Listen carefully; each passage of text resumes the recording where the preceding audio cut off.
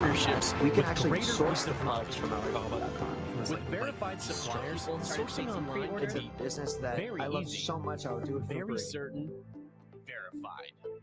Source from verified suppliers today. I was trying everything to reconnect with my own values of respecting nature. It was really tough.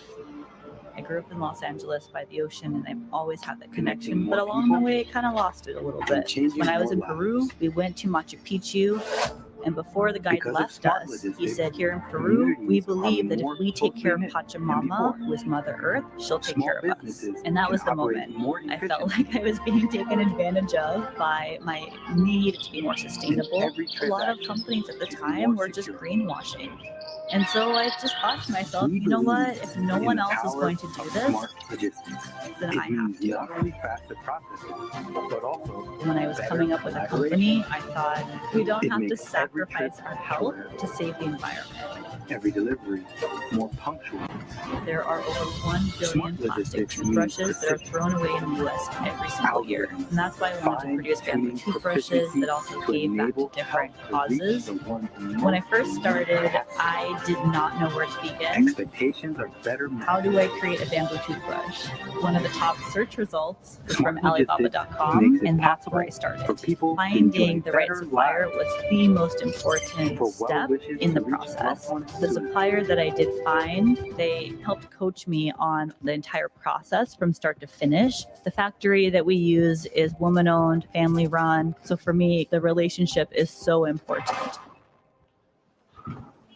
I think now more than ever, people associate themselves with brands that align with their values. The more I started talking about the mission, the values of the company and the product, that's when people started resonating a lot more. We have 6 causes: ocean conservation, save the bees, empowering women, LGBTQ plus equality, mental health, reform.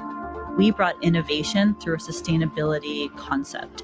I'm hopeful that we do have a planet for our future generations. That's why we focus on every single detail in the supply chain, because for us, the earth is our focus. People see the vision and they are part of the vision. And I just can't stop. I know that I have to keep Mama P going and growing into the future.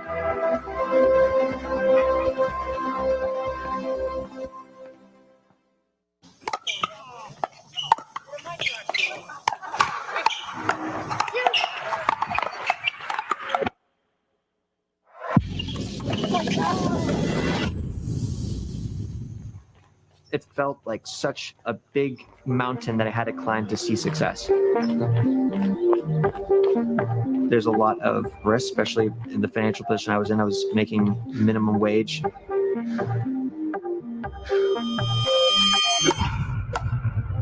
It was about 10 years ago that I first learned of pickleball. It's a sport that pretty much anyone can play. Nice shot.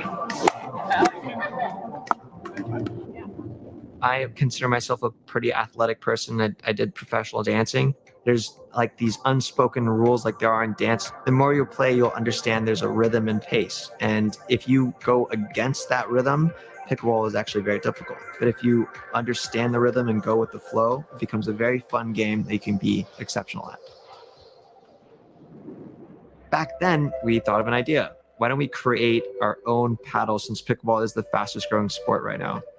Because we were actually pickleball players, we couldn't get by with just, hey, this looks like a nice paddle, but don't play with it, it's really bad. Who could make a paddle that didn't just look good, but actually played well? We got a few dozen prototypes from Alibaba.com. We played with them, we tested them, the manufacturer listened to our feedback and finally came up with a prototype of a great, authentic paddle that we could use every single day. And so that was a full process of idea to testing, to working with the manufacturer and getting a prototype, to sending our feedback, and then finally getting the one. This is it. This is our product that's now ready for the world.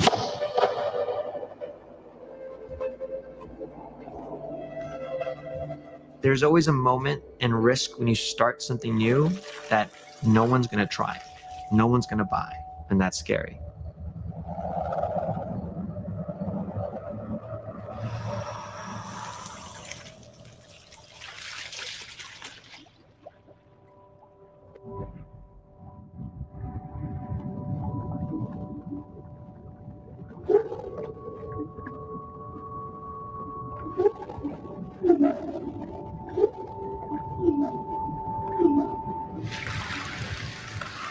My dad was the person that we actually shipped the first one to. I remember he was so excited. He pulled out the product. Look at it. Can you believe it? This is amazing.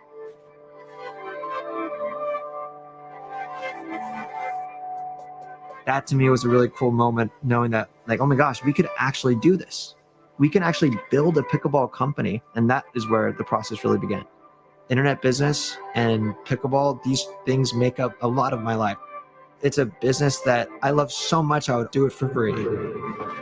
Hey, what's up, everybody? It's Adrian Granville here. Today is super exciting because we're gonna be talking about creating an offer that converts emails into sales. Super excited to talk about it. Pickleball really started to become a lifestyle. People are having a blast playing pickleball, making friends, and using our paddles, and we're a small part in their journey.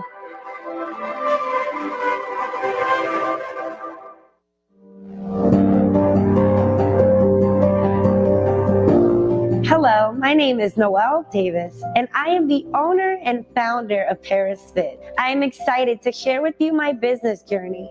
My story starts as I fulfilled my dream of becoming an archaeologist. After working for a year, I was in a serious car accident. During my recovery, doctors encouraged me to rebuild my core, and that's when my passion for fitness was born. The name Paris Fit has a special meaning to me, as my father would often bring me home presents from his work trip, especially from Paris. And the fonts always looked so beautiful. Even the gifts, they were always so amazing. That's when Paris, in my eyes, started to represent beauty. And that's why I named my brand Paris Fit. After becoming a certified personal trainer, I started to help people live better lifestyles, as well as help hundreds of people reach their fitness goals. In the past 2 years, the pandemic was a major hit to most businesses, including my very own.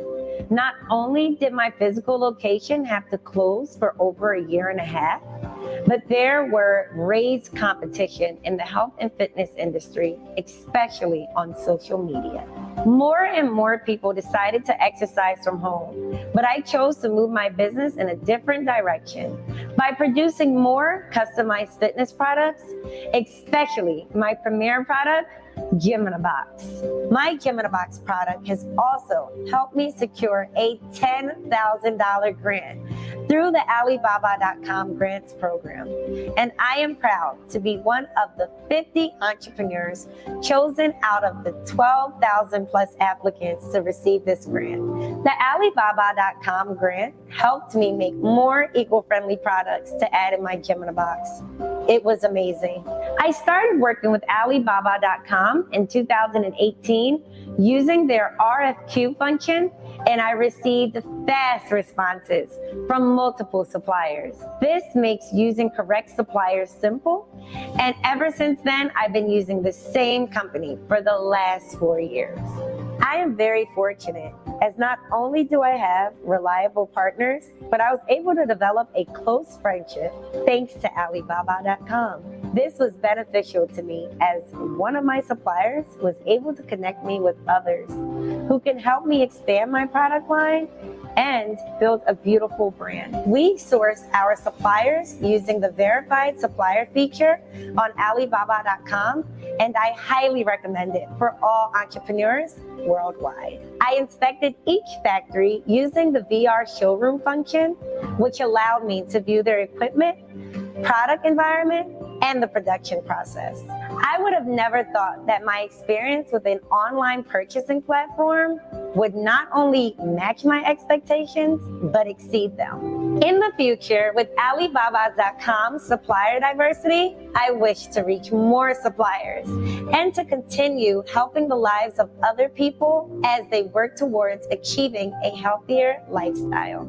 Thank you so much, Alibaba.com, for all that you have done with Paris Fit.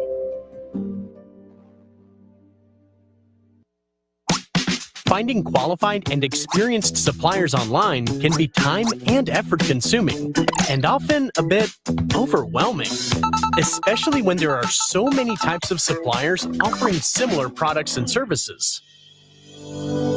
Introducing Alibaba.com Verified Suppliers, a verified, easier way for you to find and source efficiently and confidently from experienced suppliers.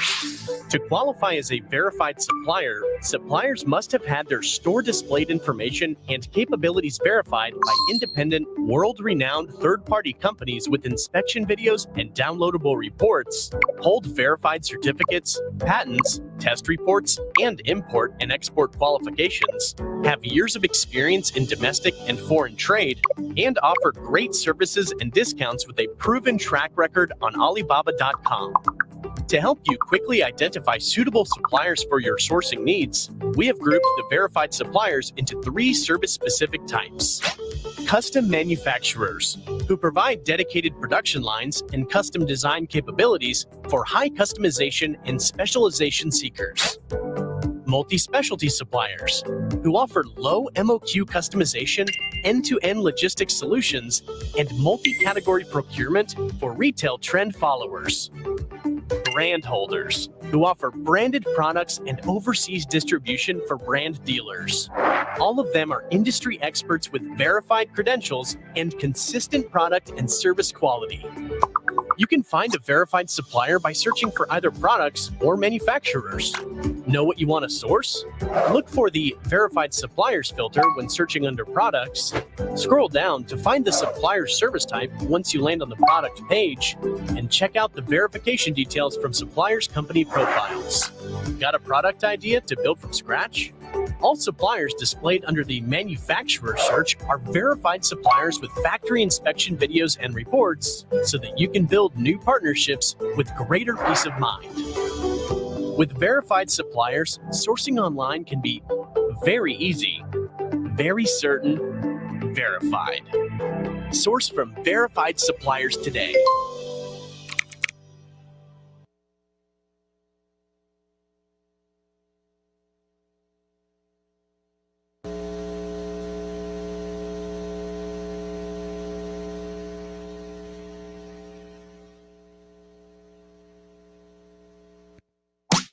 Finding qualified and experienced suppliers online can be time and effort consuming, and often a bit overwhelming, especially when there are so many types of suppliers offering similar products and services.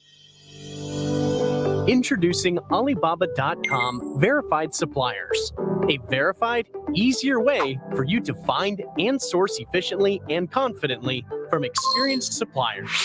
To qualify as a verified supplier, suppliers must have had their store displayed information and capabilities verified by independent, world-renowned third-party companies with inspection videos and downloadable reports, hold verified certificates, patents, test reports, and import and export qualifications, have years of experience in domestic and foreign trade, and offer great services and discounts with a proven track record on Alibaba.com. To help you quickly identify suitable suppliers for your sourcing needs, we have grouped the verified suppliers into 3 service-specific types. Custom manufacturers, who provide dedicated production lines and custom design capabilities for high customization and specialization seekers. Multi-specialty suppliers, who offer low MOQ customization, end-to-end logistics solutions, and multi-category procurement for retail trend followers. Brand holders, who offer branded products and overseas distribution for brand dealers. All of them are industry experts with verified credentials and consistent product and service quality. You can find a verified supplier by searching for either products or manufacturers. Know what you want to source? Look for the Verified Suppliers filter when searching under Products. Scroll down to find the supplier service type once you land on the product page, and check out the verification details from suppliers' company profiles. Got a product idea to build from scratch? All suppliers displayed under the manufacturer search are verified suppliers with factory inspection videos and reports so that you can build new partnerships with greater peace of mind. With verified suppliers, sourcing online can be very easy, very certain, verified. Source from verified suppliers today. He doesn't even know if he wants. He's that hungry. He was waiting. Oh, sorry. My name is Brandon Kavina. I am the owner of our business. I run it with my wife, Leali, and we own Nodnal Co. and Annie Boop Co. We started running our own business when my wife got pregnant with our first son and noticed a gap in the industry for premium quality baby bedding. So we began sourcing products on Alibaba.com. He actually designed the first set. He just asked me, does this color look okay? I'm like, yeah, that's a perfect gender neutral color. Let's go with it. Our other business is our party supply company. We both run both of the businesses from home, and we're home with our 2 boys every day. On Alibaba.com, we place orders anywhere from 1 to 4 times a month for both businesses. Trade assurance has been very helpful, and when we received an order of balloons that were the wrong size and color, with getting trade assurance involved. Alibaba.com mediated it for us. They resolved it in our favor. Trade assurance is by far the smoothest platform we've used, and it really creates a peace of mind just knowing that both the supplier and ourselves are protected for the whole transaction. To have our kids close to us all day long is something we never imagined we'd be able to do, so we love all the time with each other that we have.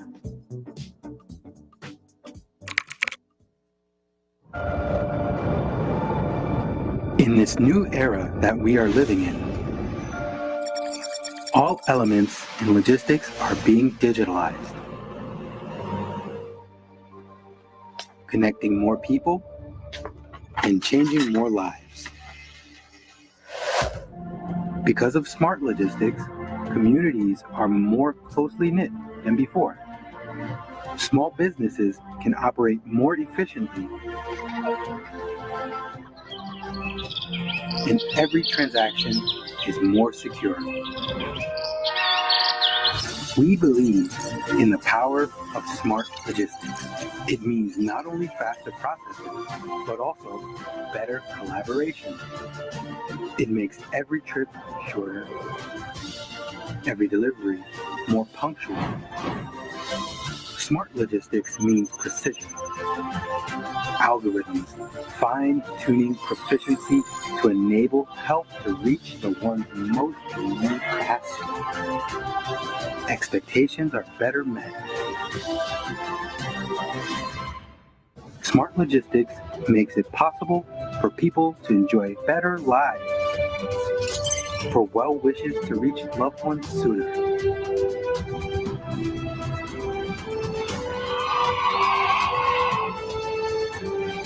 Smart logistics flows in our DNA, and we shepherd it toward a brighter tomorrow with every step.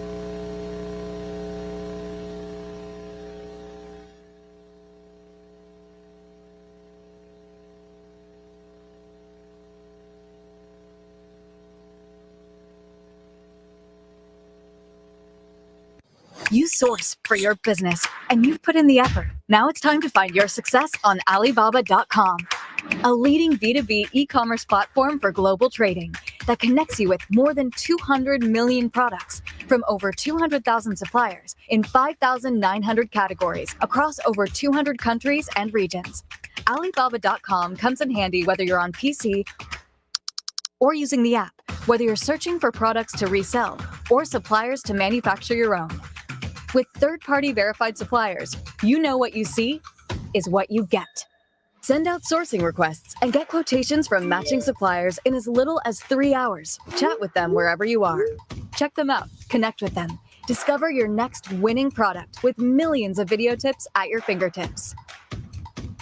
Pay for your order with confidence, knowing that Alibaba.com supports multiple payment methods, encrypted and secure, so your data is safe with us. Track your shipment every step of the way. so logistical uncertainties won't get in your way. We know global trade can be unpredictable. Oops. That's why we provide purchase protection services across payment, shipping, and after sales, all powered by Trade Assurance. Alibaba.com is the place to go, whether you are a solo entrepreneur, a 4-person startup, a purchasing manager for a juggernaut, or a franchise owner. Join the other 40 million active buyers on Alibaba.com and source from millions of offerings in an easier, more secure way. Oh, and stay tuned for 2 of our biggest annual promotional events, every March to discover new trends, and every September to stock up for the holiday season.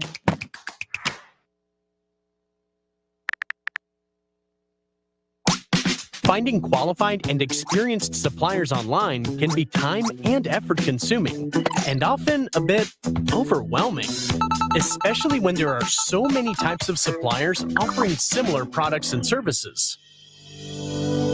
Introducing Alibaba.com Verified Suppliers, a verified, easier way for you to find and source efficiently and confidently from experienced suppliers.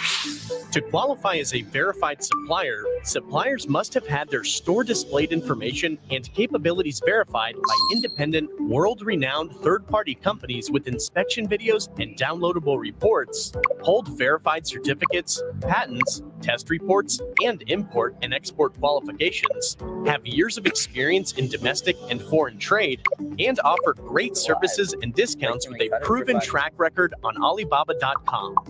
To help you quickly identify suitable suppliers for your sourcing needs, we have grouped the verified suppliers into 3 service-specific types. Custom manufacturers, who provide dedicated production lines and custom design capabilities for high customization and specialization seekers. Multi-specialty suppliers, who offer low MOQ customization, end-to-end logistics solutions, and multi-category procurement for retail trend followers.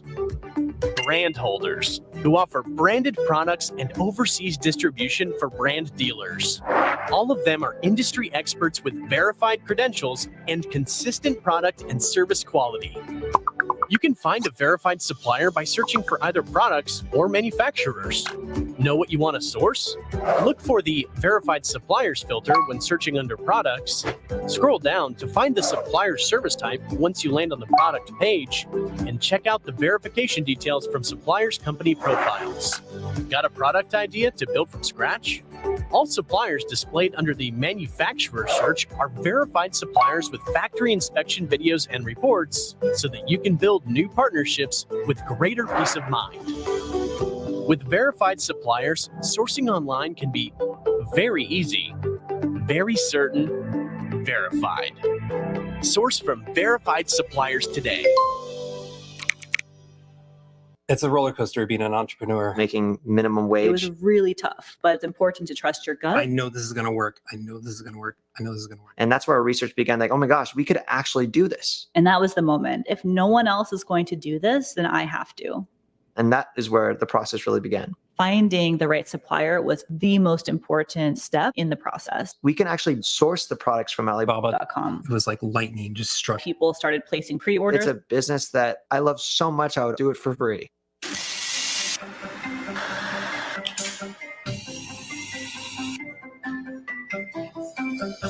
My name is Hannah Ulbrich. I own Copper Door Coffee Roasters in Denver, Colorado.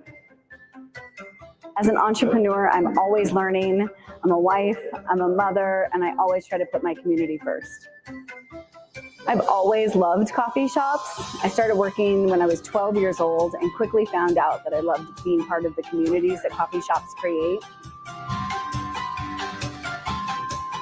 When I had a chance to buy Copper Door in 2013, I jumped at it.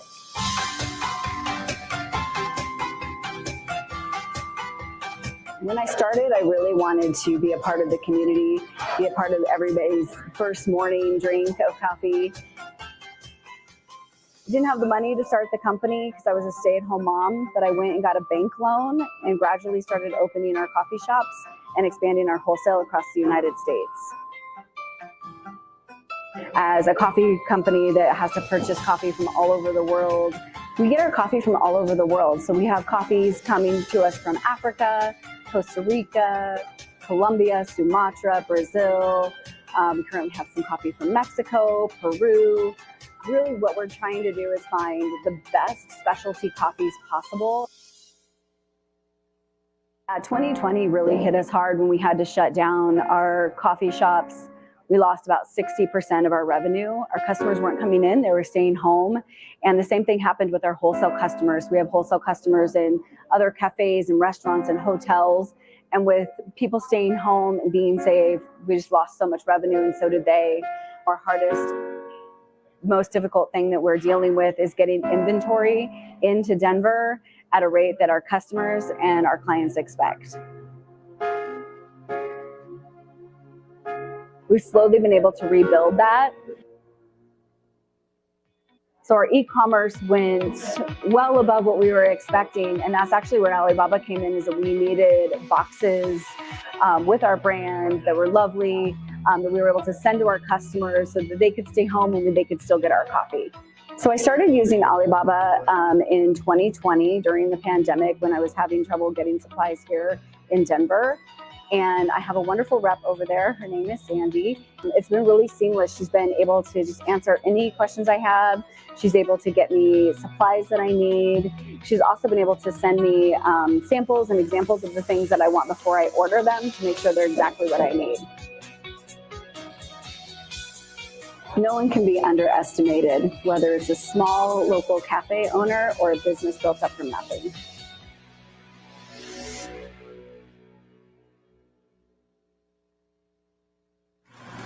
In this digital age, we can easily order a cup of coffee with just a few clicks. So why can't international shipping be just as simple? Cello Square has the answer to that question. Log on to Cello Square, and with just a few clicks, you'll have 24/7 access to global logistics services, handled by 5,000 logistics specialists from 230 sites across 37 countries. Cello Square is a one-stop service where you can receive your quotations, manage your orders, and track your shipments in real time. How can the service offer all? A truly streamlined digital forwarding service should offer nothing less. We'll take care of the logistics so you can focus on your business and customers. Click on Logistics. Cello Square. In this new era that we are living in, all elements in logistics are being digitalized, connecting more people and changing more lives. Because of smart logistics, communities are more closely knit than before. Small businesses can operate more efficiently, and every transaction is more secure. We believe in the power of smart logistics. It means not only faster processes, but also better collaboration. It makes every trip shorter, every delivery more punctual. Smart logistics means precision. Algorithms, fine-tuning proficiency to enable help to reach the ones most in need faster. Expectations are better met. Smart logistics makes it possible for people to enjoy better lives, for well wishes to reach loved ones sooner.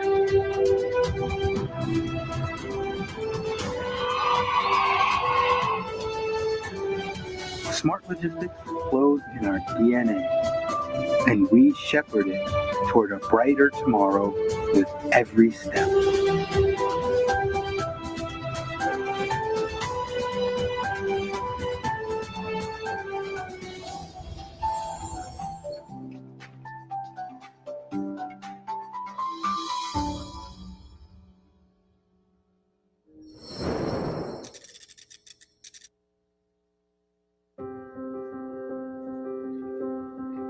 Hello, I'm Dr. Saeed Ibrahim, the founder of Springene. I established Springene back in 2012 in a small lab, and today our products are certified cruelty-free, vegan, gluten-free, USDA biopreferred, kosher, and halal, and have been granted a seal of acceptance by the American Dental Association.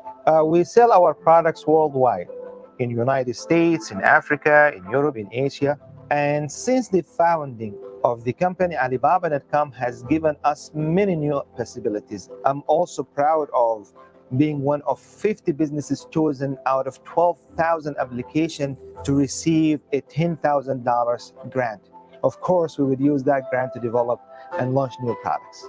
We are currently working on developing new oral care products as well as new line of natural and organic deodorants, soap, and skincare products. I have years.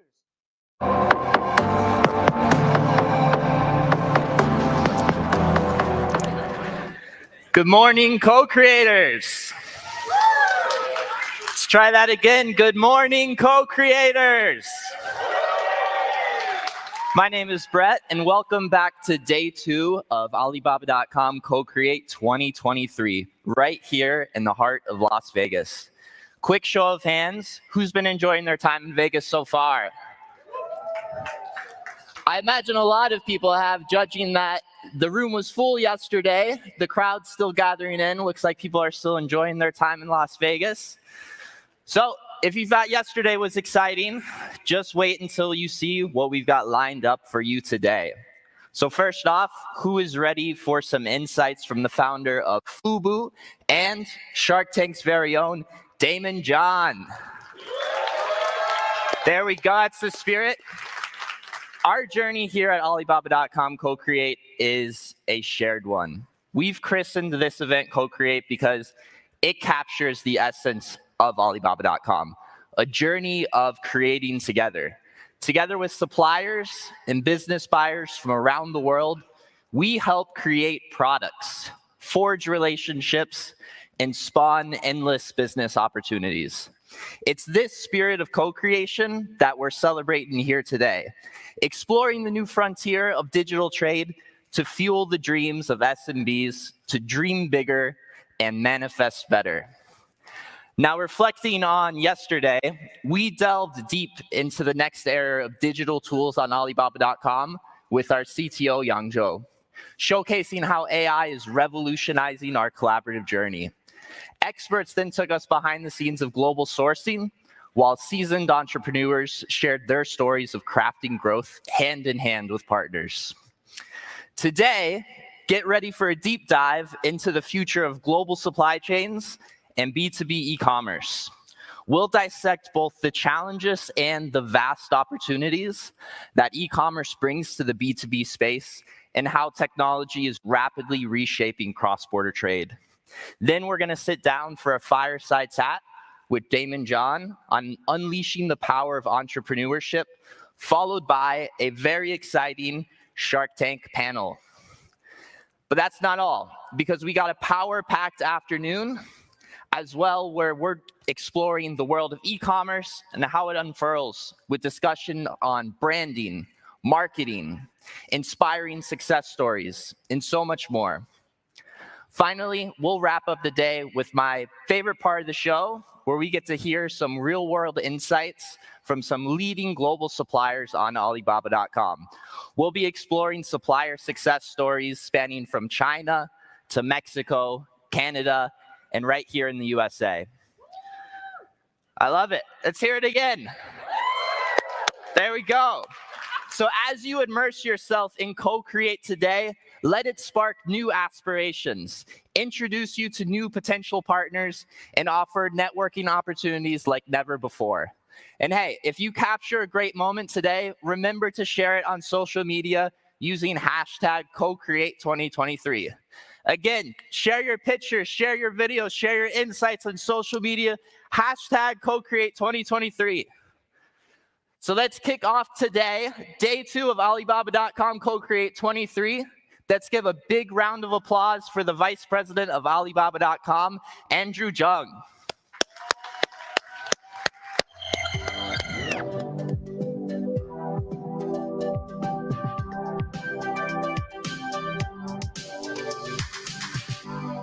Everyone, welcome again to our event. My name is Andrew. It's my honor to be here today with all of you. Thank you. Thank you. So now I'm going to take some time to share with you our thoughts and insights on the trend of global wholesale business, especially for the global supply network.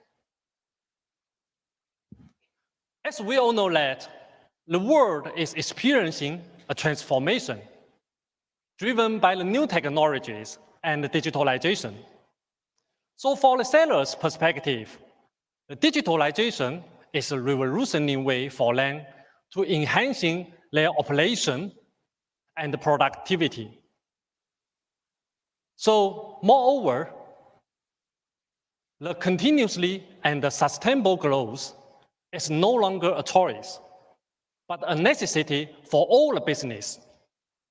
The sellers now can leverage the digital tools to enhance their capability and enhance their efficiency.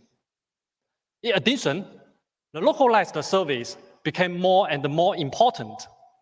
All the sellers seek to cater to the unique preference of their customers. And for the buyer perspective, data-driven procurement empowers them to make informed decisions based on a real-time data analytics. Buyers are expanding their network, purchase network from traditional countries to the new emerging markets. And they are seeking business certainty to minimize their risk and ensure a trustworthy trading experience. So, what are our observations on the digital export on 2024? Let's take a look at some specific figures. We have noticed that 70% of small companies are investing more for the digitalization. 93% of all interactions on the internet are happening through the search engines. And the research shows that 60% of people who are purchasing from you expect you to know their previous purchasing experience. And the time spent online also is increasing, with 40% of people's waking life spent accessing the internet-enabled device or service. Lastly, the real-time messaging is on the rise, with 30% of sellers are implementing the measures of buyer engagement. So this is exactly where our value proposition stands. As you all know that Alibaba.com is a more economical channel for small business. So roughly 50% of our global suppliers and 40% of our Chinese suppliers, they are small business. And also, we are a beginner choice e-commerce platform. 60% of our sellers have no experience for e-commerce before they onboard to Alibaba.com. Alibaba.com also is ideal for sellers who want to extend their business to new markets. A survey suggested that 61% of our sellers joined the platform with the purpose to expand their export to the new countries and the regions. And also Alibaba.com, we provide very good customer service by leveraging multiple after-sales measures, such as the account manager service and the help center. So, since Alibaba.com established in 1999, the platform has been continuously evolving. We started as a sourcing platform and transformed to an ordering platform in 2007. In 2012, we began offering the payment capabilities. And in 2018, we ventured into the logistics and the fulfillment service. So our platform has remained dedicated to enhancing our capabilities to provide the rich supply, efficient matching, and one-stop fulfillment. We will expand our variety of Chinese suppliers, but also we focus on advancing the differentiation of supply chains. The concept of global buy, global sell has become deeply ingrained in people's mindsets. In addition to the supply from China, global supply also is booming. For example, the overall revenue of cross-border trade in US has grown by 54%, covering multiple categories, such as health and wellness, food and agriculture. Europe has also achieved 46% growth and covered categories like food and beverage, apparel, and so on. Along with this high growth, we have also observed different trends across the industries and the regions. We have seen a rebound in demand of consumer products in Europe and America. The market's evolution towards the environment-friendly and smart entertainment products is generating sustainable growth in high-quality business opportunities. On the other hand, the demand of non-consumer products in developing countries is also experiencing a rapid growth. So talking about enhancing the buyer's mindset of high-quality supply, we are providing more efficient matching offerings, such as supplier verification via SGS and TÜV, and the buyer's credit profile to gain mutual trust between the buyers and the sellers. And it is also crucial to ensure the payment security and on-time delivery.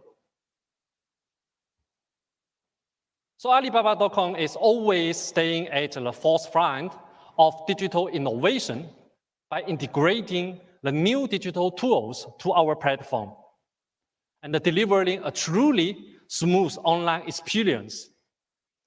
For instance, the smart searches, the smart user growth, as well as the smart communication and intelligent assisted inquiry and order follow-up toolkit. Regarding the business scenarios for global suppliers' growth, we have launched the regional featured category pavilions, such as the special global peaks. In addition, we have gradually launched the featured selections, which is a regional featured supply scenario, and the global supply preference search, enabling our buyers to field the suppliers by country and easily identify the low tariff options. All of these will deepen the buyer's perception and mindset of regional featured supply.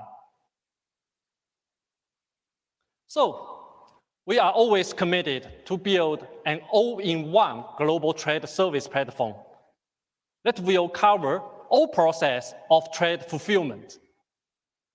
Through different membership product combination and the Orki CRM system, we can assist our sellers in new buyer acquisition and business opportunity management. And also our advertised products are designed to optimize the conversion rate.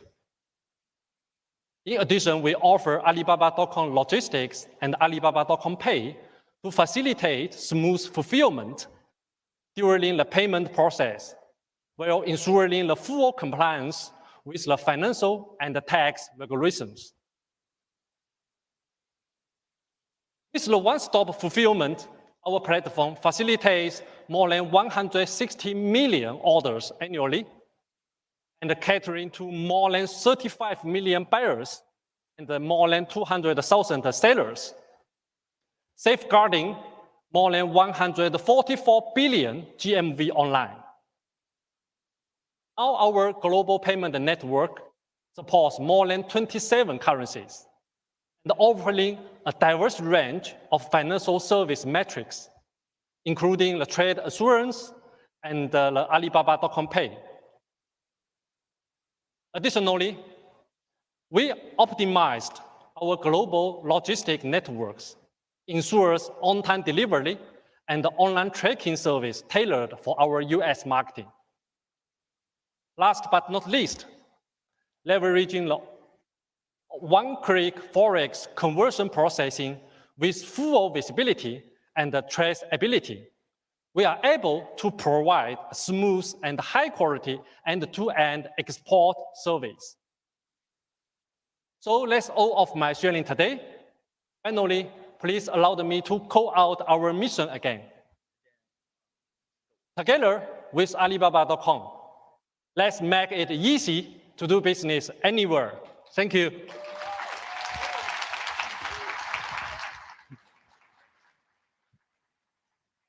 And everyone, you just heard from Andrew Zheng, the VIP of Alibaba.com, for his keynote on the digital transformation of the global supply network. Thank you, Andrew. And up next, we have Mark Brohan, a senior VP at Digital Commerce 360, with his keynote on the future of B2B e-commerce and marketplaces. Let's give him a big round of applause.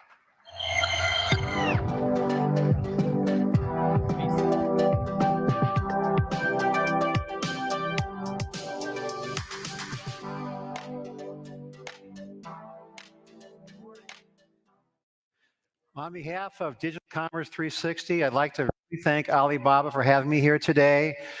And the point of what I'm going to talk about here today is I'm not a consultant, I'm not a seller, I'm not a buyer. What I am, though, is I am a journalist and a market research analyst who has been around since the very beginning of e-commerce. So yeah, dinosaurs still roam the earth, and I'm one of them.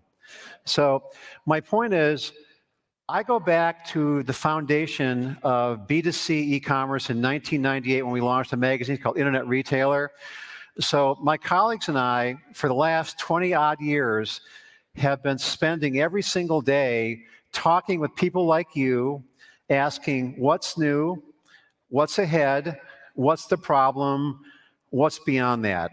And then on the B2B side, my colleagues and I, once again, dinosaurs roam the earth, we go back to the year 2000. Yes, I go back to something called the dot-com crash. And that was when the gestation of B2B commerce, or linking business buyers to business sellers, kind of began in its initial offering.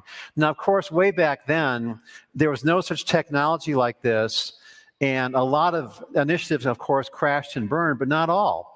So out of the ashes of that start, over the next 20-odd years until 2020, when we all got locked down and were at home, you began seeing gestations of B2B commerce moving along in fits and starts.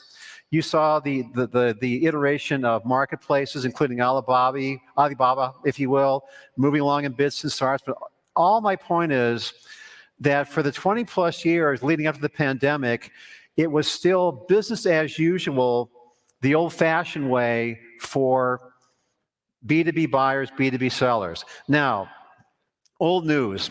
The pandemic changed things? Of course it did. Supply chain disruption hit. You've been there, you know that, old news.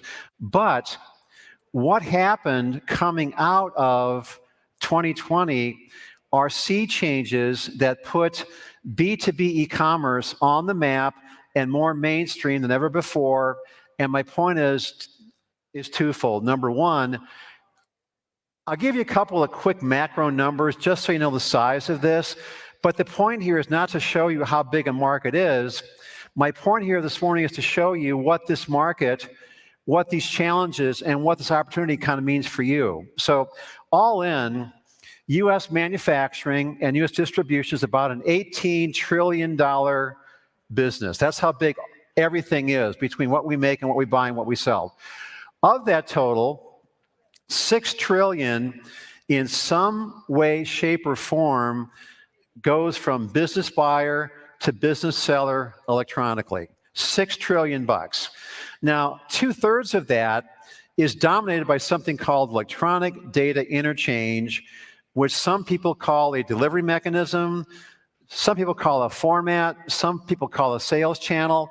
Whatever it's called, 2/3 of the pipeline today, as it has been for years, has been dominated by electronic data interchange. But the sea change occurred in B2B e-commerce.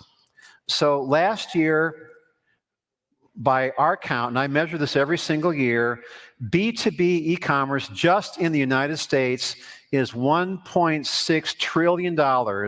Not B, that's T, that's $1 trillion. And that market is growing by 18% a year.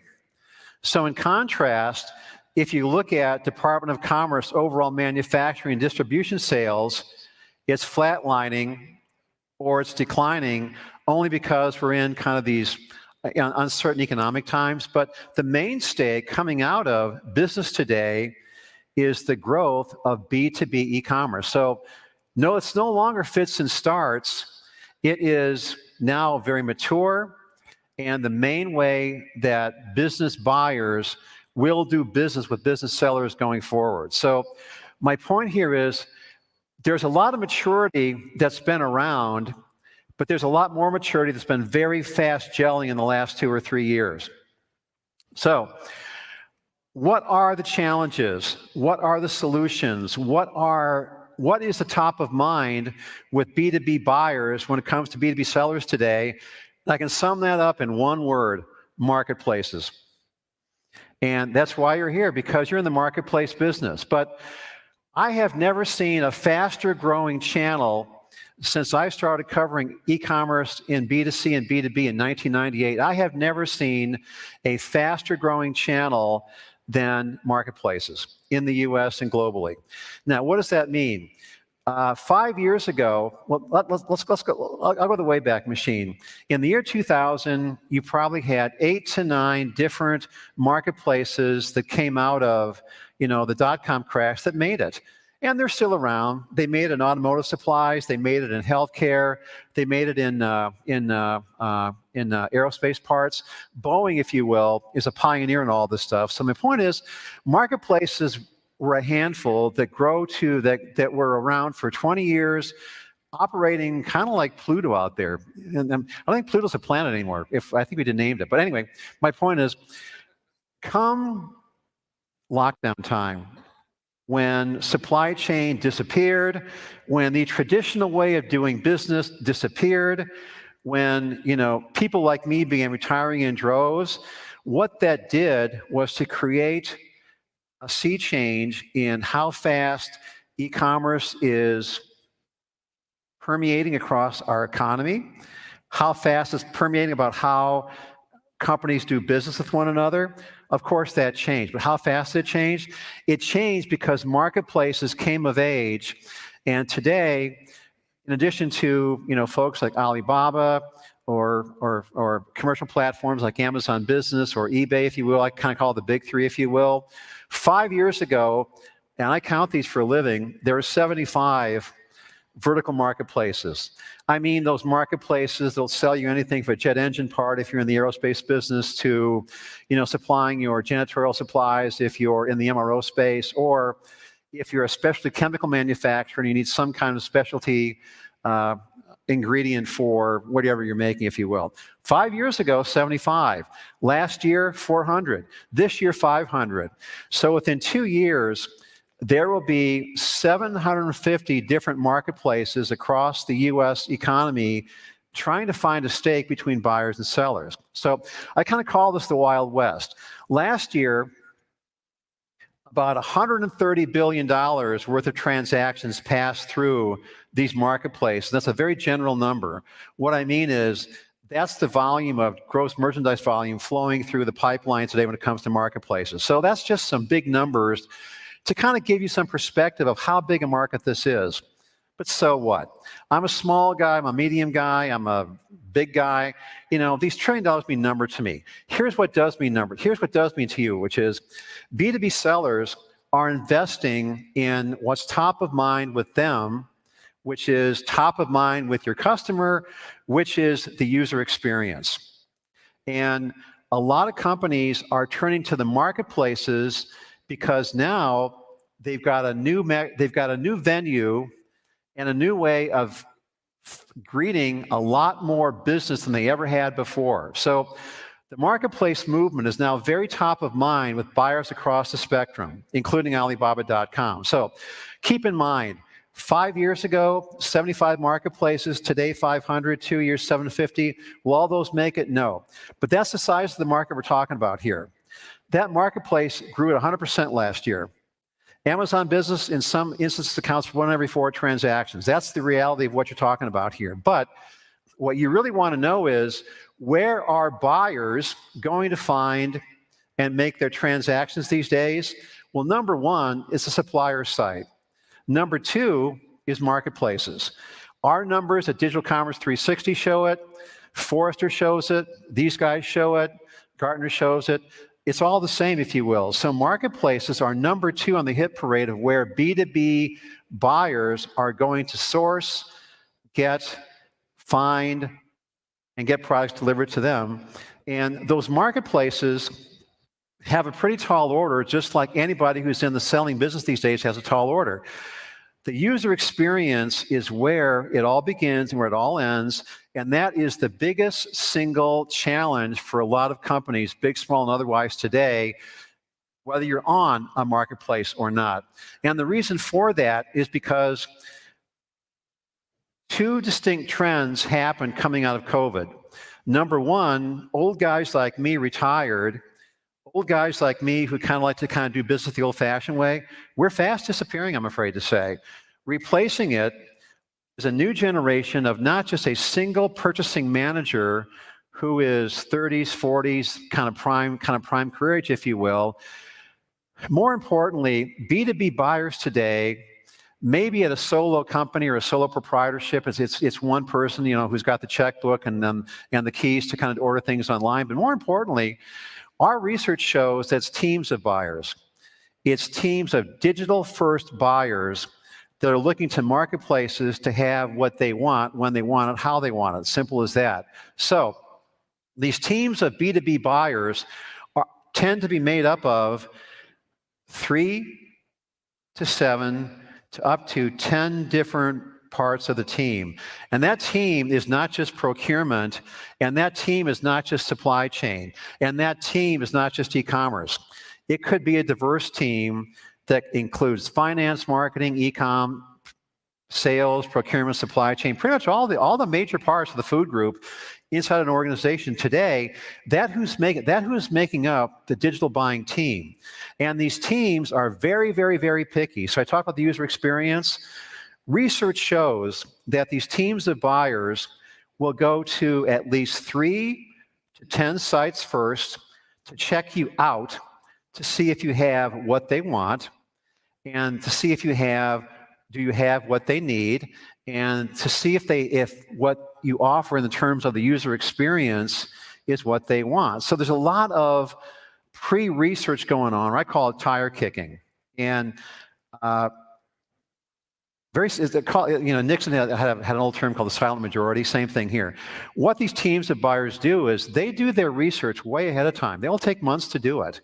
And they look on average 10 different sites before they'll give that website or that marketplace a try. So recap, 3 to 10 buying teams, all of which are digital first customers. They go from anywhere to 3 to 5 to 10 sites to find out, before they'll even place a transaction with you, marketplace or otherwise, if you have what they want, when they need it, the pricing plus anything else they might want. So they're a picky bunch. They've always been a picky bunch, but now because it's digital first, they are an extremely picky bunch. So what I'm showing you here with some of my slides are the breakdown of who these buyers are. And because they're digital buying teams spread across diverse organizations, what they want today is more of and easier user experience. And of course, that's easier said than done. So, I was very pleased and actually very excited to see that the tools that they presented yesterday here, because that's one-stop shop. And that's what your B2B buyers want today. So they're not going to settle for just if you have it in stock. They're not going to settle for just if you have it with a good price. What they want is the old enchilada. They want it all. They want the content. They want the pricing. They want the inventory. They want to know that you've got the tools and the platforms to do custom work, if you will. And then one of the biggest headaches for a lot of people out there still today is logistics and transparency into logistics and becoming a trustworthy partner when they don't quite know who you are. So that's just kind of where these digital-first buying teams are going. But now, where are they going? As I mentioned, our research, Forrester, Gartner, Alibaba, it's all the same. Number one place they go to, well, of course, they start their search on the web, duh. But then they'll go to a supplier site first. My numbers show 3/4 of all buyers begin their journey on a supplier website. But guess what? My takeaway stat for today is 65% of those buyers now begin their search for what they want on a marketplace, Alibaba included. That's an amazing stat. I have never seen that fast a manifestation going to a new channel in so short of time that I did with this, if you will. So my point to you is that digital buying teams want the user experience. They're going more and more to marketplaces, and my numbers show that when they find a marketplace they like, that they might do up to 50% of all their sourcing and buying through that marketplace. That tells you who's ahead of the curve and who's behind the curve. So I'm kind of giving you some background here, and you'll have this slide deck to kind of delve into. So I'm not a big slide reader. I'm kind of trying to give you the takeaways of where B2B e-commerce is headed. And one of the places that's definitely headed is marketplace growth. So what's ahead for you? What are the challenges for you? What does all this mean to you? What's this guy yakking about? Here's what it means to you. B2B marketplace success, and frankly, B2B success e-commerce-wise in general, is not the technology. It's not the technology. The technology is the enabler. So where a lot of companies struggle to get it wrong is they don't think through the strategy of e-commerce technology or marketplaces that's right for them. They might try a little bit here, a little bit there, but they don't think through the entire food chain. And for companies that do that, and there's more and more companies kind of thinking through what this means for them, when they have the marketplace game plan down, that's where the prosperity and the success begins. And that's where the repeat transactions begin. Because what you're seeing in the next 4 or 5, 6 years is you're going to see traditional distribution companies like a Grainger, an MRO, supplier, if you will, 12 billion. Maybe you heard of Grainger, maybe you didn't, but they're pretty well known. Traditional distribution companies, their next major competitor is from folks like here, Alibaba, is from marketplaces. Why is that? Because marketplaces are hearing what your customers want, which is price, transparency, personalization, supply chain ease of use, if you will, logistics, easy delivery, complete transparency throughout the process, customer service, all of that is what they want. And guess what? There are billions of dollars flowing into marketplaces. They're going to try and get that right. Exometry does manufacturing services. That's an example, a publicly traded example, if you will. Example after example after example are going to replace or at least give traditional distribution companies who've done business the same way for 100 years, 50 years, 60 years. The marketplaces can bring together large groups of buyers, large groups of sellers. So my point is the digital buyer out there gets what they want, which is one-stop shopping for technology, like the good folks here talked about yesterday, but more importantly, one-stop shopping for what they want for the user experience, the sourcing, the pricing, the inventory, and the delivery, if you will. So that's where the future is. That's where the opportunity is. But the biggest challenges are the ones that never, ever change, which is basic blocking and tackling is what it takes to succeed in e-commerce. You folks know that. So, you got a good technology partner here in Alibaba. They're going to help you with all kinds of things. That's great. What does that do for you? Well, the customers that we talk to and the manufacturers and distribution companies, the B2B buyers and B2B sellers that I talk to every single day and ask them how it's going, they don't want an Amazon experience. They don't want B2C experience. What they want is plain and very simple, which is make it easy, make it more efficient to do my job, get me home quicker, and deliver what you promised. Those are the four. So that hasn't changed since the dawn of time for business. It most certainly has not changed since the dawn of time for e-commerce, but do what you do. Know your customers, know what they want, put the strategy in that's right for you. Make sure you include the fact that marketplaces are the fastest growing B2B channel that buyers look to today, and that market share for B2B commerce through marketplaces is going to do nothing but increase. So you're onto something here. A lot of your comrades, a lot of companies aren't on marketplaces just yet, but guess what? You folks are. So 3 and 4 capture their own sales here, if you will. But my takeaway is the future of B2B commerce is upon you, driven by digital-first buyers, going to more marketplaces than ever before, and that is where the future of this particular sales channel lies. And guess what? It's not just one. Your buyers might one day be part of 3 or 4 different marketplaces. Marketplaces are a generic term. They come in all shapes and sizes, just like your customers do. So figure out what's good for you, and you got this thing home, free. Thank you.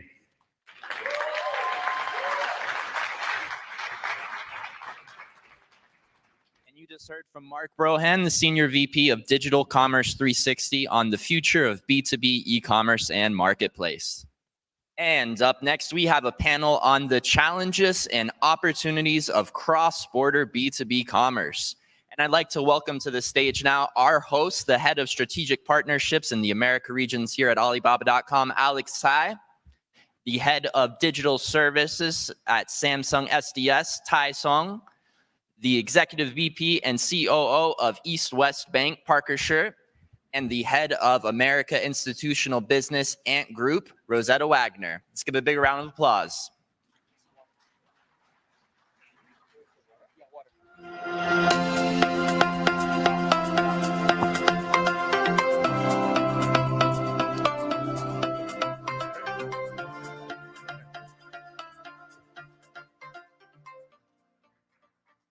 All right.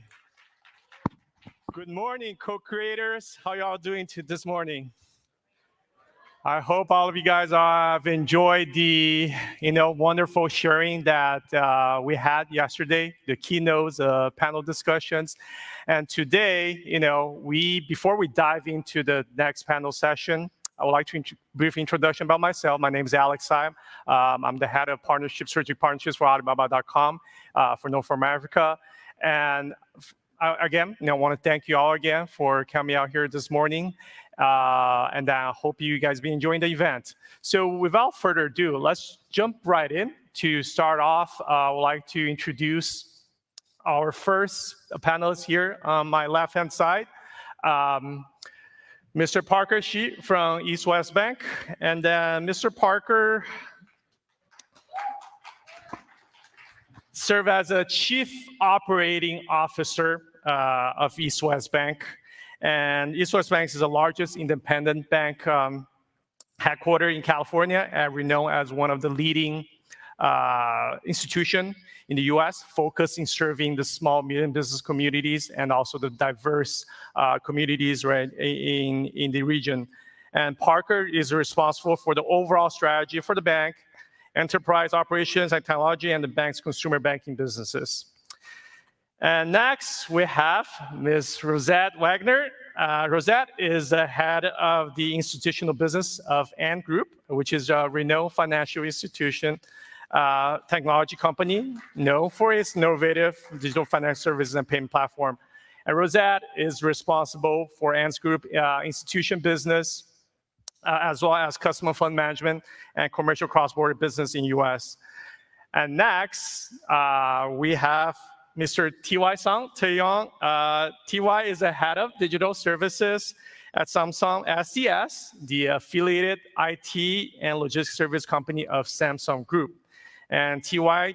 Song is in charge of the overall Samsung digital logistics service platform in the US. Thank you, guys.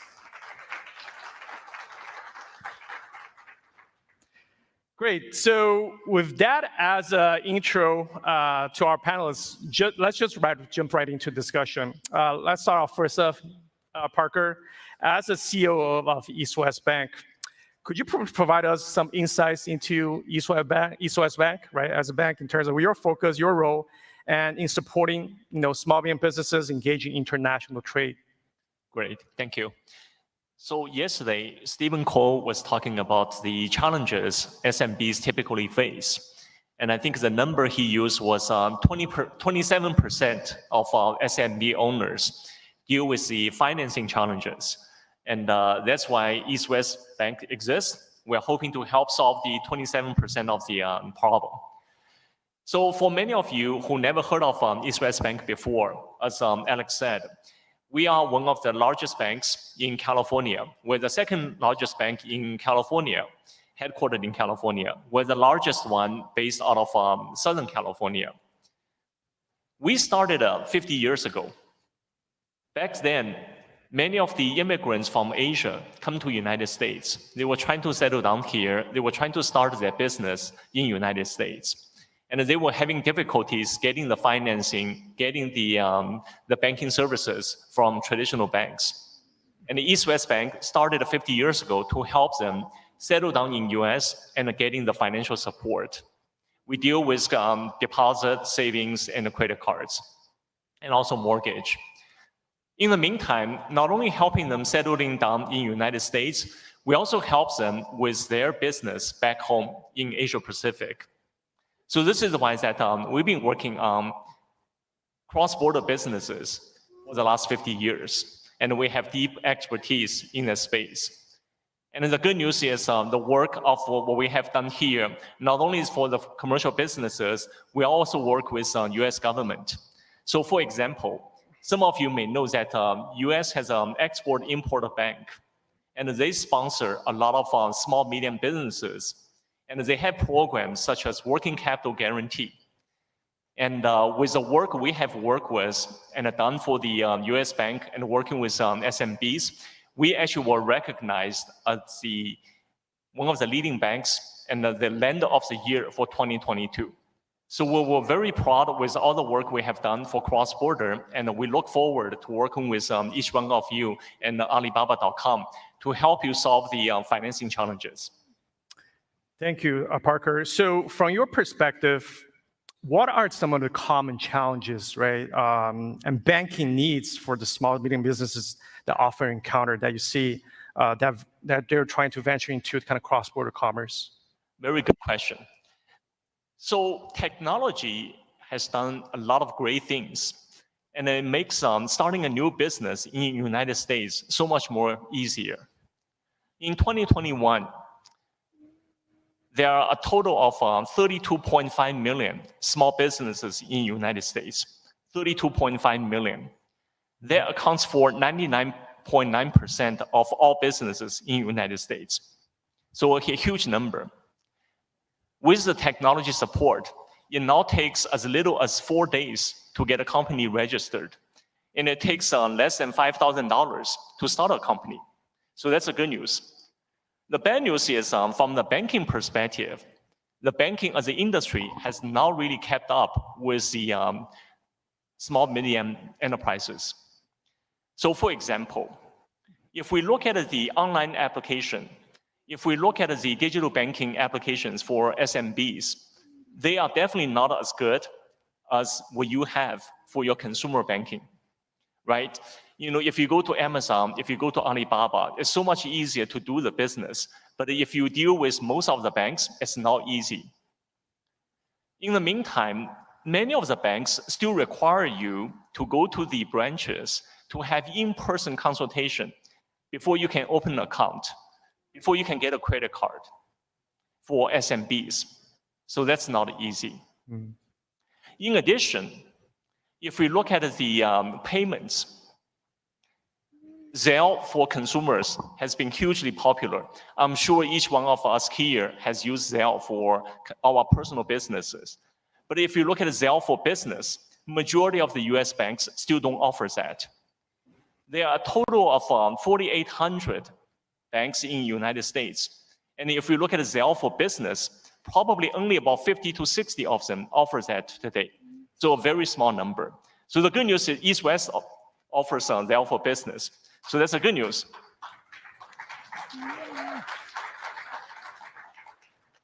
And then lastly, which is probably the most important thing for all the audience here, which is getting financing. When you start a new business, day 1, you have to pay your supplier. Day 30, you have to pay your employees. Unfortunately, you're probably not going to be able to get your revenue until day 90. So there is a huge need to have the financing to be able to support the business, to look at the working capital. So those are the challenges that many of the SMBs already face.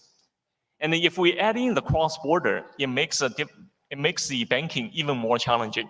For example, you're doing the cross-border, so you have to deal with your customers, you have to deal with your suppliers, most likely in a different time zone, using a different language. If you have any problems with cross-border payments, you have to deal with 4 different players. You have to deal with yourself, your supplier, your bank, your supplier's bank. If you have a problem with payment, you have to get all 4 parties to work together across time zones using different languages to make it work. That is very, very challenging. And one other thing that many of you probably haven't thought about is when you're dealing with cross-border payments, it's not only about the difficulties of the time zones and the languages, it's also about the issues with regulatory compliance. Because we're dealing with cross-border now, we have to think about OFAC, we have to think about money laundering. Those are the things that none of us wake up in the morning to think about. But unfortunately, once you get into the cross-border, you have to think about that, you have to deal with that. So that's why that if I look at the number yesterday, 27% thinking about the financing challenges, I think the number is probably low. I think it's probably 100% of the people thinking about how do I do banking, how do I do financing, how do I solve the problem in my case so that I can pay my employees, I can pay my suppliers, and I can get paid and I can make money. Wow. So I feel like, as you mentioned, Parker, there's so many things for small businesses, right, to consider when it comes to banking. So building on your insight, as we look to support, small businesses in navigating this complexity of cross-border trading, can you share some perspective as well on the flip side, the specific banking tools or opportunities or strategies that they can really consider about to help them really navigate all these complexities? Thank you. So the short answer is actually very simple. We have a booth right over there. So if you have any questions about banking, you just need to walk over to that booth and get answers. So that's a short answer.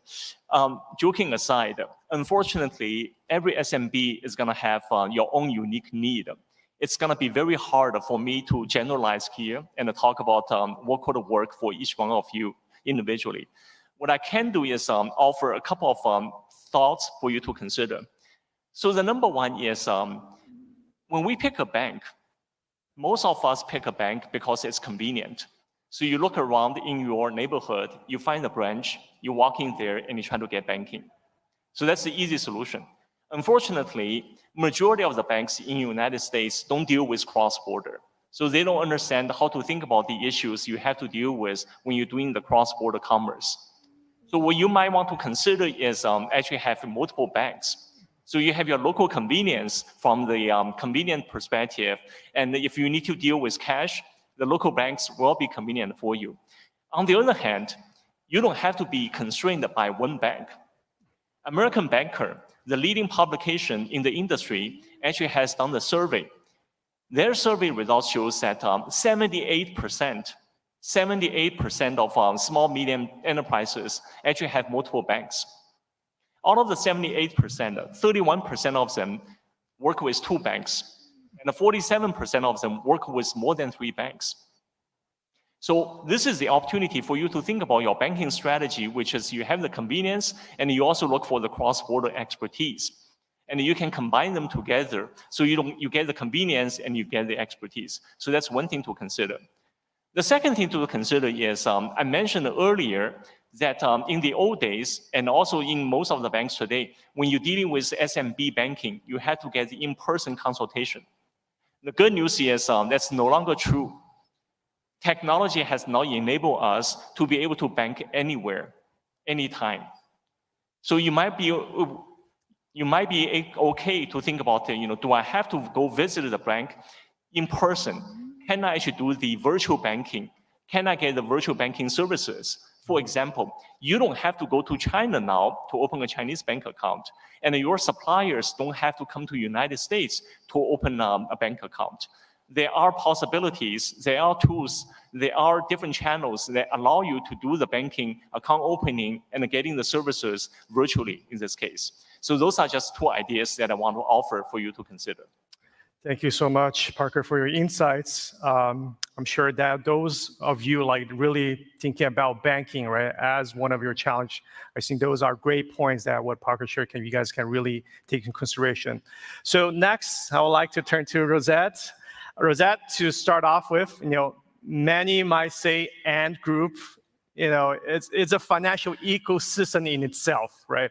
So can you tell us a little bit on our audience here and our live stream as well about Ant Group and how the company supports enterprise engaging cross-border commerce? Sure. Thanks very much for having us on the call on this stage. So when we're looking at Ant Group, and when I think about how it actually started, it started from actually always about how to solve the problem at the present, at the time. And when we started about more than 20 years ago, Ant Group was there to solve one simple problem of marketplace. It's actually a domestic marketplace in China, about the buyers paying, not knowing if they will get the goods, about the sellers sending out goods, not knowing if they will get paid.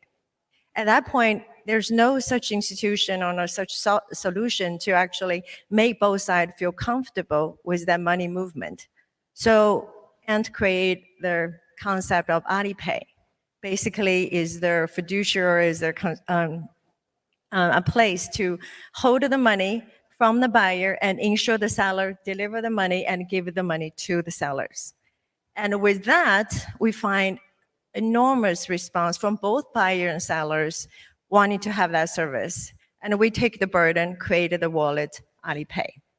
Now, from that point on, we find that's not only just for that platform, it morphed into the broader audience and population in China. Now, Alipay wallet is one of the largest wallets that operate in China, and people using there day in, day out. You don't really use any cash, any card there. You're just using Alipay, and they can basically do everything you need to do in the daily work. Now, with that success or with that experience, we also realized the similar needs could happen outside of the border of China. So we start to look around, and throughout the remaining next 10 years or so, we started to invest and work with many local countries around the Southeast Asia, has similar kind of problem that Chinese population economics have. And so we started to actually now partner or invest or work with more than 13 wallets around the whole Southeast Asia community, so that the local consumers can have equivalent of digital wallet experience in their ecosystem and in their day-to-day life. Because in those countries, credit card is not really that prevalent. Only less than 20% of them can have credit card. So have a digital wallet to help them safely do their day-to-day payment become a really, really important step of their life. So after we solving that problem, obviously, with those 13 wallets that garner more than 2 billion consumers over there and with huge purchase power, we start to think about how to help the merchant to reach to that, right? Especially all the merchants want to sell to those market, not necessarily familiar with the local payment options and payment capacities. And that's why we started to having our Alipay Plus ecosystem, helping merchants around the world to sell to those consumer base, to sell to those areas that have those alternative payment method that they might not necessarily familiar with. And our role is always about how to make it easier for those merchants to do business in those areas that they're not familiar with. Now coming to US. And as late as last year, we started to notice that there's so many merchants in US, obviously trade cross-border, whether to buy overseas, whether to sell overseas. The internet make the globe much closer, make everybody can buy, sell cross-border much easier. However, the money movement, again, is not an easy part. And in US, as we all know, you probably can only open a US dollar-based account in any bank. But when you are dealing with cross-border trade, when you're buying from a supplier overseas, or when you sell with the consumer overseas, you nevertheless need to deal with currency that's not US dollar. So what we do is we use our all the license and expertise across the globe that we have accumulated along the years. We create a product called Zyla, which is a multi-currency account that any US merchant can open online.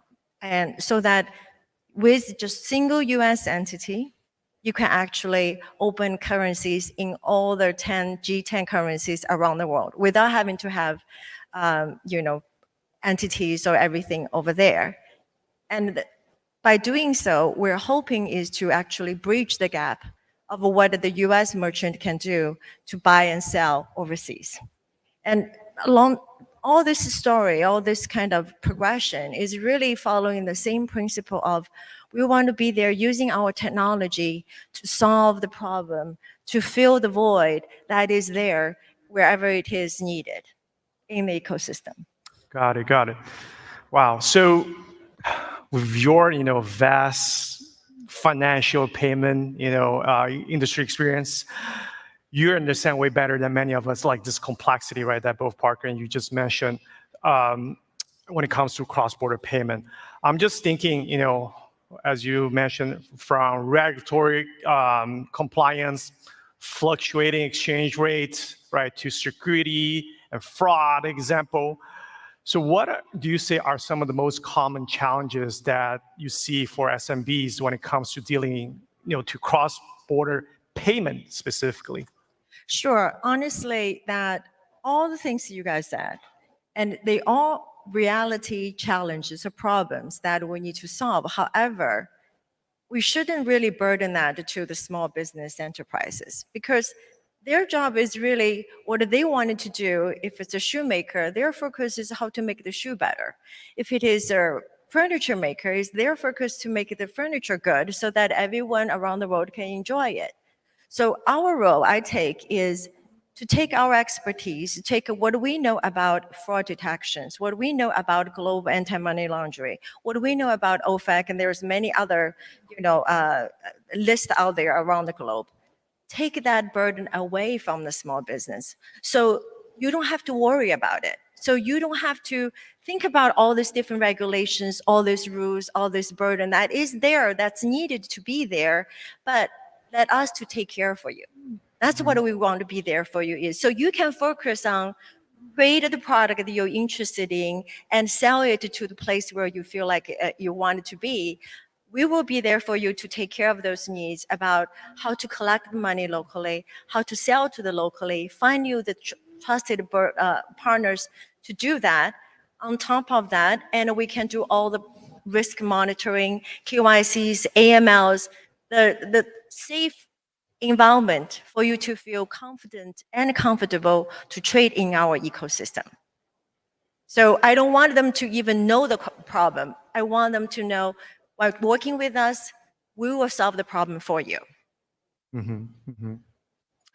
And for, here sitting in the crowd, right, audience, many businesses that are thinking about venturing into the, international market, right? The complexity can be very daunting in a sense. So and then also the challenges that you mentioned. So could you also share some of the opportunities and strategies that these businesses can really leverage, right, to manage all these payment processes, as you mentioned, and navigate some of the common pitfalls, right, that they face? Sure. If there's one trick, open a Zyla account, Zyla.com. And you can go to online now on the phone website. I mean, it's online. You can sign up, and we have team help you sign up. You don't have to go to any booth, any, physical store. However, the key is once you open it up, and we can help you open account in all the currencies you want and pay out in all the currencies you want in the FX rate that is much, much more competitive than what you would find in the normal bank in the street. And also, along with that, we will consult with you because there is a lot of important kind of, aspect that you need to looking at. For example, when you're sourcing suppliers overseas, how do you know if that supplier is trustworthy? How do you know if the quality is really good, right? But because our vast ecosystem that we accumulated throughout the years, we have so many merchants around the globe, in Asia, in China, in Europe, in UK, in Australia, in Singapore. So we can actually find you the suppliers that actually you will find a lot more comfortable to work with. And this way that we already do the filter for you. We already did the KYC on the other side for you. And when you say, oh, I'm looking for this kind of suppliers in these countries, we can actually help you say, oh, this one you might be looking forward to. So instead of you going through all that, using your resource, we wanted to using the whole Ant Group's resource be there for you. So regardless you're small and big, you have Ant as your back to help you grow their business. So really, Zyla.com, that's all I can say. Thank you.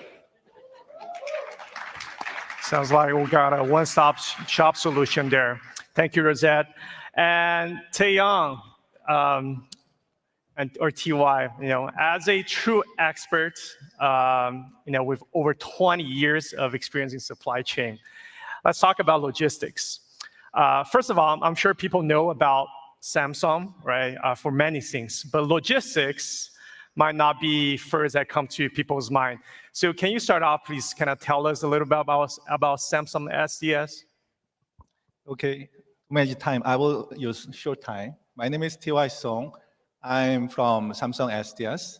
Yeah, as you know, Samsung is a group company. We have a mobile, semiconductor, display, battery.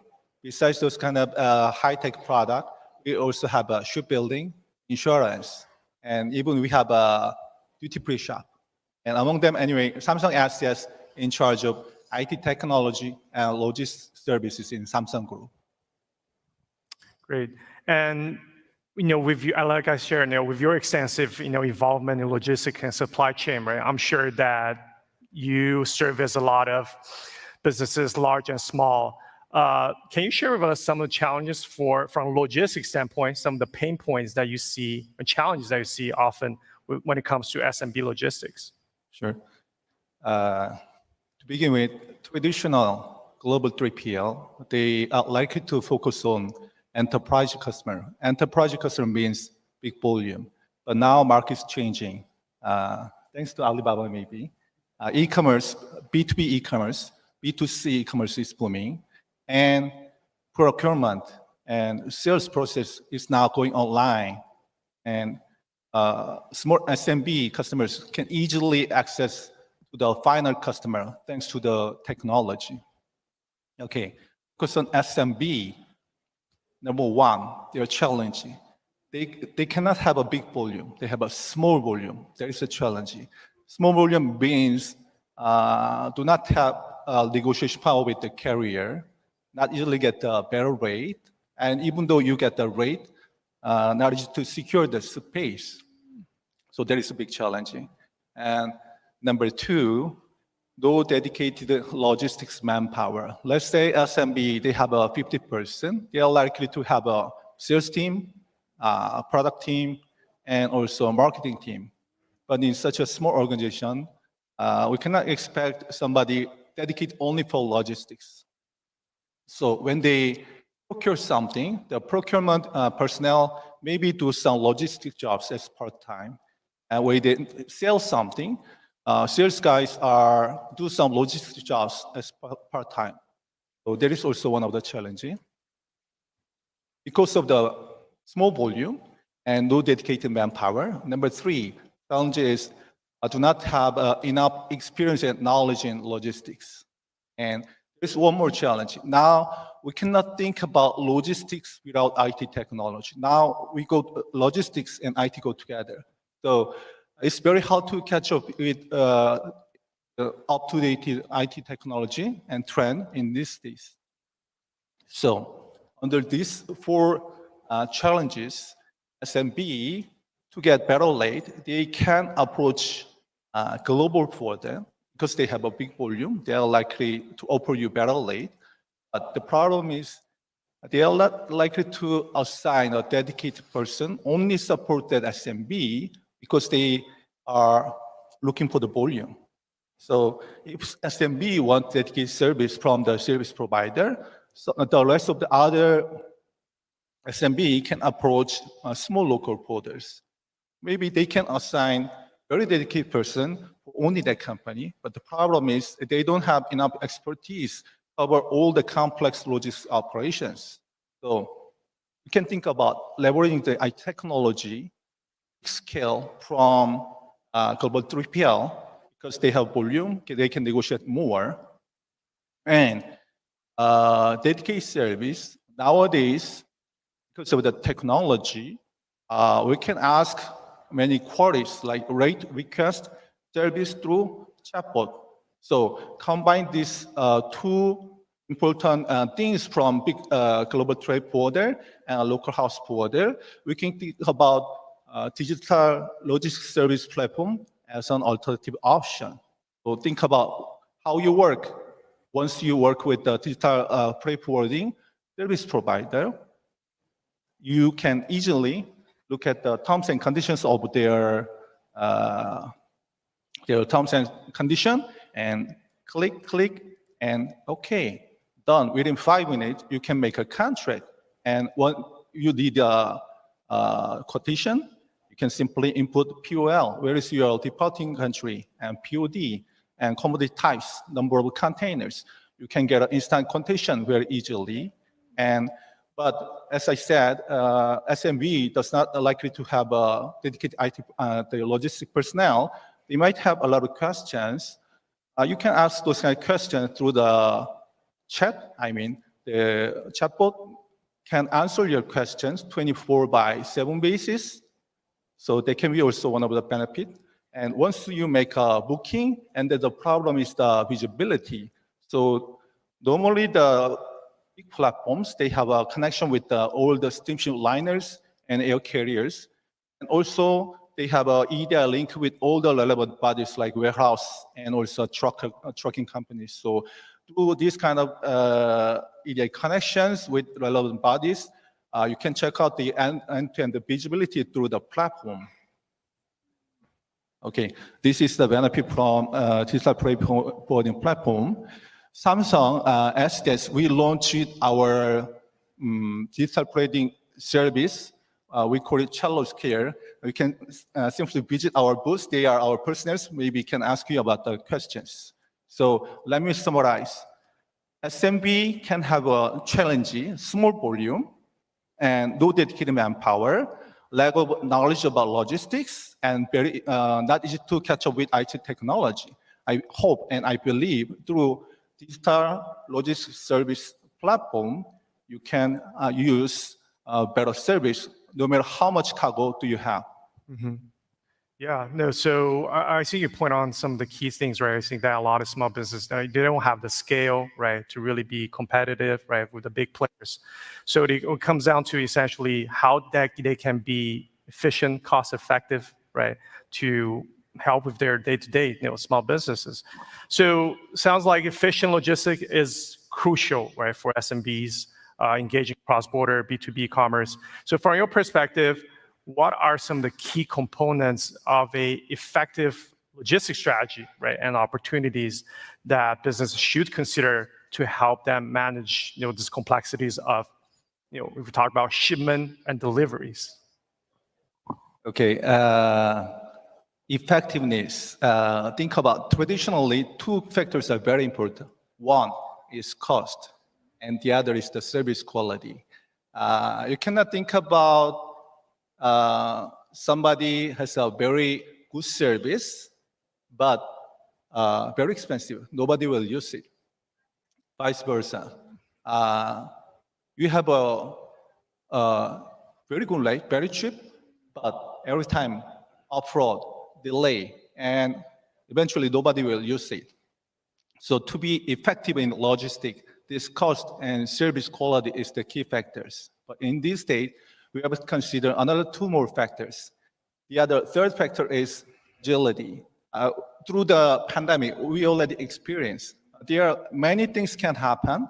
So when you have external factors affect your logistic operation, you have to be very agile to the environment. That is the third factor. The last factor is sustainability.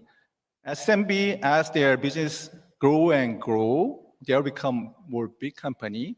They need a market reputation to sell more. So now the example is CO2 emissions. So now everybody check that and company announced our CO2 emission is how much.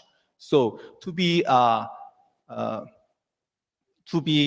competitive in the market, we have to consider these four elements. 1, cost. 2, service quality. 3, agility. Number 4, sustainability. But when you look at these four elements, there is one common thing. You take care of one common thing, you can increase all the other 4 factors. That is the inventory level. What if you have excessive leftover inventory? Think about the cost. If you have more inventory, in the market actually you need only 100, but if you have just in case, nobody knows, so you are worried, you have 200 inventories in the market. That means you will spend more storage charge. So your cost will increase. And think about the service quality. More inventory means your complexity of your logistics operation. That means also can affect your service quality because you have to manage more cargos. And when it comes to the agility, more cargo means anyway, you have to arrange the cargo in different warehouse and to ship the cargos to somewhere else. It means also not easy to agile in the market. And lastly, about the sustainability. Anyway, you have a more cargo, that means you have to use more space and more delivery, means more CO2 emissions. So actually, optimization of inventory level is the ultimate goal of supply chain management and logistics. So this factor, number 1, optimization of inventory level is very important. And then second thing is actually is data. You cannot ignore the importance of data because how you can make your operation more optimized. First step, measurement. You have to know where is my cargo, how much. So measurement is the first step. And second, based on the number you collect, you have to analyze all your cargo movement. Where is waste? Which point we can upgrade? So second step will be the analyze. And then based on the data and analysis, the third step can be improve your operation. And you continuously monitor your performance. So this is the cycle. How can you make optimization in your inventory level? But to achieve this, the second thing is data. Do not ignore the importance of data. And last factor we have to consider is think about your logistic procurement. Through the bidding, you can 10% rate discount, but every year 10% after 10 years, your logistic cost becomes 0? No, it's highly likely that because of the market, maybe you get 10% discount, market goes down. It's not actually really 100% from the procurement process because of market. So you have to have a long-term perspective. So my suggestion, number 3 is work with the right service provider based on long-term partnership. So to be effective in the market, let me summarize. One, optimize your inventory level. Number two, please do not ignore the importance of the data. Number three, work with right partner based on long-term partnership. This is what you get from a true expert in logistics, right? that was a lot of insights, information, TY, that we need to unpack and digest. And as we have just not only have a little bit time left, I have one final question for all of you. So with so many years experience you guys have in your respective area, if you could give one key piece of advice, right, to all the business here, owners here looking to expand their business globally, what would that be? Let's start with Parker. Sure. My view would be, given that I'm in the banking industry, my suggestion for you when you're considering your banking needs would be pick a bank that have locations across both here and wherever you need to source your supply from. So this way, you only have to deal with one bank, and that's much easier. That's probably I already know my answer. But to be honest, as from a business perspective, if you really, the world is a really, really complex place, and there's so many area out there. And when you're thinking of to expand to a location or to a region, truly understand what that destination is, truly understand the local kind of environment, I think is super, super important, because you don't want to stretch your thing. You heard all the things about, oh, this is good, that is good. Then you started to go all, and then you short of your resource. So I always think that important to do your research to understand which one is right fit for you is really important. And obviously, if you come to us, we'll help you to find that. But focus on what is best for you is really important. UI? Okay. Think about this keyword, digitalizations. Personally, I used to be a financial company 20 years ago. At the time, I was in charge of stock system trading. And at the time, when they buy and sell stock, people visit the branch in person and buy and sell stock. But at the time, thanks to the IT technology, online trading was booming. And think about now, who go to the branch and buy and sell stock? If you need buy some stock, you just pick up your phone and see the price and place an order. So what will happen in the logistics in the future? Now, still, logistics is a traditional business. Some people look at the screen and make a booking. But eventually, in the long run, everybody just use mobile to place a booking and to secure the space. So think about digitalizations in logistics. Great. Thank you so much, Parker, Rosette, and Taeyong. So as we close this insightful panel discussion, I also want to highlight, right, the vital role that Alibaba.com plays in bringing all this ecosystem partner together, right, to make it easy for you guys to do business, right, for each of you. So we're more than just a platform, right? Alibaba.com is really your partner in success. So I'd like to thank you all again, Parker, Rosette, and TY, for your phenomenal sharing and insights. And for those of you who would like to interested to learn more, you can go back there, with the booth. And as well as most of you, or I would say all of you, should have received also email invitation to attend some of the sharing sessions, right? If you guys, any of you are interested to learn more about, what Parker and Rosette and TY has mentioned. Thank you all again for joining us and for your attention. Thank you.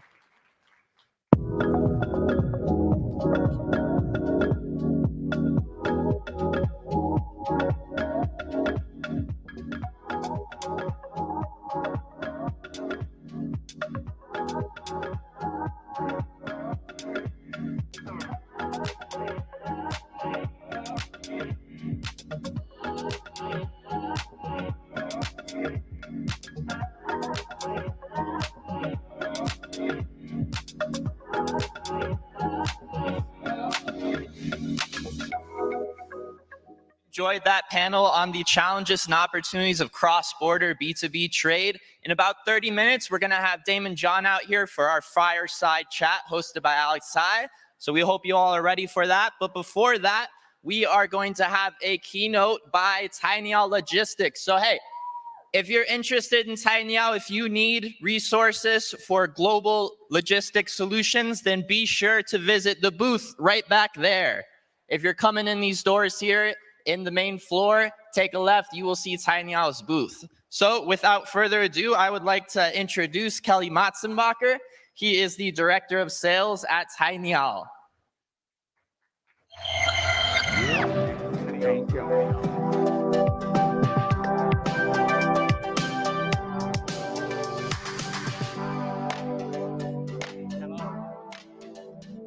First, I'd like to say thank you to everybody. We're very excited with Tainiao to be here and to be part of Co-Create. It's very exciting to see so many entrepreneurs and to see Alibaba co-creating and helping everybody be successful and grow their businesses. We're going to spend just a few minutes. We're going to spend a few minutes talking about Tainiao and global logistics and how we can help partner with you and make that part of your business to be easy and something that you don't have to worry about, okay? I have to say I was a little bit nervous coming out when I found out Damon was coming on after me. I was actually on Shark Tank and I chose Mr. Wonderful instead of Damon, so no, I'm kidding. I wasn't really on Shark Tank.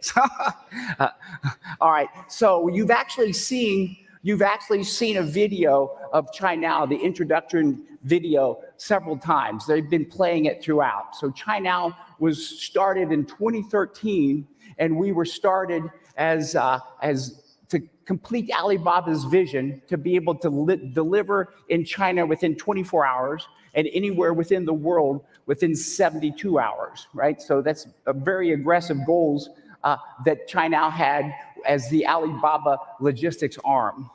The way that we accomplish that is through smart technology. You've seen the smart logistics technologies such as AI, robotics, and lots of big data. We've talked a lot about logistics here.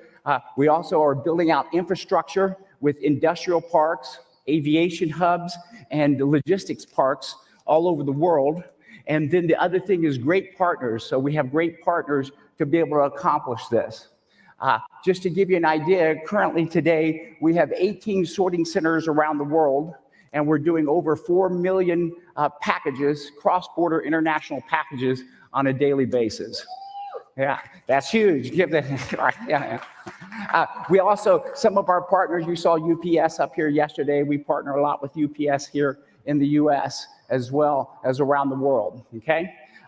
So one of the key things that you see is that one of the missions of Alibaba is to make it easy to do business anywhere around the world. And our part of that is to be the DNA of e-commerce. So we help you get your packages from your manufacturers anywhere in the world to your end customers, both B2B and B2C. We're going to spend just a few minutes on going through a few slides, okay? As we've seen in the videos and as we've talked about, the way we're accomplishing this is with a lot of technology and digitalization, operation, and globalization around the world. Tainiao, currently, we have 224 regions and countries that we're working with and providing services to, over 250 dedicated warehouses, and over 100 cross-border partners that we're using right now to accomplish this. In the videos, you've seen kind of flybys and things of our logistics parks, our aviation hubs, and our industrial parks. And this is kind of where it all comes together to be able to get the packages and those 4 million packages out on a daily basis internationally around the world.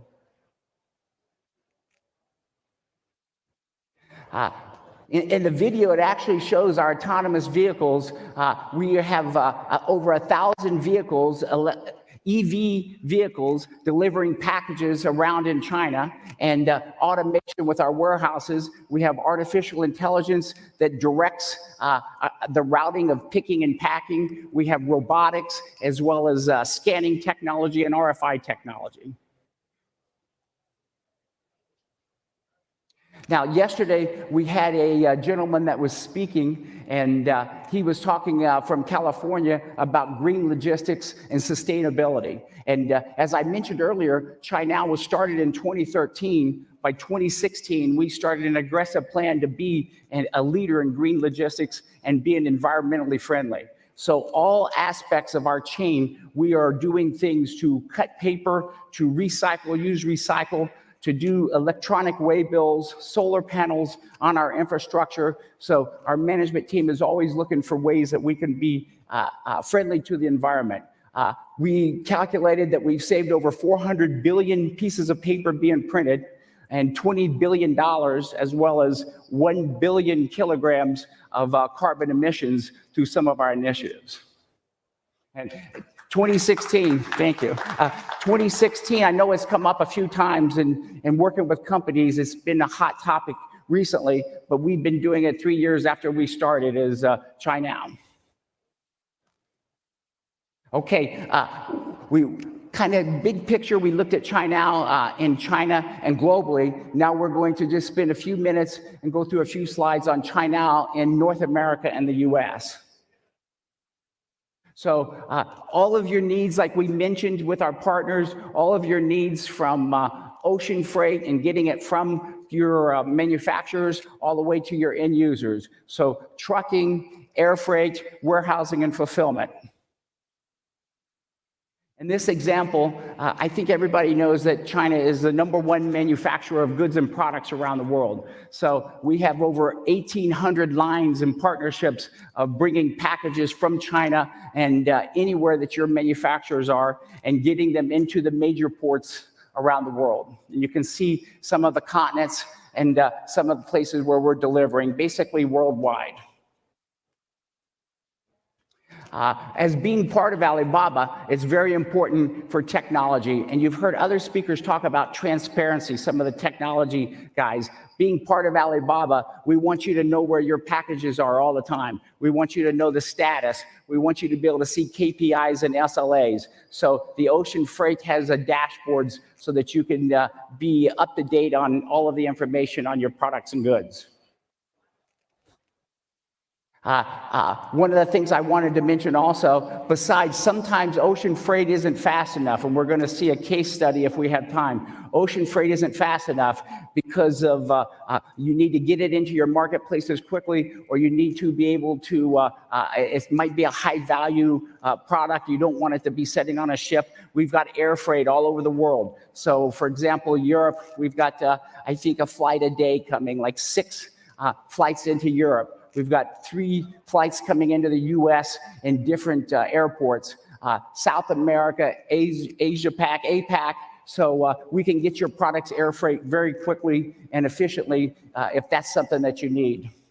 Now, once we get them from the either the ports, ocean ports, or the airports, you got to be able to get them into your warehouses. You've got to be able to get them into your 3PL. So we have a very extensive trucking arrangements to be able to truck anywhere throughout the country in the U.S., East Coast to West Coast. And right now we're currently shipping over 20,000 containers and TEUs on a monthly basis. So we'll be able to get your products wherever you need to get them to be able to have them ready to get to your customers.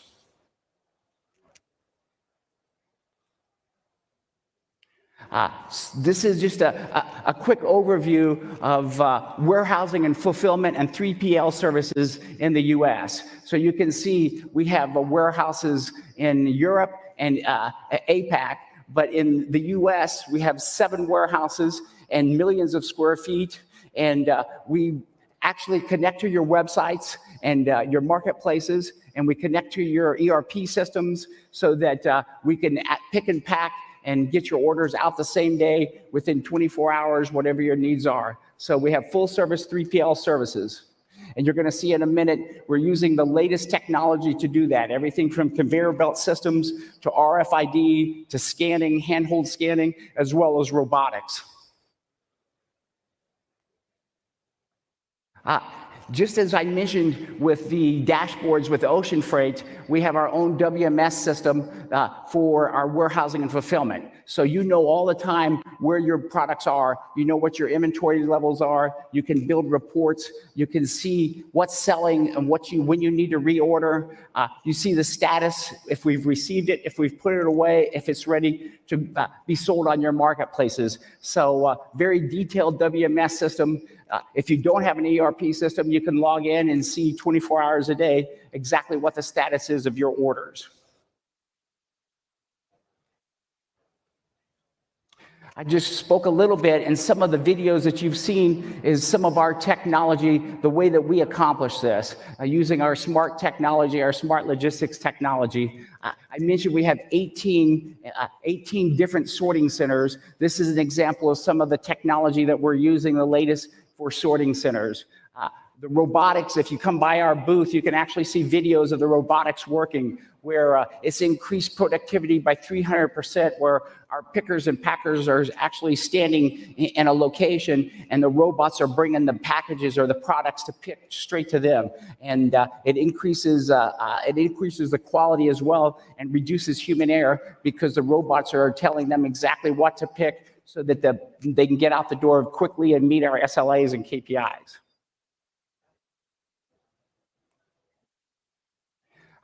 The sorting centers, we have 5 sorting centers throughout the US. So any type of sorting center you need, the goal is to be able to get your products ready and out the door and save you money with our sorting centers.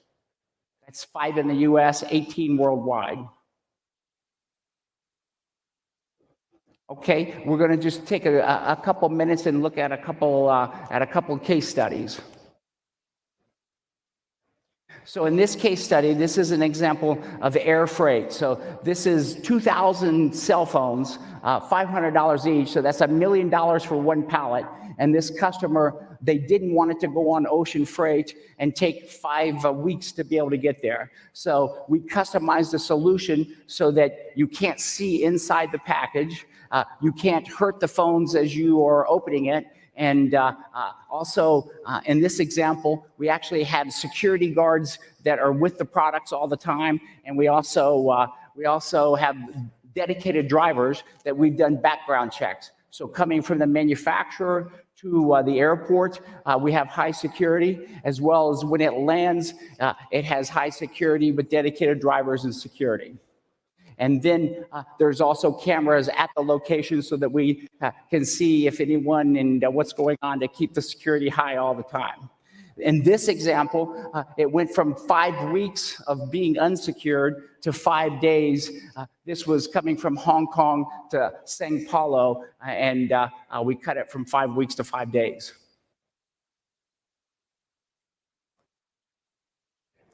Okay, the last case study, this is a bath accessory bathtub company, and they were shipping 30,000 bathtubs a month. And once we started working with them and doing some analysis, we found out that 80% of their deliveries are in the central US and on the East Coast, and their warehouse was in the Los Angeles area. So that's 24,000 bathtubs being shipped all the way across the country. So what we did was started working with them. We managed getting the product from the Chinese manufacturers into our warehouses in Houston and in New Jersey. And then we connect to their marketplaces, that's Home Depot, Lowe's, Wayfair, to be able to do both B2B and B2C shipments to save them time, to save them money, to make their customers happy, and really cut back on their shipping costs. Okay? Like I said, this was just kind of a high-level look. I know we can't really go into a whole lot of details. We've got a booth in the back, and we would love to have you guys come by. We'd like to learn more about your business and how we could possibly partner together to save you some money and make this something that you don't have to worry about, your end-to-end logistics solutions. Okay? Thank you very much. Thanks for coming to Co-Create.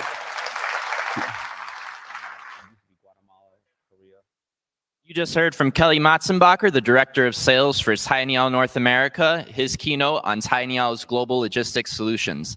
And up next, we had the Fireside Chat, exploration of mastering entrepreneurship, innovation, and co-creation with Damon John. And I'd first like to invite Alex Sion to set the stage.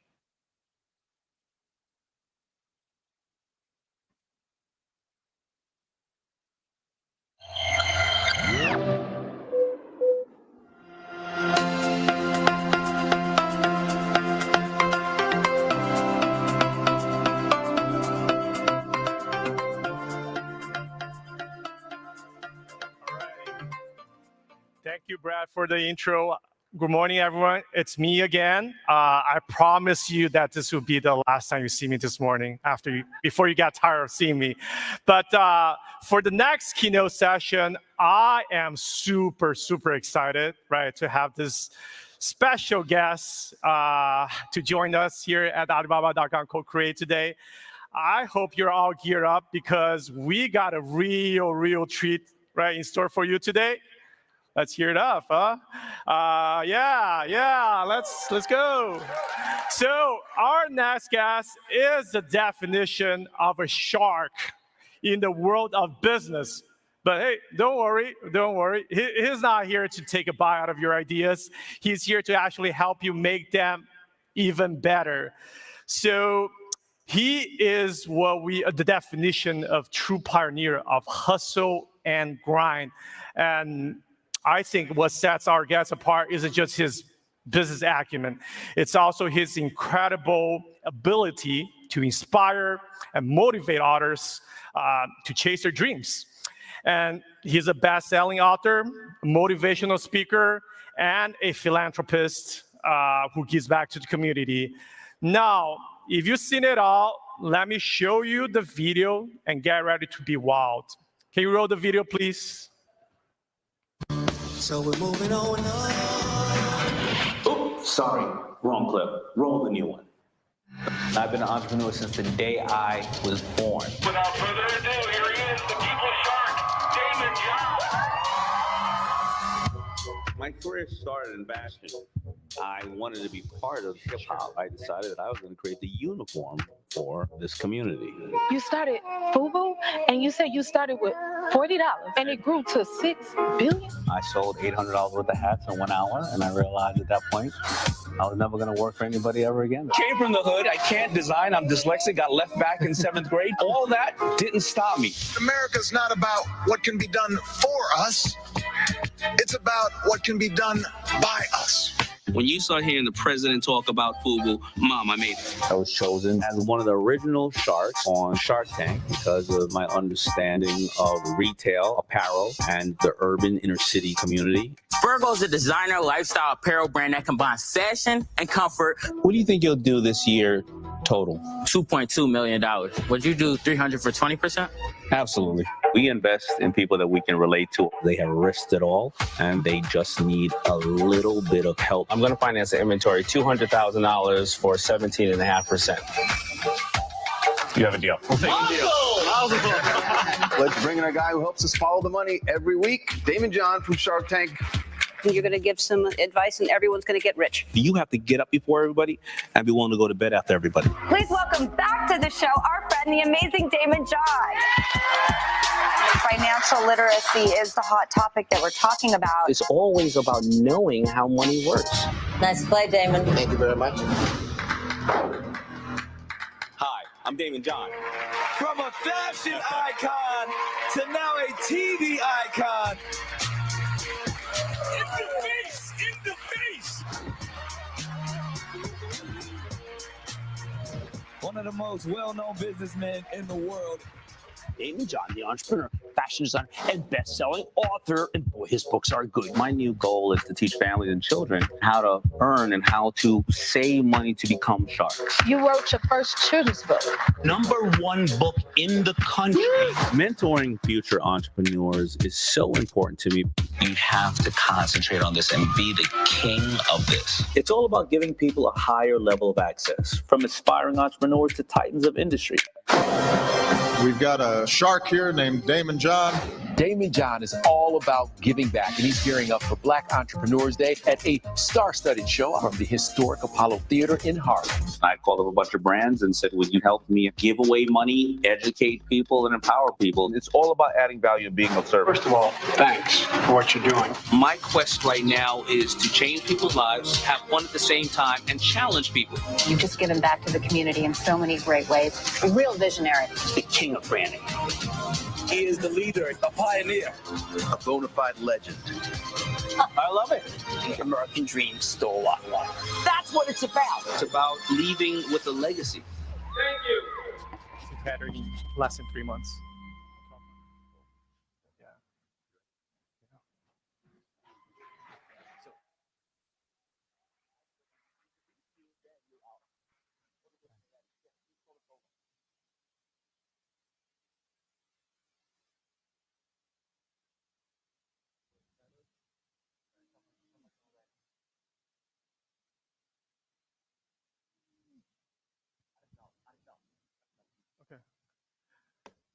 All right, all right. Hey, you people. Are you excited about our next special guest? Yeah, let's hear it. So, without further ado, let's welcome to the stage the one, the only shark with a heart of gold, Damon John. Let's give it up.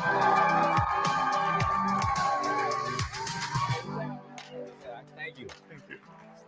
What's going on? How you doing? Wow. All right. Move towards this so my back is not that way. There you go. Sure. Let's do that. All right, you got some good questions for me? Oh, Friday. You know. Friday. But, you know, all these people here, to look at the camera, they're here just to hear some words of wisdom from you and inspirations. So, Damon, thank you so much for joining us here today at Alibaba.com Co-Create Summit. I am super excited to have you here, and I'm sure many of the audience here feel the same way. So, yeah. So as we saw and heard in the video, you know, your story, $40, 3 friends, becoming a 6 billion business, right, with Fubu. Can you share with us your entrepreneur journey, you know, that took you through that time, and then what really was the path that you took, that really, the pivotal moment for that really make you who you are, the successful Damon John today? Well, thank you. I wanna make sure that what I say up here is very advantageous to everybody in the room, right? And my story is pretty well documented, and it would take some time, but generally, you know, where I grew up, I love this new emerging, I would call it a technology, right? And the technology was called hip hop. And this is the 50th anniversary of it. And people say, why was that a technology? Well, before the internet, before cell phones and any of those things, we never knew what was happening, you know, in the streets of Las Vegas or Compton or Hollis, Queens, because they didn't show what was happening to African Americans on the 6 o'clock news. Mm-hmm. But what people were doing through this new music is they no longer had to play an instrument or harmonize, but they were communicating it through this music about their hopes, their dreams, their love, their aspirations, political issues, and police violence. Yes. And hip hop, just like any other culture, is not something. It was our version of Twitter, Instagram, and Snapchat, right? Yep. And hip hop, just like any other culture, is not something that you just listen to. It's something you live. It came with a way to walk, talk, and dress. And at that time, hip-hop kids were buying things, they were reinterpreting them on the streets because they needed certain type of clothes, right? So you didn't necessarily need Gore-Tex lining, but you loved the ski jacket, right? You didn't necessarily, you know, you didn't need certain type of things, but you wanted it in the streets. And what happened was a lot of the designers and a lot of people that made clothing said they were taking our money going, we don't like you. We don't want you. Whether it was because you were African American, whether it was because you were an inner city kid, whether it was because your jeans sagged off your ass. And they would say, well, you know what? I made a pair of 32 jeans, and you're supposed to wear 32. Why are you wearing a 36? And whoever your customer is, you have to have empathy for your customer. Maybe the person was wearing a 36 because they were like, well, first of all, I like to break dance. I want to be loose. Or they were like, I'm investing in you and I don't have $100 for a pair of jeans, and this is probably the only time I'm ever going to be able to afford that pair of jeans, so I'm going to buy it 3 or 4 sizes bigger because I want to hopefully grow into it. And you didn't have empathy for these people. Well, I started to hear rumors, you know, that they didn't like us. And I remember a company called Timberland said, we don't make our boots for drug dealers. Now, Timberland was very big in our community, and everybody here, due to really great brands that are democratizing this world like Alibaba.com, Timberland didn't do their math. And in business is 80-20, very simple. 20% of your customer, 80% of your business. But if Timberland was only making, it's the best boot in the world, if they were only making for mountain climbers and hikers and construction workers, well, you only need to buy 1 pair of Timberland.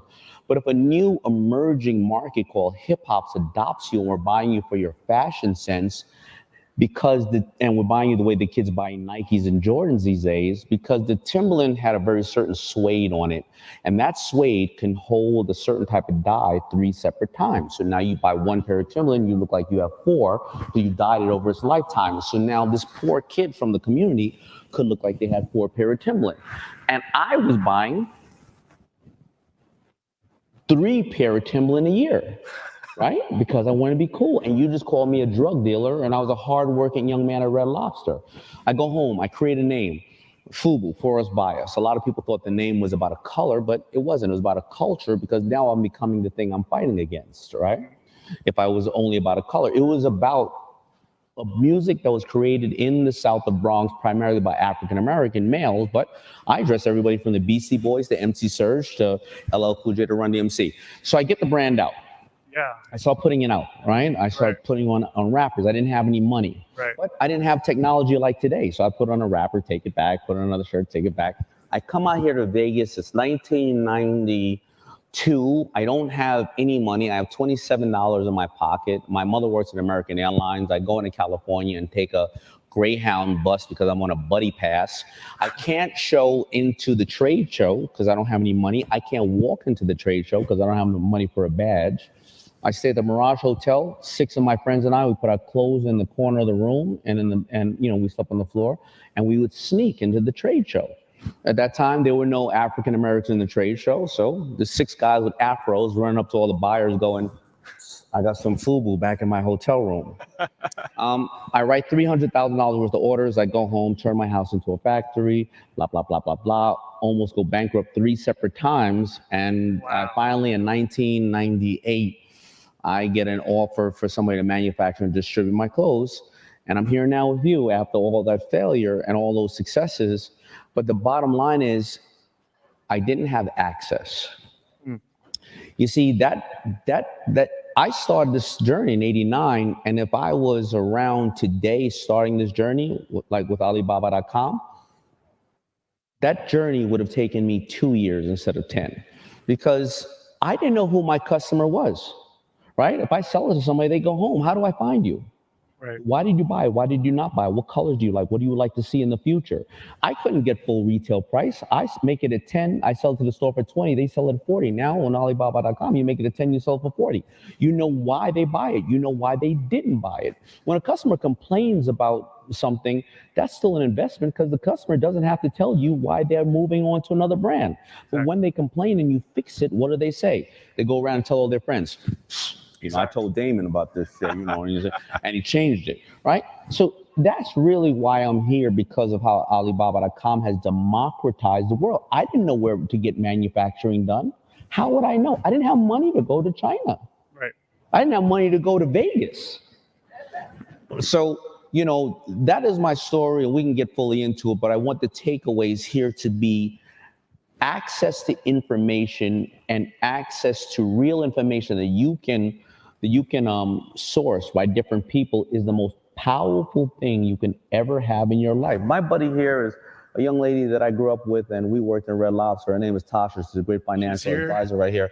But yeah, but give it up. Where's Tasha at? Tasha, you can throw her hands up in the air. Or yeah, I got a lot of friends here. I got my buddy Justin McClure from the Mighty McClures. Has almost 1 billion views on social media with his beautiful daughters.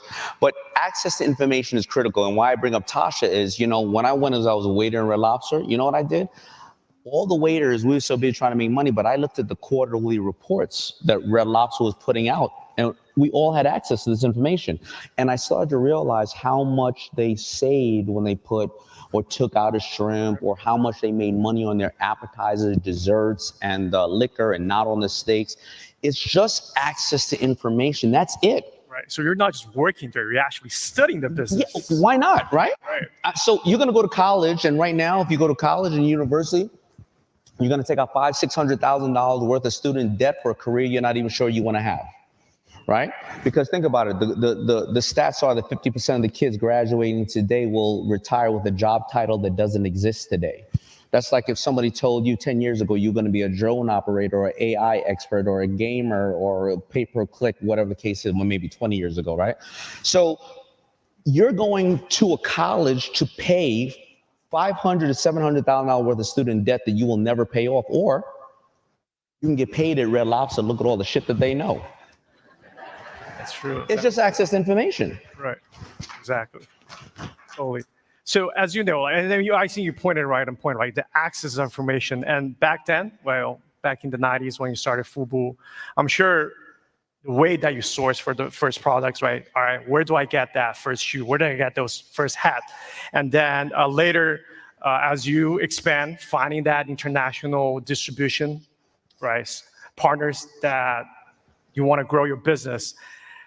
It's a lot different than back then. So how have you seen the traditional supply chain evolve with the help of technology, right? Because I'm sure you're big in technology, innovation, especially with the help of technology and platforms like Alibaba.com. What are your thoughts on that evolution that we've seen, right? Because the evolution has been dramatic, right? I used to have to make a CAD, right? Computer animated drawings, right? I would have to then send it over to China. I would have to travel to China. I travel to China 4 or 5 times a year because, people think that other people understand.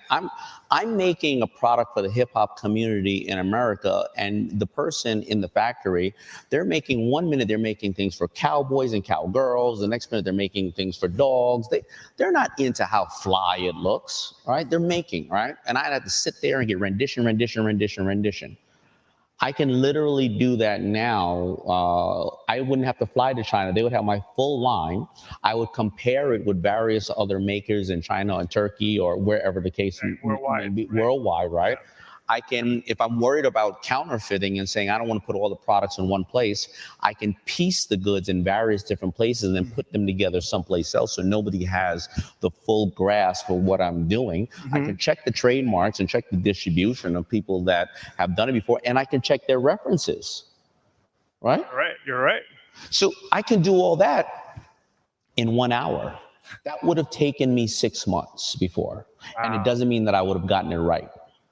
That's true. Now I can take it and I can put it up on a site like Alibaba.com and say, pre-order, or how many of you like it? Before, I had to order a minimum guarantee of 400 styles per color, then get it to the store. Right. Maybe the kid takes it out of the store, out of the back of the store, but that kid is somewhere looking for new colleges to go to, girlfriends, and the new movie that's out.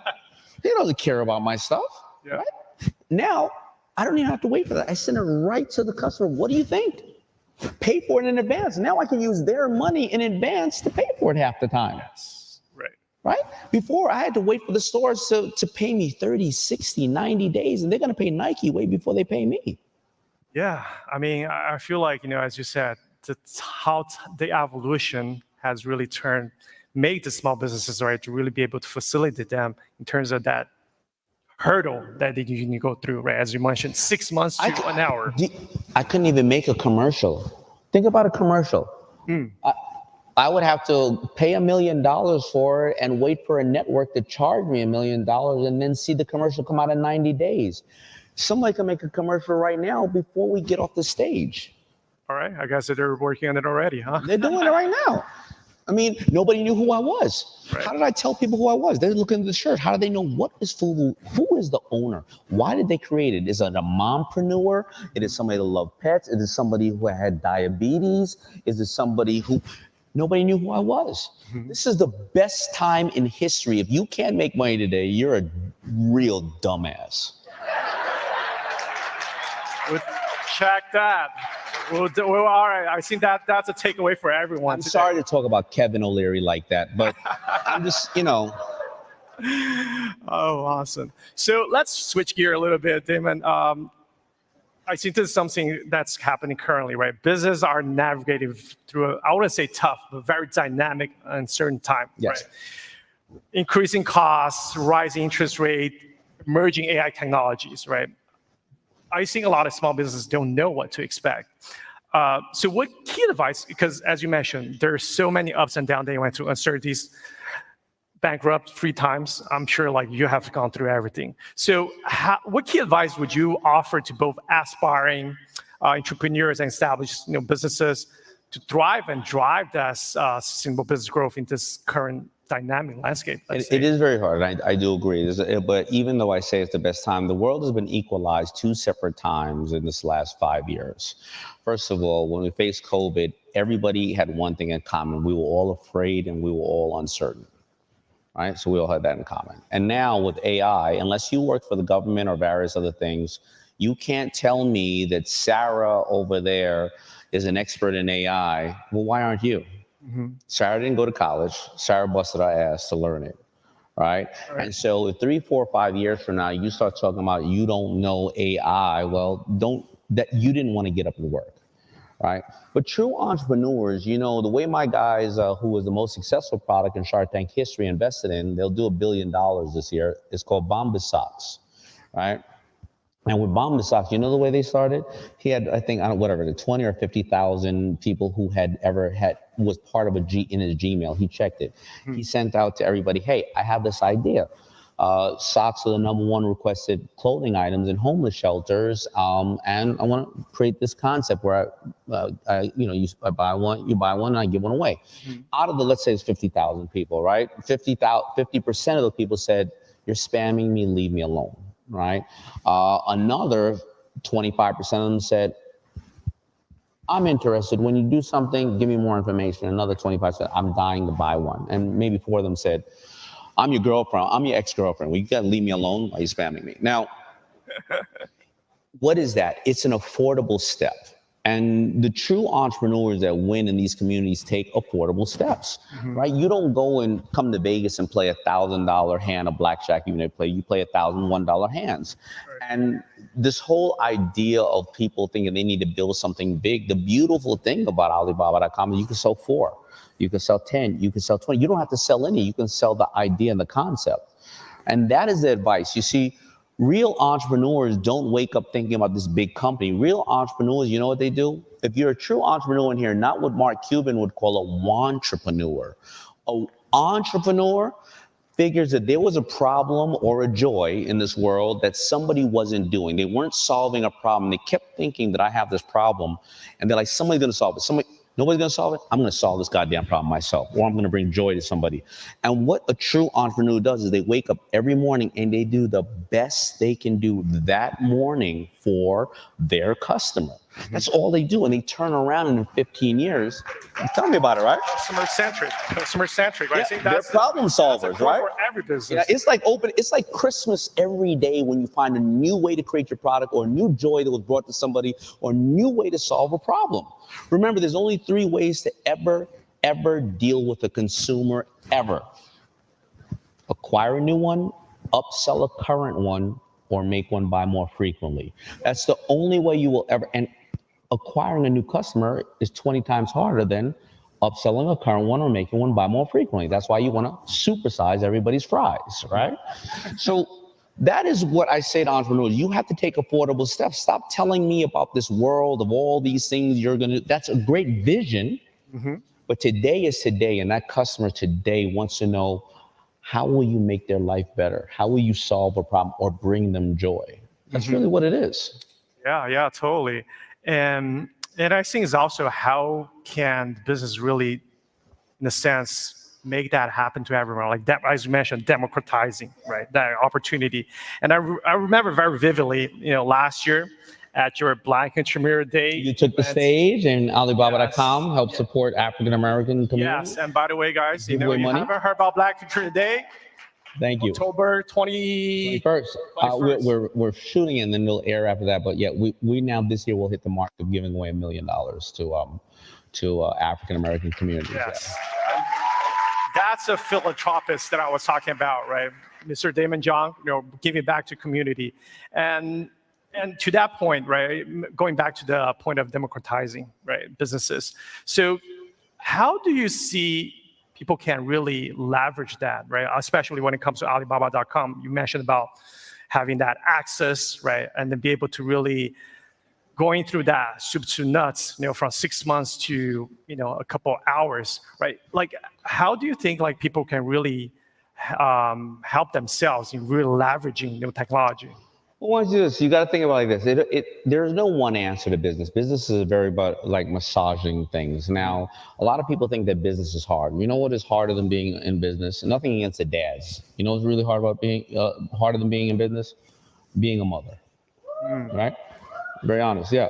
Think about it. Nothing against the dads. The dads, we don't risk our lives to bring somebody into the world. Now, think about a mother. She brings a person into this world, and there is no book that will make you figure out every single thing you do with a child, right? Step by step.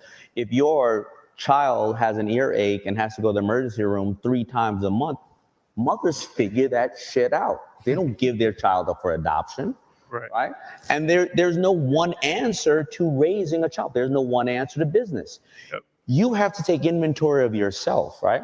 You may not have any money. So you know what you do? You go down to Main Street and look at the people who are not technically savvy, who's trying to sell all this stuff, but they have old goods, they can't move.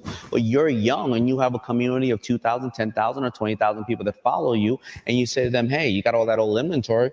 Why don't you give me 20% of anything that I move, and I'll go out there and you start moving it online. Now, you didn't take in the cost. You help them reduce their sales, and you sold enough, and then you start making your own. Mm-hmm. There's so many different ways to do business here. You may be an expert teacher or childcare or something else, and you do tutorials and lessons on what to do. And then all of a sudden, you have a bunch of people yourself on Alibaba.com who says, you know what, can I sell blankets or various other things through your network? And then you start doing it. You can be a critic. The best critics, and I'm going to show my age, the best critics in our time was Siskel and Ebert. They just sat there and watched movies. They weren't directors. But they had a very specific point of view on things, and you will always relate to people when you have a very, very specific point of view. A lot of people don't realize, you know who the most powerful influencers in this country today? Grandparents. Grandfluencers. You know why? They give no fucks, right? So if they're saying to buy this, they're not saying it for any other reason because they believe in this, right? So there is so much money to be made here for the right reasons. You remember, the people out there who have nothing to sell and they don't have anything on Alibaba.com, that's why you see the scam ad. All the sharks invested into this pill. Has everybody seen that? Because the only thing they have to sell you is a lie. They have no product. They're lying to you. Hardworking people, like the people in this room who invested in themselves to come here, who a lot of people say, why are you going there? You know how much money it's going to be. I've never heard of that working out. You're going to embarrass yourself. You're going to embarrass us. That happened to me all the time when I was in the neighborhood. Why are you doing that? I used to say to myself, or say to them, aren't you a crackhead? But the hard people in this room that are busting their ass, they don't lie. They're here to do that. So what you're doing, you're competing against the people who will put out fraudulent things. So how do you reinforce that? Because when somebody buys something that's fake or they go for this scam, when you created something that is of value, man, you tell everybody. And they tell everybody. And that's how it is. You see, no matter what technology does here, it's really going to be the hard work that you put in, the research you put in, how much you're going to say, how much did I bring value to this person's life today? And you're happy about that value. Really successful people love what they do. And I joke about Kevin O'Leary, he's a great guy, but let me tell you what he loves. He loves complicated financial instruments. He doesn't necessarily love the money. He loves complicated financial instruments to be able to protect his downside and hopefully win on the upside.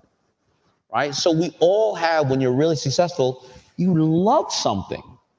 And so, there's the power is here. I get so excited about this stuff, man. Not only you, I'm sure all of us here are so excited about this, Damon. And then I see you point on the one key thing. Hey, don't let him get away. You see this guy with the hat? He's not my camera guy. This is Justin McClure from the Mighty McClures. If you have some stuff and your kids love it, tell him, hey, put this on your videos, and maybe he'll That's right. Make it maybe he'll charge you $4 million, but he'll put it up there, I promise. Yeah, so going back, I think what you mentioned, right, creating value for yourself. But at the same time, you co-founded Fubo with three of your best buddies. Yes. Yeah. So I'm sure I'll hear a lot of in the audience business owners, they're entrepreneurs, but maybe there's something, okay, maybe I'm not so good at this.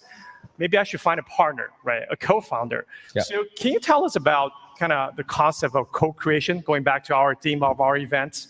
Like, how does the concept of co-create, or I should say collaborative innovation, has shaped your success story as an entrepreneur, right? Especially, co-founding Fubo with your best buddies, and how do you think business can really harness this philosophy, right, for success? Well, so far, I think, you know what? I don't think I've ever been, I'm always asked the same stuff, and I don't think I've ever been asked that question. I think it's one of the most powerful things people can ever think about or consider. So business is a team sport. You need everybody, right? So if you think that you're going to be a boss and you're going to get in there after everybody and leave before and fire everybody and tell them to get coffee, you're in the wrong business. All right, you're going to wake up before everybody. You're going to go to bed after everybody. You're not going to get paid for many, many years. By the way, everybody's got to tell you their problem, but you can't tell anybody your problem because you're supposed to walk on water. You're going to sacrifice time and family and money, all that kind of stuff like that, right? And by the way, it's the ones you want to fire that never quit. I'm just letting you know that, right? Because the good people got someplace else to go. But to be a co-founder of anything, it depends on how you structure it. When I got my first $50,000 in T-shirt orders, the store didn't want to give it to me because I was going to buy a brand new Hyundai with rims, and I was going to keep those rims clean. Let me tell you something. But what I found was that the screen printer was charging me $6 my shirt fully bagged, right? And I said to him, I said, we call this in our business hold the paper. I said, do me a favor, charge me $7. I'm going to connect you with the store. The store's going to give you the money. Now what happened? Well, that local screen printer got $1 extra, got introduced to the store, so they started doing other business with that person. The store knew they were going to get the goods. He knew he was going to get paid. I didn't give up any of my company. Those are ways to collaborate. Bartering. Bartering is huge, the power of broke. You could be a teacher right now and you can say to, I don't know, a manufacturer, or even a car dealership, because you need a van. You can say, you know what? Every month, bring all your best customers in here, and I'm going to teach all their kids or their families Spanish. I'm going to hold something for 4 hours a day every single month. And do me a favor, you got a whole bunch of vans here. What dealer plates can you do me a favor? Can you let me use a van at any given time? Because you got 10 of them sitting around.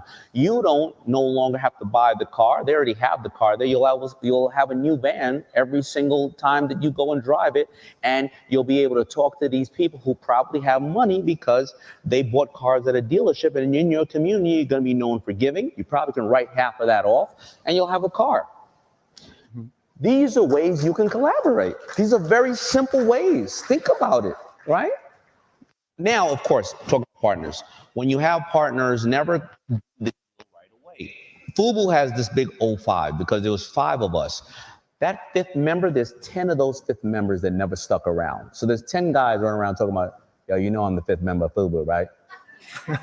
But their thing was this: hey, if you work 3 months and do this, 6 months do this, this activates your shares or whatever the case is. So I know we love our family and all our people, but don't have that, 50-50, because then you got a tiebreaker that you're never going to break. You're immediately going to, what is your obligations to this business? Money, time, access to information, resources, and what is mine? After X amount of month, or whatever the case is, we then consummate the deal, but everybody knows ahead of time. The problem with entrepreneurs is we're so passionate about stuff that we normally go with our passion. But the reason why I'm here in Alibaba.com is because you may be the best baker in the world, but you don't know manufacturing and shipping and quality control and advertising and social media. So what happens is you need somebody else to help take those things off your table so you can do what you do best. And this is a form of collaboration. So you pointed right out. I think it's really about partnership, right? And I think there's partners where you can, physically people that you can partner with, but oftentimes technology can be that partner, right? Yeah, 3PL. If you need a 3PL, well, you want, a lot of people sit here. I'm in the middle of filming Shark Tank, literally in the middle. I will be back in my seat in my chair on Monday, right? And so this is the 15th season, and you think about this. Some people come on and they go, yeah, well, a woman just came on. I'm manufacturing this, and I'm doing this. I'm like, you're trying to do two different things. You're trying to create a manufacturing facility. That's a very skilled set you need to do. And you're trying to be this person. Why don't you just pay the little bit of extra off the top, because you don't realize that you're bleeding from trying to be a manufacturer, right? And it's hard enough to do one or the other. It's like a heart surgeon telling you, they want to be an orthopedic surgeon. There's two totally different skill sets. I'm a great men's manufacturer. I cannot manufacture ladies, and I'll give you exactly why. You may say, well, Damon, you're a manufacturer. No. If a man wears a pair of size 32, there's 4 sizes, right? 32 long, 32 short, 32 baggy, 32 slim. A woman's pair of size 12, there are 21 sizes. It gaps in the back, the crotch is too long, crotch is short, boot cut, that cut, all kind of shit. I don't know how to do that. I would leave that up to those who know how to do that. You're right. Yes, I think I feel like that's a $1 million question that man cannot never figure it out, right? No, and that's why, and that's the democratizing. The people in this room think and look like the people they serve, and that's what technology has done for us, right? Because if you look at venture capitalists, people like to be around people they like, right? So less than, I think, 3 or 4%. I know the mic is cutting off because I'm gonna give you this last answer. Less than 3 or 4% have gotten venture debt or venture capital of women and men of color and people of color. But in technology, if you look at the sites, almost 30 to 40% gotten, have raised money, because you know what? A white man should not understand, or could not probably understand, the needs of an African-American woman for her hair, right? A black man most likely doesn't understand as well the need of what an African-American woman needs for her hair. An African-American woman probably knows that better. The same with you, whatever your race, gender, creed, whatever the case is. So when you look at this room, don't you see it's a sea of all different people? Because that is the form of democratization. Mm-hmm. You are serving the people that you look like, or you think like, or you act like, and that's the most critical thing. Wow, that's some golden word right there, word of wisdom. So here is another question that I'm sure you get asked a lot, but I got to ask that for our audience here. So you probably have seen and heard thousands of business pitches on and off Shark Tank.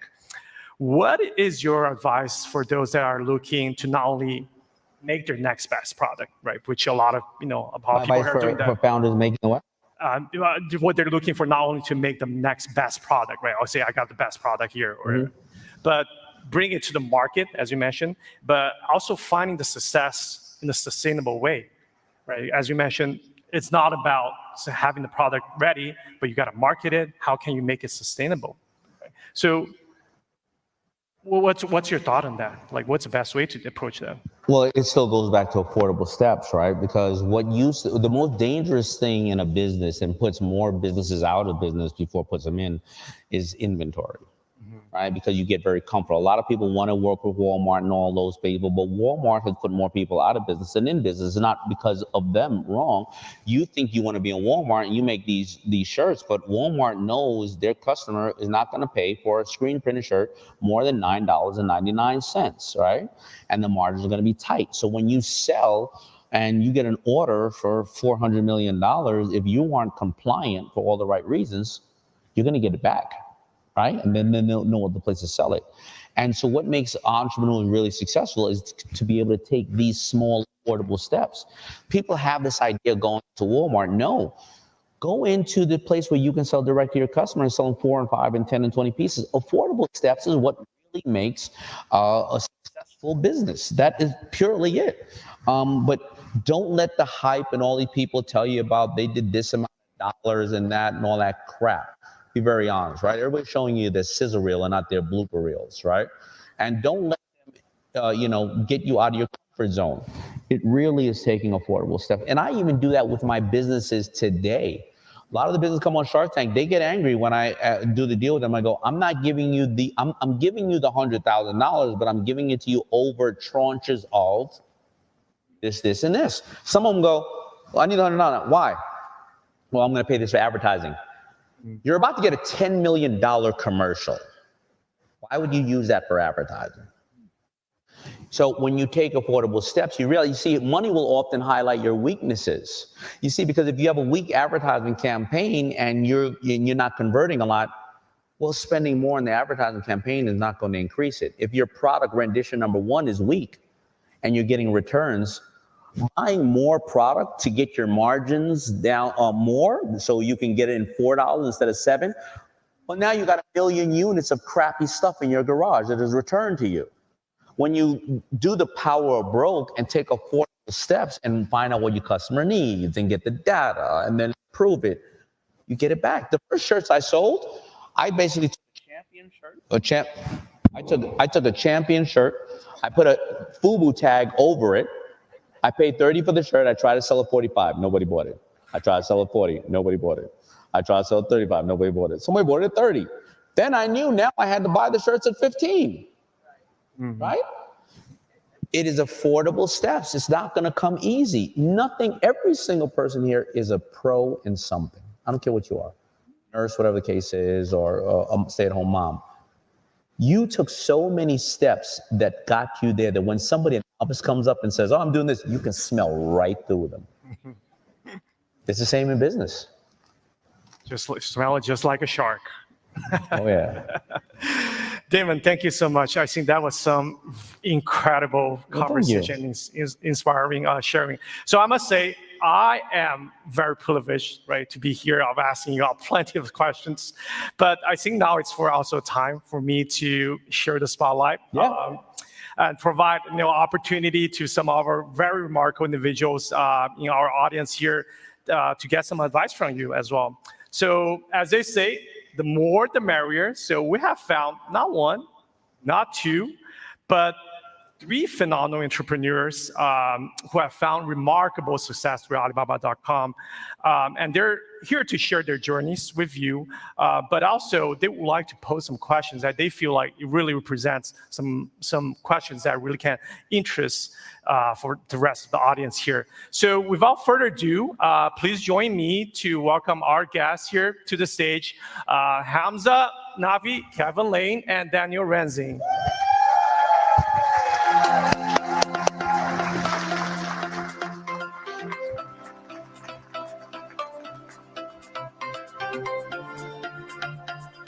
All right, there you are.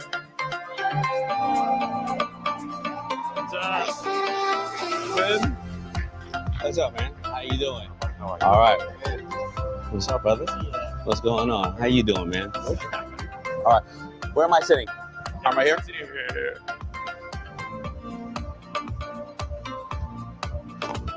Great. Hello. Mike. Testing. Okay, great. It's back. All right, Hamza, Kevin, Daniel, thank you so much for getting up here. So each of you embody the spirit of what I call textbook Shark Tank entrepreneurs, right? With incredible stories of your own. So could you actually please briefly share, do an introduction of yourself, your business, and how Alibaba.com can play a pivotal role, right, in your business inception and growth? And let's kick things off with Hamza. Thanks, Alex. Thanks, Alibaba, for having me here. So my name is Hamza Naqvi. I'm a 2-time Shark Tank entrepreneur, co-founder and current CEO of Naqvi Brands. We have multiple different companies in our family that we run. D2C companies and also retail, so we're in retail. ranging from seasonal products, holiday products, to a gaming company. We create family fun card games for parties and families.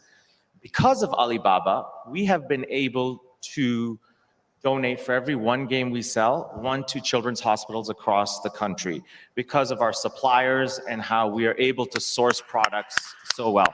Very good, very good. We've been using Alibaba since the last 15 years for all of the different companies that we run. It has been a godsend for us to work in this global economy and find some of the best manufacturers and suppliers, and be able to create awesome creative products and brands that you might have in your houses right now. Thank you, Alex. Thank you, Hamza. Kevin? Well, thank you, Alex, and thank you, Alibaba, again, just like Hamza said, for having us. So I am Kevin Lane, founder of a company called Create a Castle, and we were on season 14, episode 3 of Shark Tank, and Damon himself knocked my castle over. Damon, you remember that, right? Yeah, I know. You didn't take my deal. So basically, we reinvented the way that you build sand and snow castles, both outdoors and indoors, with split mold technology. The mold split. You could stack them. You don't have to stack them. Fully, open-ended play. We're the proud winners of the 2020 International Toy of the Year across the whole world. And we are also this year up for 2023 Indoor Toy of the Year. We're up against Lego, Hot Wheels, Pokemon. Guys, we need your votes. We appreciate you. So long story short, Alibaba has been instrumental for Create a Castle to build our company as a major brand and a major international player across Australia, New Zealand through the textile side. So when I first started, we were working heavily in the plastic molding injection side of it. And I needed textile. Well, that factory did not do textile. So I reached out to Alibaba. Alibaba.com. Alibaba.com. Right. And started just crushing it. We could reach out, we could find out, the best pricing, and basically used all of those tools built in as a resource to start, mass producing the backpack side, because our kits all come in a backpack for our outdoor kit. So thank you, Alibaba.com, for making my life easier and helping us to really project our business at a super fast pace. Thank you, Kevin. Daniel? Hello, everybody. My name is Daniel Rensing. My wife, Stephanie, and I started our company out of our kitchen called The Smart Baker. We were on season 3, so way back now, season 3 of Shark Tank.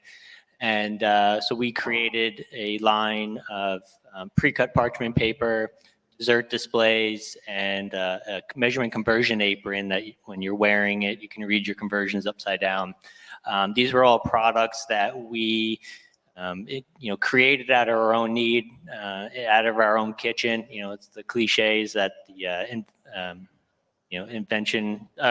necessity is the mother of all invention, and that was true for us. And before I knew it, we had to go from online into like a mass production mode in order to be able to sustain our growth. And we used Alibaba.com back then. This is probably late 2009 and 2010. And we were able to use Alibaba.com not only as an opportunity to produce the product we needed, but we wanted to make sure that we had a long-term partner for any other future growth. Sometimes, people may see Alibaba.com as very transactional. We made it we took advantage of finding the right suppliers, creating the right relationships with them, and it's some of the people that we still use, we are still do business with. We've had suppliers that have come to my home. I've gone over to China and met with them, met with their families.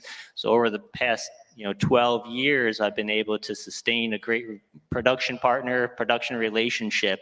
So I just want to make sure that everybody here realizes that there's another side on the Alibaba.com besides what you're using it for. There's somebody else who wants to succeed as well. And if you can create a partnership with them, you guys can just, you have limitless possibilities because they can help you with something else if they're not, right in that field. So just be sure, you ask questions, you build a relationship, and, you set yourself up for success. And without Alibaba.com, I'm not sure, what other struggles we would have had, but it made life so much easier for us even now. Thank you, Daniel. I think that was a very, very powerful point that I don't think has been articulated well enough in business. When you work with somebody else, just like he said, they want to succeed too, right? And a maker, a manufacturer, they're taking up this time on the line that could be for somebody else. They're investing in your business, as you said, partners, right? And he brought up a very valuable point. They want to succeed too. Treat them like you want to be treated. Right. Absolutely. Yeah, absolutely. I think, like I said, business goes both ways, right? I think it's reciprocal. So, gentlemen, your journey has been nothing short but amazing, right? And despite your current success, I'm sure you guys have some burning questions here, taking the opportunity to ask our Mr. Damon John here. So let's open the floor for your questions. For me? Yeah, starting with Hamza. Yeah, questions for you. Now, I never, you've been on the show twice? I have not been on any of those panels, correct? I think you were on one of the panels, yeah. Oh, it was very memorable for you if you don't even remember that. Yeah, so one of the panels you were there, we had a great conversation. We didn't click right away, but I'm takes a little time to click. This is pretty uncomfortable. Okay, well, let's have a conversation then. That's why Alex took me first up for really good questions. Damon, I know everyone's want to know, and I'm going to want to know because, advice you give to entrepreneurs and so many people. You've inspired a generation of entrepreneurs watching you and reading your books and everything that you're about, right? So I think everyone really looks up to that. And I'd love to know, in this ever-changing market right now, competitive space for brands, right? Entrepreneurs, what would you say is, how do we stick out as a brand, right? There's eyes from big companies, middle companies. We're all fighting for the same consumers' eyes, audience hearts. How do you stick out in that big ocean? That's really, and thank you. And thank you for the kind words. It is your unique positioning. I try to tell people, can they not only put their brand, but themselves in 2 to 5 words, right? Apple think different, Nike could just do it, Fubu for us, buy us, right? Because you have a unique positioning. There's nothing, I see so many people come on Shark Tank and say, I've created something new in this world. No, you haven't. You will never create anything new. It's not a problem. But The Voice is just American Idol. They just turned the chairs. All right, American Idol, it's the Gong Show. They just took away the gong. And the Gong Show is, Showtime at the Apollo. They just don't have the Sandman. There's a Facebook, it's a nasty chain letter. There's a unique positioning. So you have to have a place of a unique position. Bombas socks. Think about the 2 top selling products in Shark Tank history. A sock and a sponge. Both starts with S. Huh? Both starts with S. Yeah. Now, think about the sock. So I have 1 million pair units of other socks that I can't sell out of my warehouse. Now, why is this sock so great? First of all, product is king. But when I came up in business, when I never wanted, we gave away a lot, but we never wanted to advertise and market it because it looked like we would be profiting off the hardships of others. And we started to get backlash, but there wasn't the internet then. Now, somebody wants to know, what the hell do you stand for? Right? So they're going to look. And today, I'll sit across the table from my daughter who works in a pizza parlor, and I'll go, I gave it the end of the year. And she was like, end of the year? I gave 20 times this year. How'd you do that? Every time I bought this, I helped clean up the ocean. Every time I bought this, I stopped human trafficking. And every time I bought this, another person in need got a pair of socks. And by the way, Daddy, for Christmas, I'm buying somebody 10 pair of socks because they're going to help 10 people. It is just another unique positioning. And people think it always has to be glamorous. No, you don't. You don't have to be glamorous. You don't always have to be sexy with what you sell. You see, there's a white t-shirt, and a white t-shirt can hit different markets. You can have the one from Louis Vuitton that only silkworms that drink wine in Italy They make this shirt, and by the way, if you buy one, you're never going to see it again. That's why they have one on the rack. Meanwhile, they have 4,000 in the back. Then you have the one at Macy's. It has a little horse on it, and you look sexy like you're in a boat, or you're standing on this big wood thing, and that's about $60. Then you have 3 for $20 at Walmart. Why? Well, I'm a slob. By the time you buy one for $200, you know how many I bought, right? And I'm going to get shit all over them all day, and guess what? I'm going to give it away to somebody else in need. You don't have to be sexy. You have to have a unique place and position. You have Biggie Smalls, who's glamorous, and then you got old, dirty bastard. So it's about a unique position. That's it. Thank you. Yeah. Thank you. Kevin?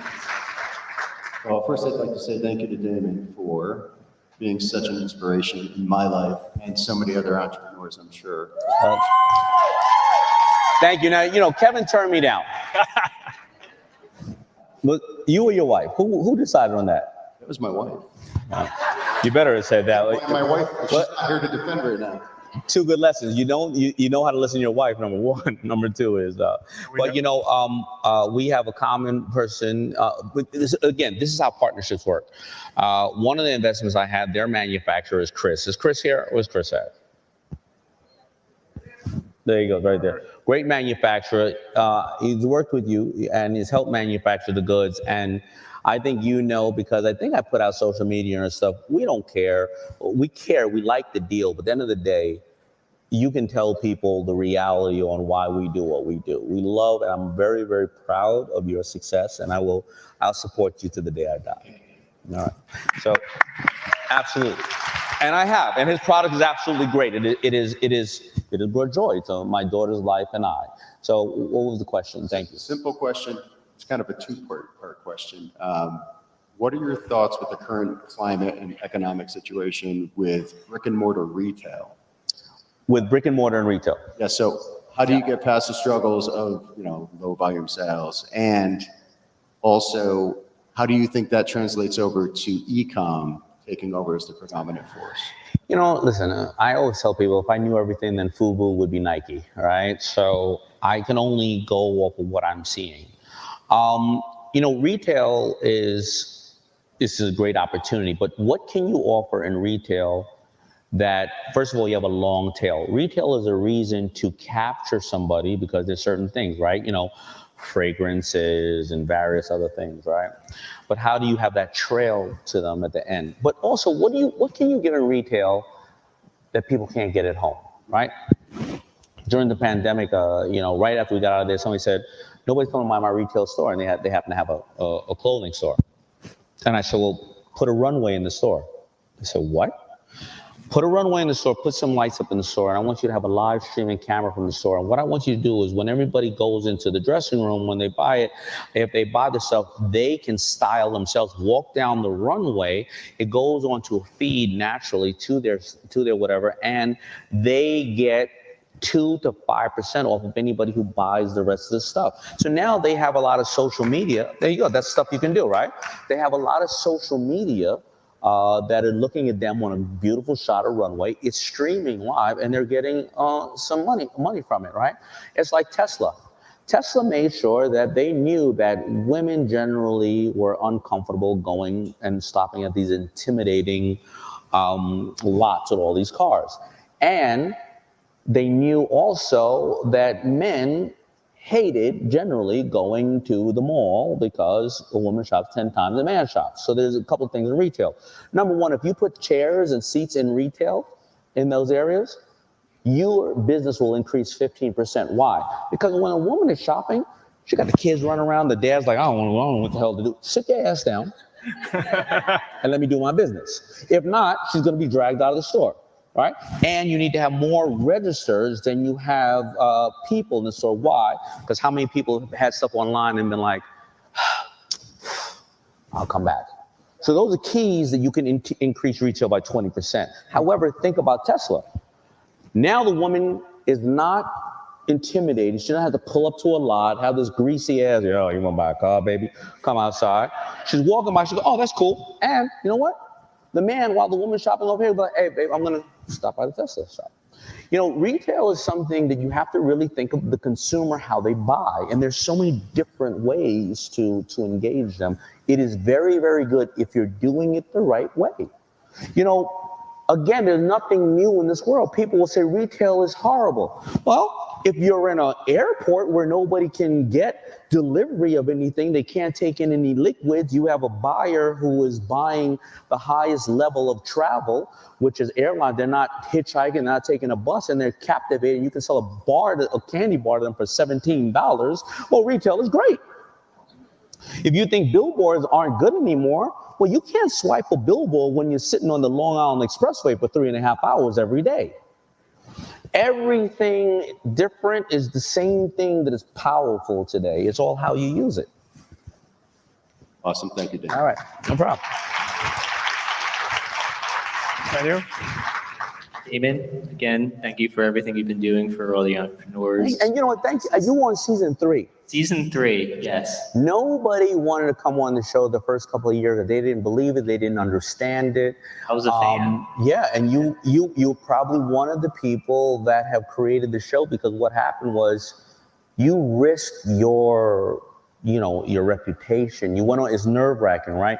You're willing to potentially give away a portion of your company. And then people like you went out to local markets, wherever you live, and said, oh, this is real. And that, you see, the show is symbiotic. The show was about the American dream, and you were one of the first people that believed in us before the show got huge. So thank you. Yeah, no, thank you. Appreciate that. So something that you've said probably years ago and over multiple times is, when talking about certain companies, that overnight success was 7 years in the making, or 10 years in the making. Nobody really realizes what goes on behind the scenes before something is, this big product hit. What would your advice be to other entrepreneurs to maybe set realistic expectations on, what it actually takes to get to that level, to get to that, that fame? So that's a really complicated question that I want to try to answer as quick as possible, which is basically called the power of broke, right? All these people telling you to quit your day job, don't quit your day job, all right? That's a bunch of shit. All these people telling you to raise money, don't raise money yet. Why don't you quit your day job? Well, you're going to have to sacrifice. All right, maybe you ain't going to go out to that dinner. Maybe you ain't going to hang out with these friends because you want to get here. But, I work in, my schedule is basically, I woke up at 6 in the morning. I sewed shirts until about 8:30, 9. I would deliver them up until 11. I'd get there at Lobster at 12. I'll work a double shift, get home at 12, sew more shirts until 3, and then do it all over again. I did that for 5 years. I didn't have a life, but I made a sacrifice. And what happened was my 80% of my time at Red Lobster turned to 70%, 60%. My friend Tasha and everybody, all the people that work with me, I would ask Tasha to come with me at a flea market and help sell on the weekend. I was taking the food home from Red Lobster, and I was eating that shit. I had medical at Red Lobster, right?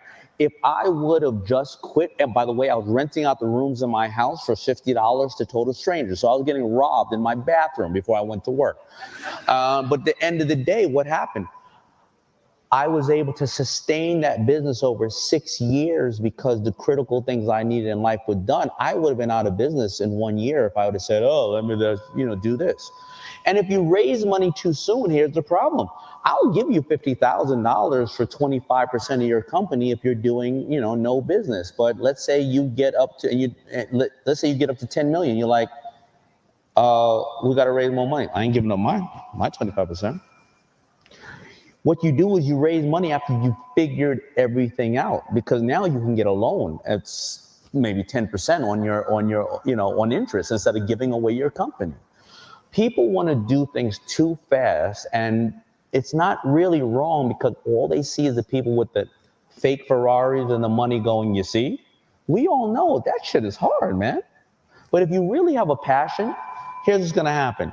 You're working your day job, you're doing something really great. If it doesn't work out, you know what? You satisfied a lot of people, you made them happy. You didn't lose everything. Yeah, you lost a good amount of time, but at least you know you left everything on the field. Absolutely. Thank you very much. Yeah. So guys, the takeaway, keep your day jobs. Gentlemen, what an incredible conversation. So as we wrap up, I want to say that today's conversation, I feel like reinforced a few themes. Entrepreneurship, right? The power of entrepreneurship, the innovation and the role that technology and platform can play in driving success, right? But also, I feel like equally important is a reminder that determination, sacrifice, right? And then vision and the right guidance, I feel like it's very important. It is. That can help turn dreams into reality, right? So remember, as a lot of people say, like, success is not a destination; it's a journey. It is. The journey that you went through, right? All of you guys went through is not a year, 2 years. It's 5 years, 10 years, 30, 40 years. Yeah. Right. So, we're excited to see where yours take you. And thank you again, Damon, for your wisdom. Thank you. Let's give it up again for Thank you. Damon John. Yes. For your wisdom, and most importantly, inspiration, right? I think a generation of entrepreneurs, small business has really inspired by you, right? And thank you again, Hamza, Kevin, and Daniel, for sharing your stories. You're all who will make, all of us aspire to be one day. And thank you all again, and enjoy the rest of Co-Create. Thank you. Good stuff, guys. So you're on it twice, huh? Which one was it?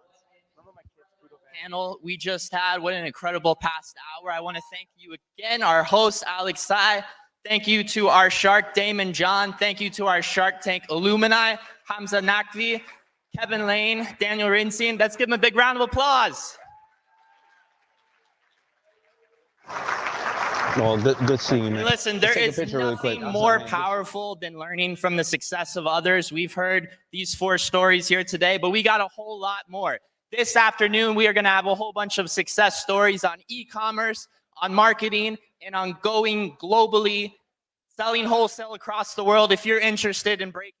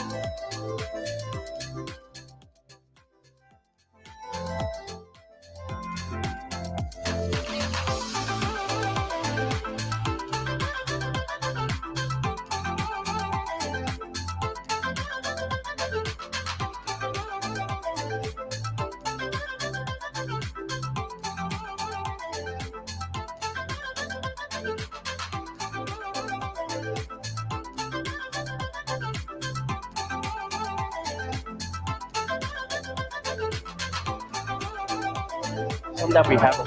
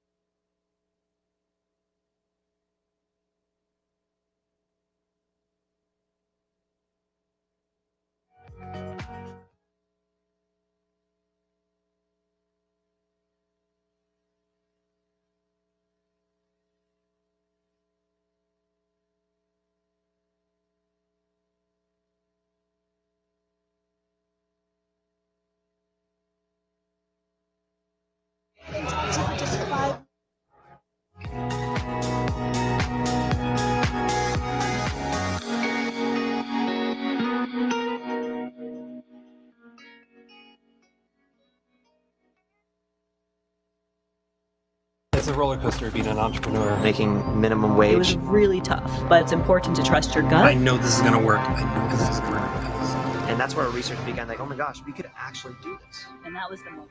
If no one else is going to do this, then I have to. And that is where the process really began. Finding the right supplier was the most important step in the process. We can actually source the products from Alibaba.com. It was like lightning just struck. People started placing pre-orders. It's a business that I love so much, I would do it for free. It's a roller coaster being an entrepreneur. Making minimum wage. It was really tough, but it's important to trust your gut. I know this is going to work. I know this is going to work. I know this is going to work. And that's where our research began, like, oh my gosh, we could actually do this. And that was the moment. If no one else is going to do this, then I have to. And that is where the process really began. Finding the right supplier was the most important step in the process. We can actually source the products from Alibaba.com. It was like lightning just struck. People started placing pre-orders. It's a business that I love so much, I would do it for free. I know that I have to keep going and growing into the future. It's a roller coaster being an entrepreneur. Making minimum wage. It was really tough, but it's important to trust your gut. I know this is going to work. I know this is going to work. I know this is going to work. And that's where our research began, like, oh my gosh, we could actually do this. And that was the moment. If no one else is going to do this, then I have to. And that is where the process really began. We thought of an idea, make our own paddles that didn't just look good, it actually played well. Produced bamboo toothbrushes that also gave back to different causes. A vinyl figure for my kids to create new characters based off of their imaginations. Finding the right supplier was the most important step in the process.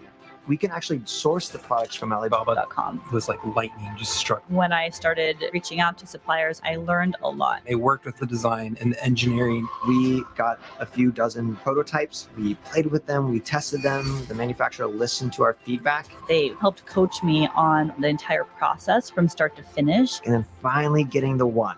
This is it. This is our product that's now ready for the world. It was like Christmas. There's this thing that you designed, that you created, and it's here, it's real. People started placing pre-orders. My dad was the person that we actually shipped the first one to. I remember he was so excited. There's a certain sense of joy when you see a kid's face light up when they play with these toys. People see the vision and they are part of the vision. Being an entrepreneur is the greatest job ever.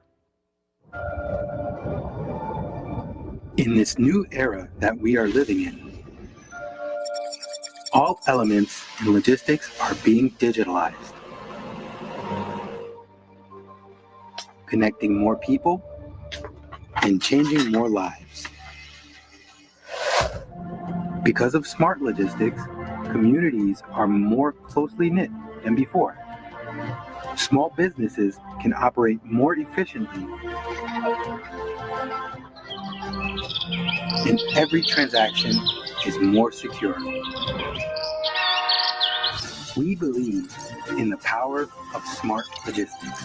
It means not only faster processes, but also better collaboration. It makes every trip shorter, every delivery more punctual. Smart logistics means precision. Algorithms, fine-tuning proficiency to enable help to reach the ones most in need faster. Expectations are better met. Smart logistics makes it possible for people to enjoy better lives, for well wishes to reach loved ones sooner.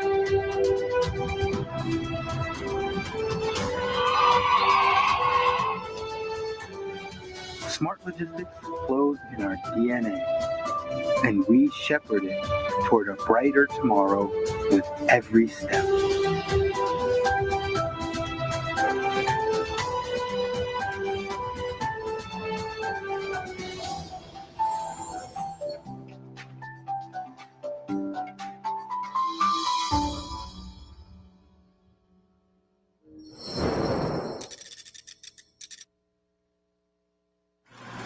In this digital age, we can easily order a cup of coffee with just a few clicks. So why can't international shipping be just as simple?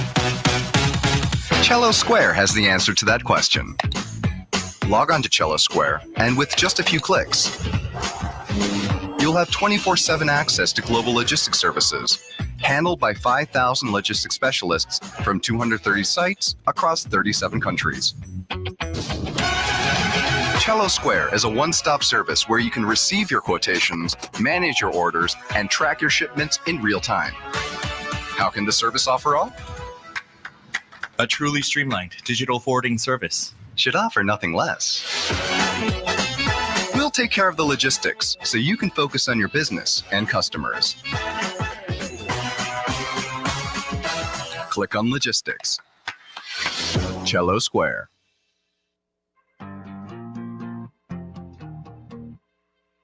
My name is Peter Crabtree, and I'm the CEO and visionary for Crabtree Brands, which is a group of food and beverage companies based in Paulsboro, Washington. So when you first enter to the right, you find Chocmo Chocolatier and Cafe. So that's really where we do all of our different chocolate production, all the way from the bar. We do between $5 and $10 million annually in sales. We do lots of local business and lots of business that we ship throughout the state and throughout the country. I used to only source knickknacks or anything that wasn't very essential to our business through Alibaba.com. So as Alibaba.com added the trade assurance program, that was really what led me to consider that as a more legitimate source for more important things for my business. 100% of our orders that we do on Alibaba.com are protected through trade assurance. I actually only buy from suppliers that participate in the trade assurance program. So that's really where Alibaba.com has helped. I've been able to connect with more custom manufacturers and able to get them the product that we actually want as opposed to having to settle for something that was close. I would definitely recommend that all Alibaba.com buyers use trade assurance, and it really builds confidence, especially for first-time customers. It's the #1 thing that's made me feel more confident in buying products.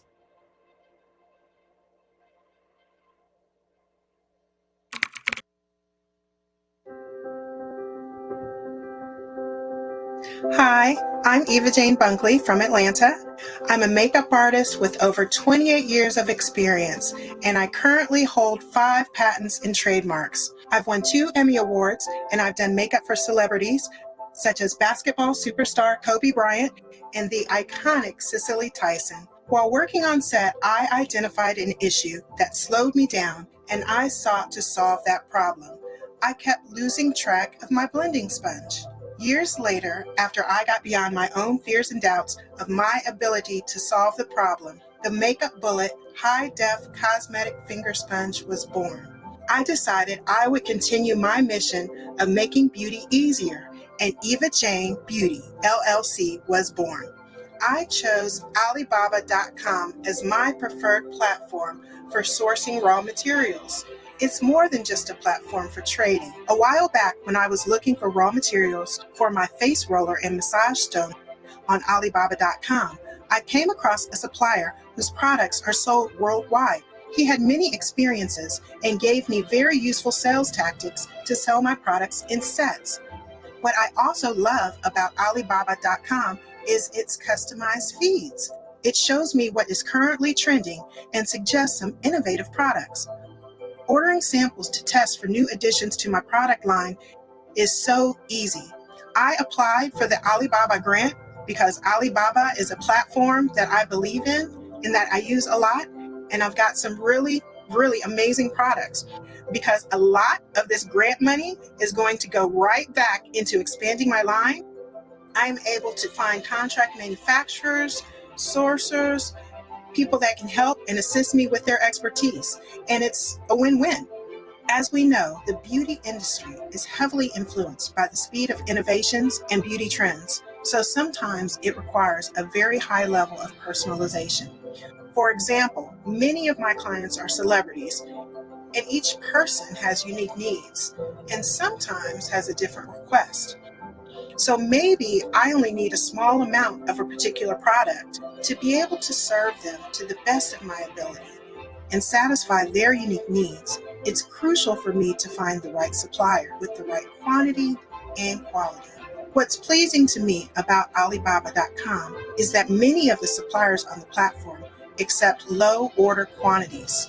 As an entrepreneur who is deeply involved in the beauty industry, I have been very devoted in creating my original products. Alibaba.com has been my trusted partner in this process.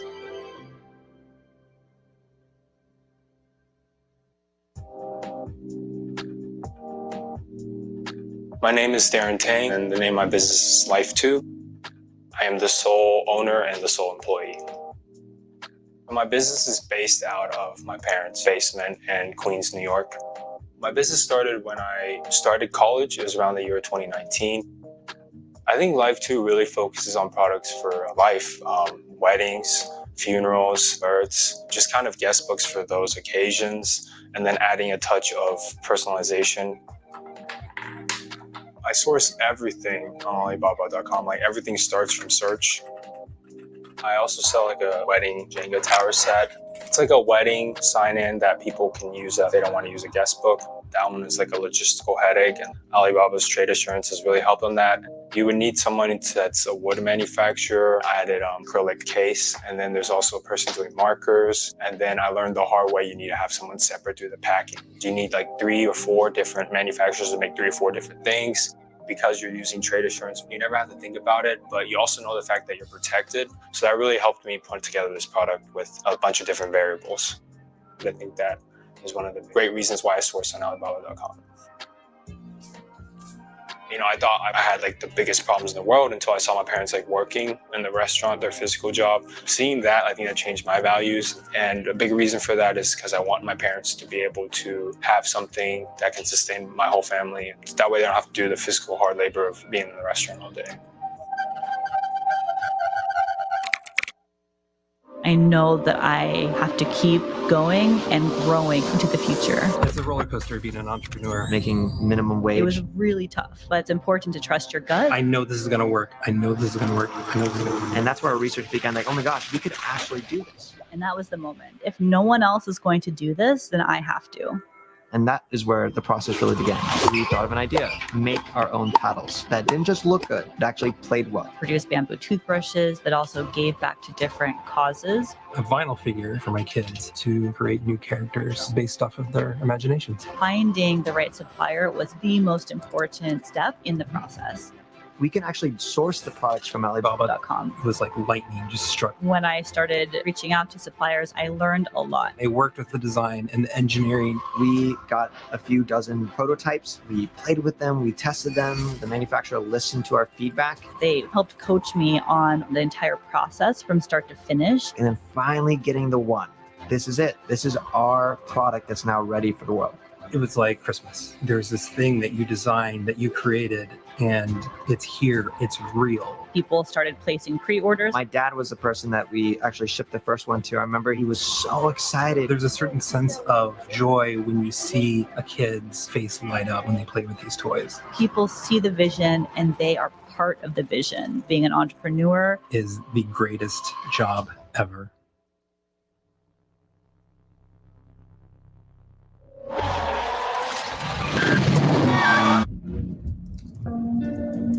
I was trying everything to reconnect with my own values of respecting nature. It was really tough. I grew up in Los Angeles by the ocean, and I've always had that connection, but along the way, I kind of lost it a little bit. When I was in Peru, we went to Machu Picchu, and before the guide left us, he said, here in Peru, we believe that if we take care of Pachamama, who is Mother Earth, she'll take care of us. And that was the moment.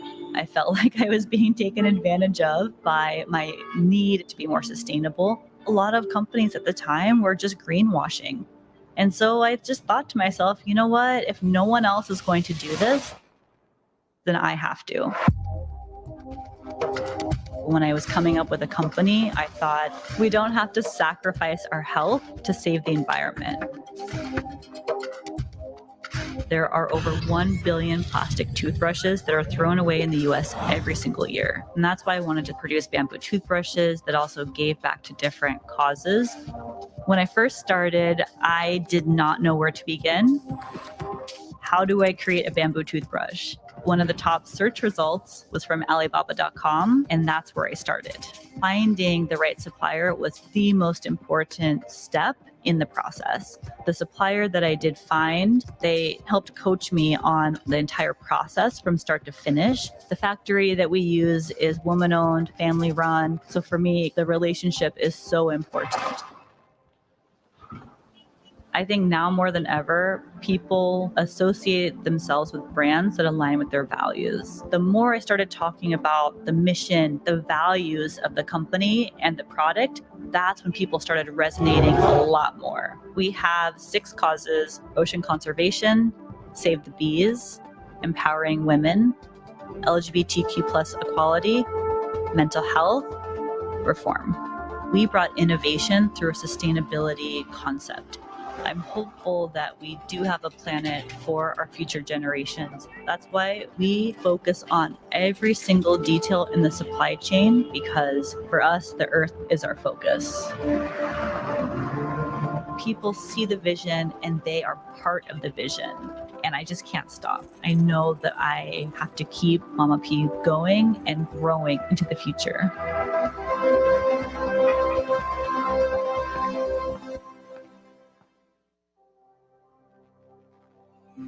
The first time I got a prototype back, it was like Christmas. There's this thing that you designed, that you created, and it's here, it's real.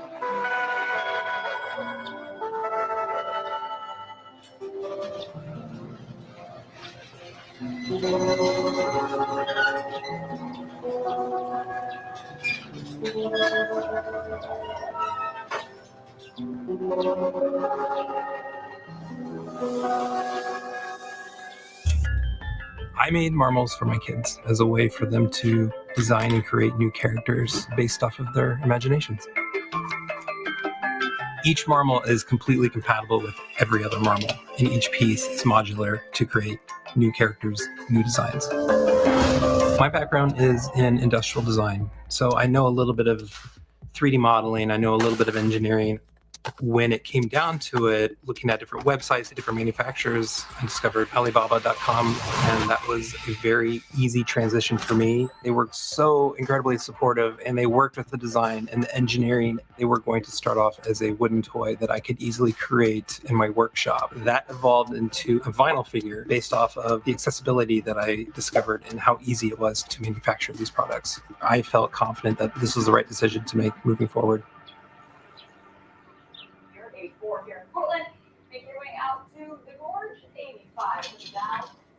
It's a roller coaster being an entrepreneur. The biggest hurdle for me has been just not knowing what's next. The risk was always in the back of my head, just trying to keep the sanity of like, I know this is going to work. I know this is going to work. I know this is going to work. Just keep telling myself that over and over. That gets into your brain and just eats at you until you're like, is this really the right decision to make? But you know it is, and you just keep moving forward. There's a certain sense of just complete satisfaction and joy when you see a kid's face light up when they play with these toys. There was a patient at the local children's hospital who was blind, and she resonated with the marbles because she didn't need to see it. She could feel it. And that just hit me like, this is something special.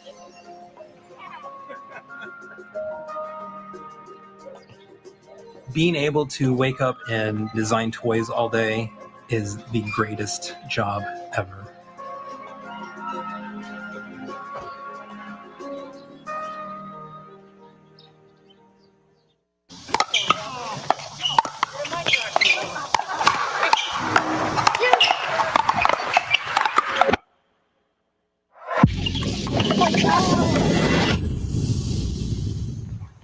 It felt like such a big mountain that I had to climb to see success. There's a lot of risk, especially in the financial position I was in. I was making minimum wage.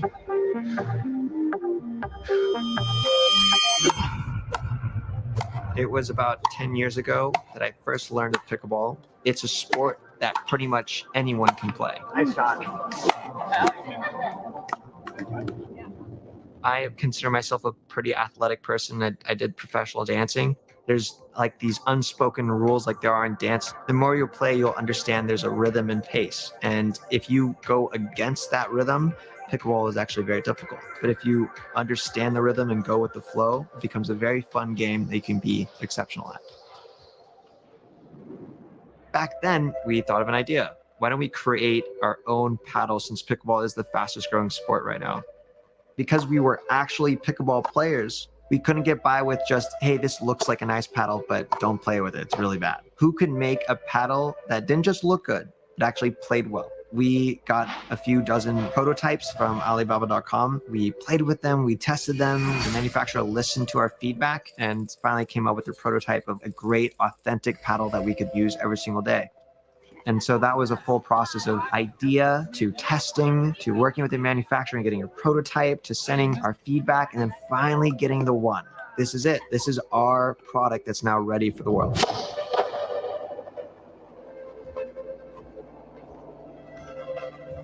There's always a moment and risk when you start something new that no one's going to try, no one's going to buy, and that's scary.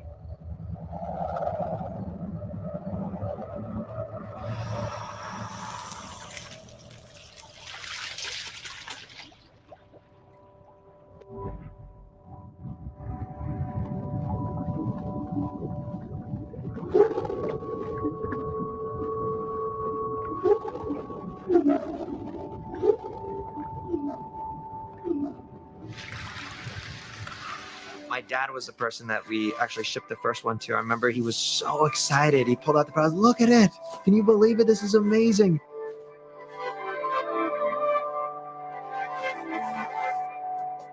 That to me was a really cool moment, knowing that, like, oh my gosh, we could actually do this.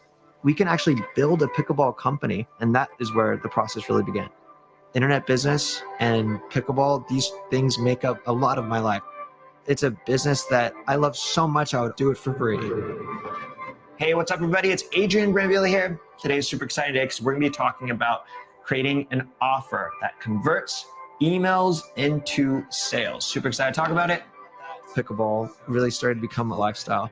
People are having a blast playing pickleball, making friends, and using our paddles, and we're a small part in their journey.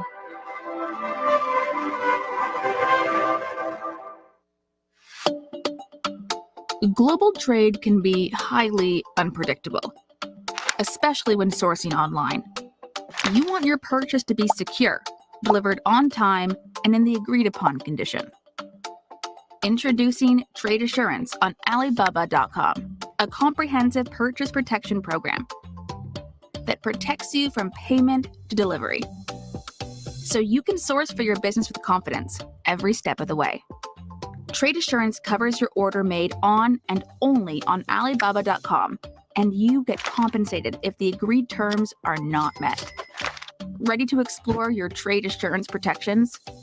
Pay with peace of mind, knowing all payments made through Alibaba.com are encrypted, secure, and can be processed as quickly as 2 hours. Choose from a range of payment options and currencies, whether you're paying directly or later with our flexible payment terms. Your payment will be held in escrow, meaning the funds will be released to the supplier after you confirm the order has been delivered in the expected state. Manage your inventory as planned, knowing your orders are guaranteed to be delivered on time. And in the unlikely event of any inconsistencies in delivery times, product quality, or other agreed upon terms, we will help you reach a satisfactory resolution, including refunds or compensation. Be extra assured if you need additional support. We bring it home with a range of after-sales services. The Shield logo is your cue to identify a trade assurance supplier. On a product page, look for Protection with Trade Assurance to see what's covered and negotiate with the supplier on specific terms. Keep in mind, you can only get protection with trade assurance on Alibaba.com when you keep all your communication and transactions with the supplier on the platform. Protect your online business from payment to delivery with trade assurance, trusted by millions of buyers. Finding qualified and experienced suppliers online can be time and effort consuming, and often a bit overwhelming, especially when there are so many types of suppliers offering similar products and services. Introducing Alibaba.com Verified Suppliers, a verified, easier way for you to find and source efficiently and confidently from experienced suppliers. To qualify as a verified supplier, suppliers must have had their store displayed information and capabilities verified by independent, world-renowned third-party companies with inspection videos and downloadable reports, hold verified certificates, patents, test reports, and import and export qualifications, have years of experience in domestic and foreign trade, and offer great services and discounts with a proven track record on Alibaba.com. To help you quickly identify suitable suppliers for your sourcing needs, we have grouped the verified suppliers into 3 service-specific types. Custom manufacturers, who provide dedicated production lines and custom design capabilities for high customization and specialization seekers. Multi-specialty suppliers, who offer low MOQ customization, end-to-end logistics solutions, and multi-category procurement for retail trend followers. Brand holders, who offer branded products and overseas distribution for brand dealers. All of them are industry experts with verified credentials and consistent product and service quality. You can find a verified supplier by searching for either products or manufacturers. Know what you want to source? Look for the Verified Suppliers filter when searching under Products. Scroll down to find the supplier service type once you land on the product page, and check out the verification details from suppliers' company profiles. Got a product idea to build from scratch? All suppliers displayed under the manufacturer search are verified suppliers with factory inspection videos and reports, so that you can build new partnerships with greater peace of mind. With verified suppliers, sourcing online can be very easy, very certain, verified. Source from verified suppliers today. You source for your business, and you've put in the effort. Now it's time to find your success on Alibaba.com, a leading B2B e-commerce platform for global trading that connects you with more than 200 million products from over 200,000 suppliers in 5,900 categories across over 200 countries and regions. Alibaba.com comes in handy whether you're on PC or using the app, whether you're searching for products to resell or suppliers to manufacture your own. With third-party verified suppliers, you know what you see is what you get. Send out sourcing requests and get quotations from matching suppliers in as little as 3 hours. Chat with them wherever you are. Check them out, connect with them. Discover your next winning product with millions of video tips at your fingertips. Pay for your order with confidence, knowing that Alibaba.com supports multiple payment methods, encrypted and secure, so your data is safe with us. Track your shipment every step of the way, so logistical uncertainties won't get in your way. We know global trade can be unpredictable. Oops. That's why we provide purchase protection services across payment, shipping, and after sales, all powered by Trade Assurance. Alibaba.com is the place to go, whether you are a solo entrepreneur, a 4-person startup, a purchasing manager for a juggernaut, or a franchise owner. Join the other 40 million active buyers on Alibaba.com and source from millions of offerings in an easier, more secure way. Oh, and stay tuned for 2 of our biggest annual promotional events, every March to discover new trends, and every September to stock up for the holiday season.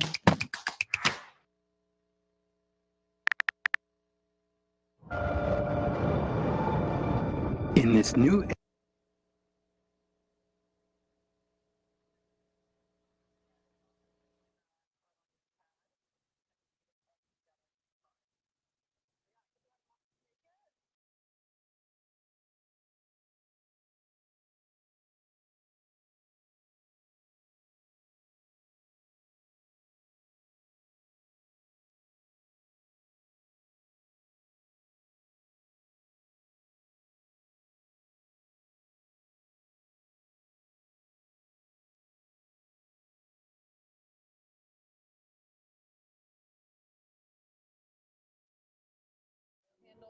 We've got massage chairs and seats, vinyl record for the wheel, all the things.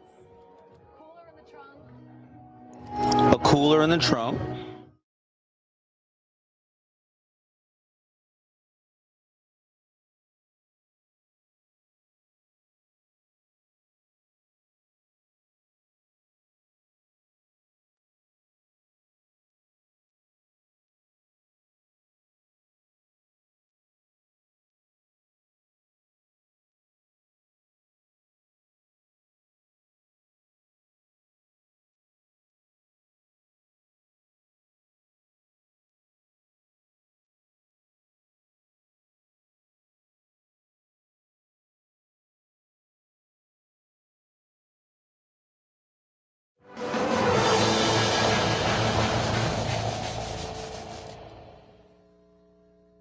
John, I'm going to give him a tour of Co-Create 2023.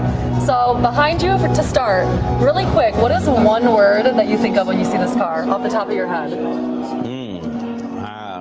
I don't know if I would say beautiful, intricate, creative. Of course, creative. Right? Creative, right? That's actually perfect. Yeah. Because really quick about the car, we about a month ago had our audience submit ideas to create this car, and we had so many submissions. Yeah.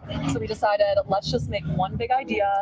All of the components sourced from Alibaba.com, and we made a car. So we got fish tanks for wheels. We got a steering wheel. You got a steering wheel with a record player. Yeah, and that's a pen. You got a toaster in there. You got a little camping set, and somebody loves to drink. Whoever had that. All miniature. Everyone loves a miniature. It's all miniature. You got a piano, just in case you want to turn around and play it. Right? And now, is this a camera?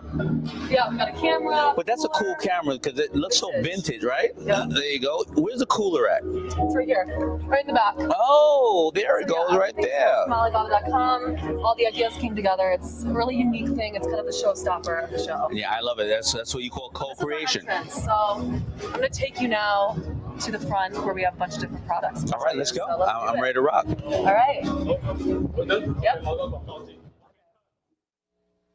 It's a roller coaster being an entrepreneur. Making minimum It was wage. really tough, but it's important to trust your gut. I know this is going to work. I know this is going to work. And that's where our research began. Like, oh my gosh, we could actually do this. And that was the moment. If no one else is going to do this, then I have to. And that is where the process really began. Finding the right supplier was the most important step in the process. We can actually source the products from Alibaba.com. It was like lightning just struck. People started placing pre-orders. It's a business that I love so much, I would do it for free. I know that I have to keep going and growing into the future. It's a roller coaster being an entrepreneur. Making minimum wage. It was really tough, but it's important to trust your gut. I know this is going to work. I know this is going to work. I know this is going to work. And that's where our research began. Like, oh my gosh, we could actually do this. And that was the moment. If no one else is going to do this, then I have to. And that is where the process really began. We thought of an idea, make our own paddles that didn't just look good, it actually played well. Produced bamboo toothbrushes that also gave back to different causes. A vinyl figure for my kids to create new characters based off of their imaginations. Finding the right supplier was the most important step in the process. We can actually source the products from Alibaba.com. It was like lightning just struck. When I started reaching out to suppliers, I learned a lot. They worked with the design and the engineering. We got a few dozen prototypes. We played with them. We tested them. The manufacturer listened to our feedback. They helped coach me on the entire process from start to finish. And then finally getting the one. This is it. This is our product that's now ready for the world. It was like Christmas. There's this thing that you designed, that you created, and it's here. It's real. People started placing pre-orders. My dad was the person that we actually shipped the first one to. I remember he was so excited. There's a certain sense of joy when you see kids' face light up when they play with these toys. People see the vision and they are part of the vision. Being an entrepreneur is the greatest job ever. Let's do it. Are you ready for me? Okay, we're gonna stand here, and then I'm gonna explain and we'll walk back this way. Then I should be here. You wanna stand there? Perfect. Am I standing by? 5, 4, 3, 2.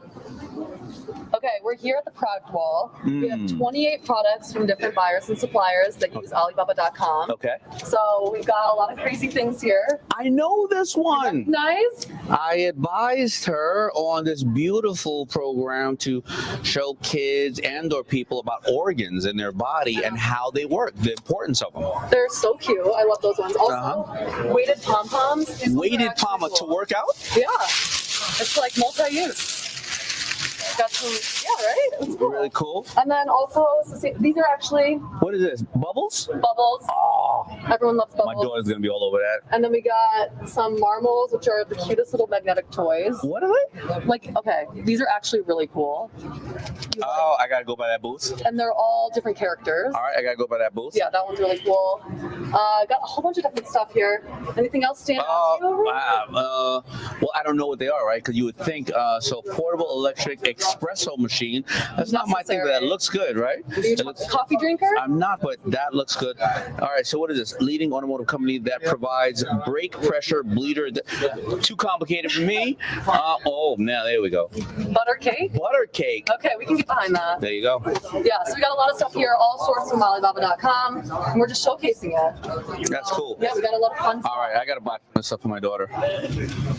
Artistry lighting, I want to see that. These ones, super cute. Beautiful. Crispy, so you know that guy, he's the best. Yeah. Matt? Yeah, I met him. Oh, the bubble machine. Toothbrushes. Where's the sustainable toothbrush? That's important. Yeah. A lot of fun Red stuff. Dot award-winning gear design for gamers.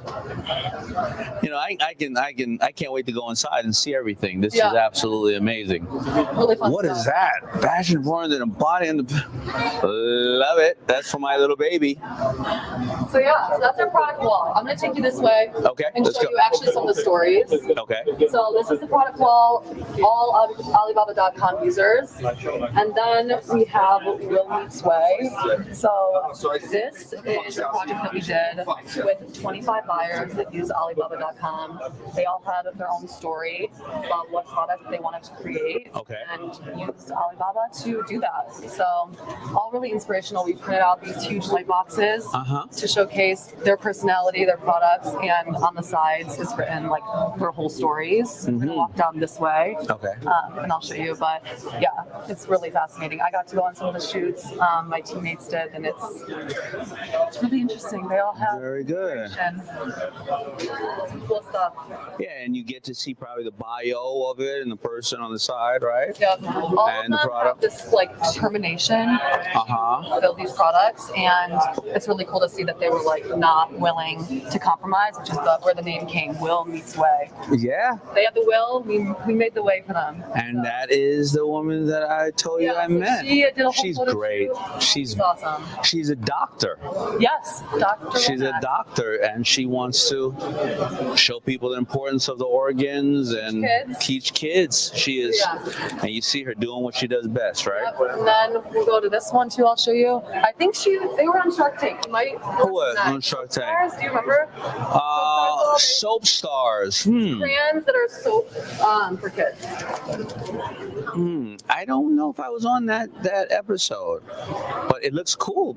You know what? I probably wasn't, because I probably would have invested. Yeah, no, it's pretty I like that. Well, maybe the numbers. Kids sanitary, washing their hands. Yeah, you know what? And I have a little one, so I probably would have at least made a bid for it. Yeah, there you go. Okay, I'm going to take you over to the suppliers now. So let's go. All right. Move over. So follow us this way, guys. For your business, and you've put in the effort. Now it's time to find your success on Alibaba.com, a leading B2B e-commerce platform for global trading that connects you with more than 200 million products from over 200,000 suppliers in 5,900 categories across over 200 countries and regions. Alibaba.com comes in handy whether you're on PC or using the app, whether you're searching for products to resell or suppliers to manufacture your own. With third-party verified suppliers, you know what you see is what you get. Send out sourcing requests and get quotations from matching suppliers in as little as 3 hours. Chat with them wherever you are. Check them out, connect with them. Discover your next winning product with millions of video tips at your fingertips. Pay for your order with confidence, knowing that Alibaba.com supports multiple payment methods, encrypted and secure, so your data is safe with us. Track your shipment every step of the way, so logistical uncertainties won't get in your way. We know global trade can be unpredictable. Oops. That's why we provide purchase protection services across payment, shipping, and after sales, all powered by Trade Assurance. Alibaba.com is the place to go, whether you are a solo entrepreneur, a 4-person startup, a purchasing manager for a juggernaut, or a franchise owner. Join the other 40 million active buyers on Alibaba.com and source from millions of offerings in an easier, more secure way. Oh, and stay tuned for 2 of our biggest annual promotional events, every March to discover new trends, and every September to stock up for the holiday season.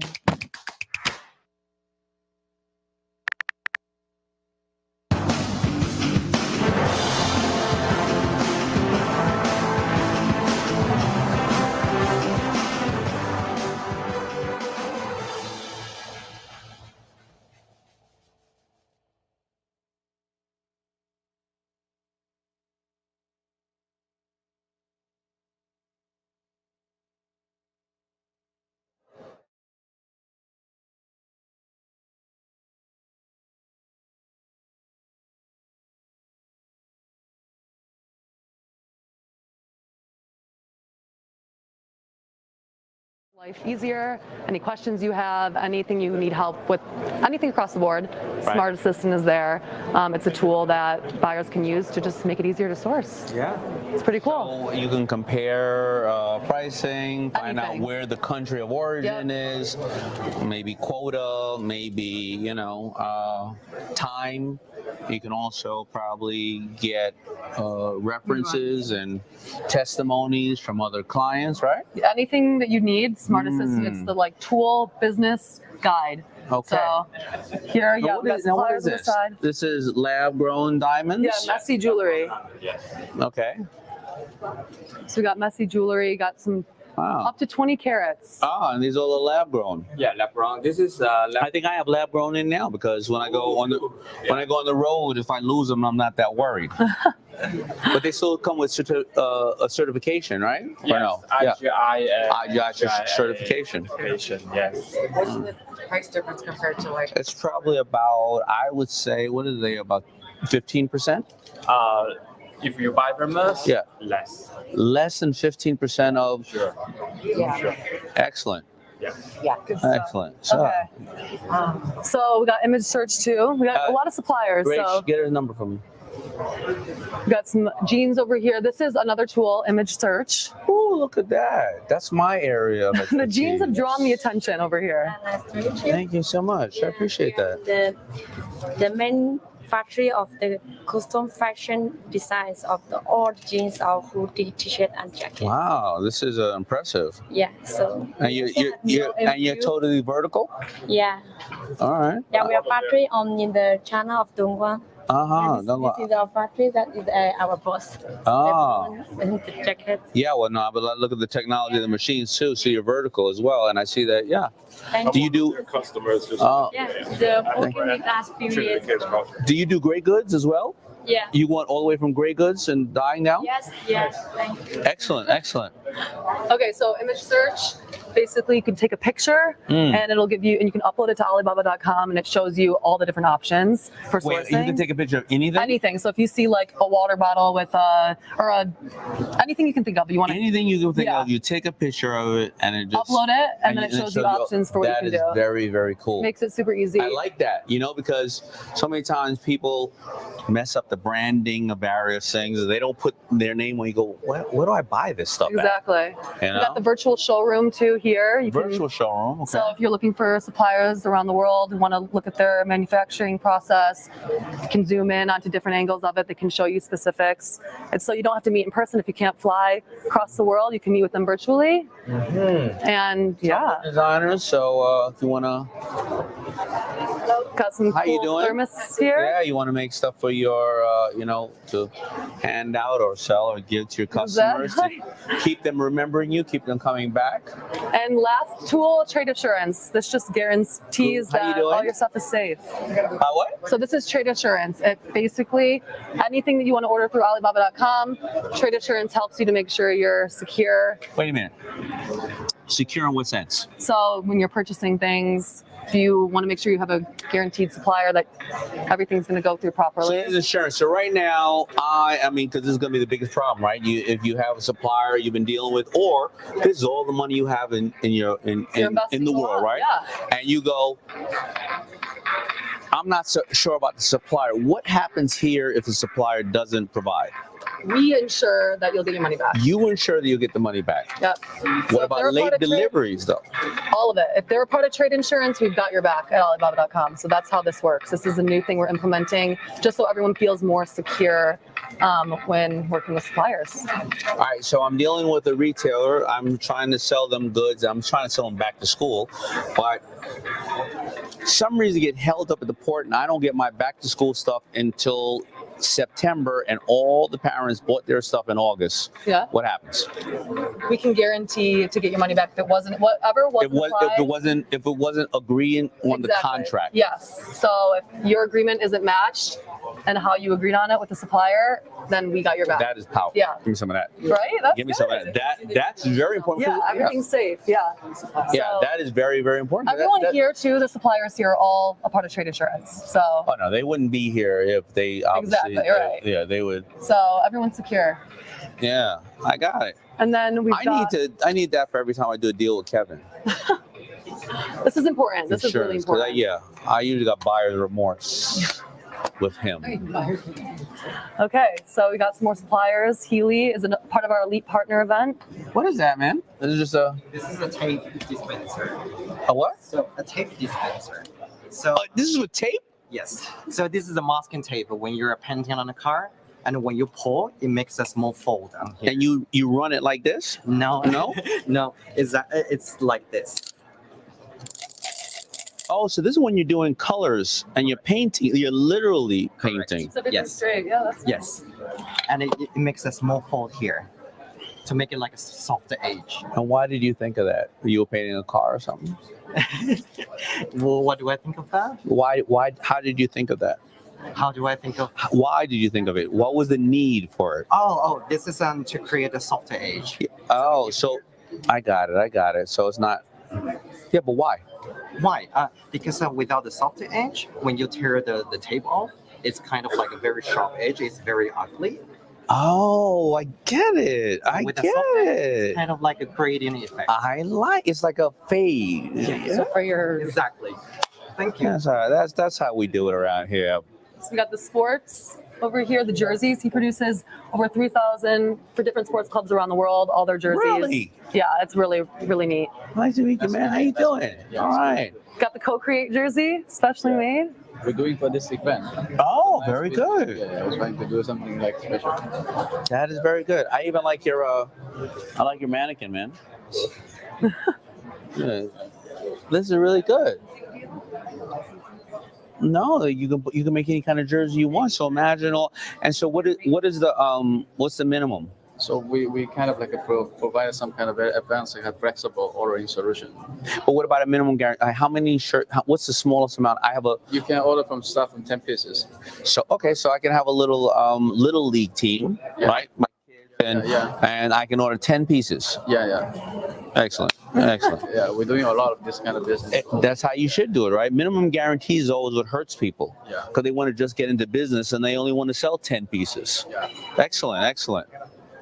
So they're part of Elite Partner event. Basically, they're the best in the industry, top 100. Really? Yeah, so those are some of the big guys in the supplier industry here too, sustainability. Sustainability, I love it. It's got some Raton bags, some silk, high fashion. This is very cool. And so what sustainability, okay, this is made out of what? Is this bamboo? What is this made out of? And some is like rattan, natural rattan. Some with bamboo. Some bamboo? Some with PP.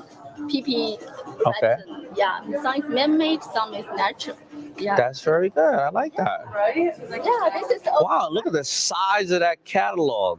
Yeah. We do our new designer. It's like this. It's most popular and hot sale on Amazon. Like this. Right. Yeah, and this. Yeah, we do a lot. And this is the materials we have. Yeah, like natural rattan and roll, hemp roll. That's really great. It's combined with the. I like that. All natural materials. All natural materials. We like sustainability. I see. Picnic. Absolutely. I could take my little daughter on a picnic basket. Yeah, it's picnic. It's so cute. What else we got here? Hygiene. Of course, everybody's been really extra conscious about after everything. It's very nice. So Necessary. Adult pull-up diapers. Okay. Very cool. And let me see. So this is how they're featured on Alibaba.com. okay, You can this is see how all the you feature products on they the. have. Oh, we scrolled out of it. She'll get it for you. Videos. Yeah, got it. You want to show Alibaba.com? Witness the entrepreneurial journey with sincerity and credibility. Here. Who's the store? Yeah, Alibaba.com. I like it right there. Verified trade insurance. So then you can easily see all the marks on. Yeah. So it shows you. So it has a check mark, I got it. verified supplier, and a part of trade insurance. All of them. That's how it looks like on the website. So you want to make sure when you're sourcing, if they have both, you're extra secure. Yeah, it features all the products, and they have the best deals on here too. Yeah, you want to have verified Yep. trade insurance. Very good. All right. Well, thank you. Thank you. So if you were working at an adult or senior living, and you didn't want to go through all the, you could save money, but no, you get it from somebody who is going to deliver quality goods, then you get it there and you save money, you get it direct. Right. Yeah, it's democratizing everything, right? Because then you're not held up by other people like, well, so forth, order a larger corporation, order some more. Green packing trend. Wow, you got a lot of green stuff. A lot of Sustainable. You got to be sustainable. That is great. We're in that world. Great. I'm gonna have to buy some of this stuff right here. I think I'm going to get some of that because you know what? My packaging is not sustainable. I appreciate it. Really. I mean, I've been using, Gotta transition. Yeah, I'm about sustainability, but until you see it, sometimes you're like, wait a minute, I'm not even doing what I preach with this. Yeah, and then you could note, I use sustainable products, packaging, and that people love that. Yeah. And it's necessary. How you doing? What is that? Gem in the box. All right, well, I'm gonna come because I'm filming this stuff. I'll come back to you in 1 second. Okay? How you doing? All right. I'll come right back to you. Actually, hey, Dean, Rach, can you just... All right, I'll just come back to you. Shit, second. Okay, we're coming to the end of our suppliers over here. Coming to the end of the supplier stuff. Owl Vision Van. If you guess what this is, I'm the president, Steve Schulman. Nice to meet you. I'll give you one for free. If I guess what it is? Yeah. It's a really cool display at Alibaba.com. All right, I'll take one for free. So it's a TV? No, it's a laser. Okay. 3-color laser. It sits in, and you don't have to project it from up top. Correct. All right. It's right from here. Yeah, I got it. Right, and then this screen goes down. So if you have a condo and no, I literally got it. What it was, I can see it coming up from there. Right. Yeah. So this is just Look where we are. It's one of the brightest, ambient light that we're in, and it's as clear as almost. Yeah. The only way that I got it quickly, I easily saw it right there. Right. That's why I could. But there's no color whale. We use a T1 chip. We use the best. We work with. How much do these run? Anywhere from $2,700 to $16,000. Wow. So you just want a $16,000 device. Oh, wow! You gonna send me an advice? Absolutely. No, well, sure. Well, then you're gonna get a whole lot of marketing. I need your information. All right. Well, we did 20 million in sales in the first 14 months. We did $1.5 million this week. And are you the founder? I'm the co-founder. The co-founder. Where are you based out of? Delray Beach, Florida. Delray Beach, Florida. We have an Irvine warehouse. No. Where do you live? Boca Raton.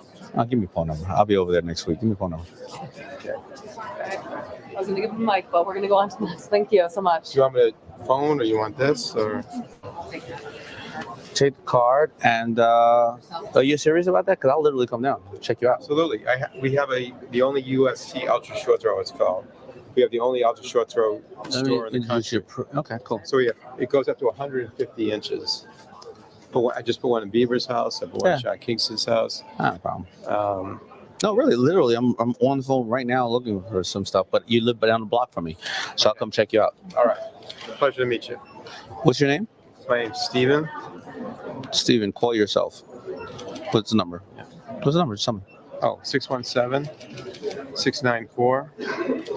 And give me 694. This is how real business is done. You see that? Right here live. Yeah, 694 3350. That's how you do it. That's it, right? Yeah. There you go. Here we are. All right, I'm calling you right now, and then I'll come by if you live. All right, and I'll order some stuff. Nice to meet you. It's very cool. And then this is the last one, Gauge Master. Gauge Master.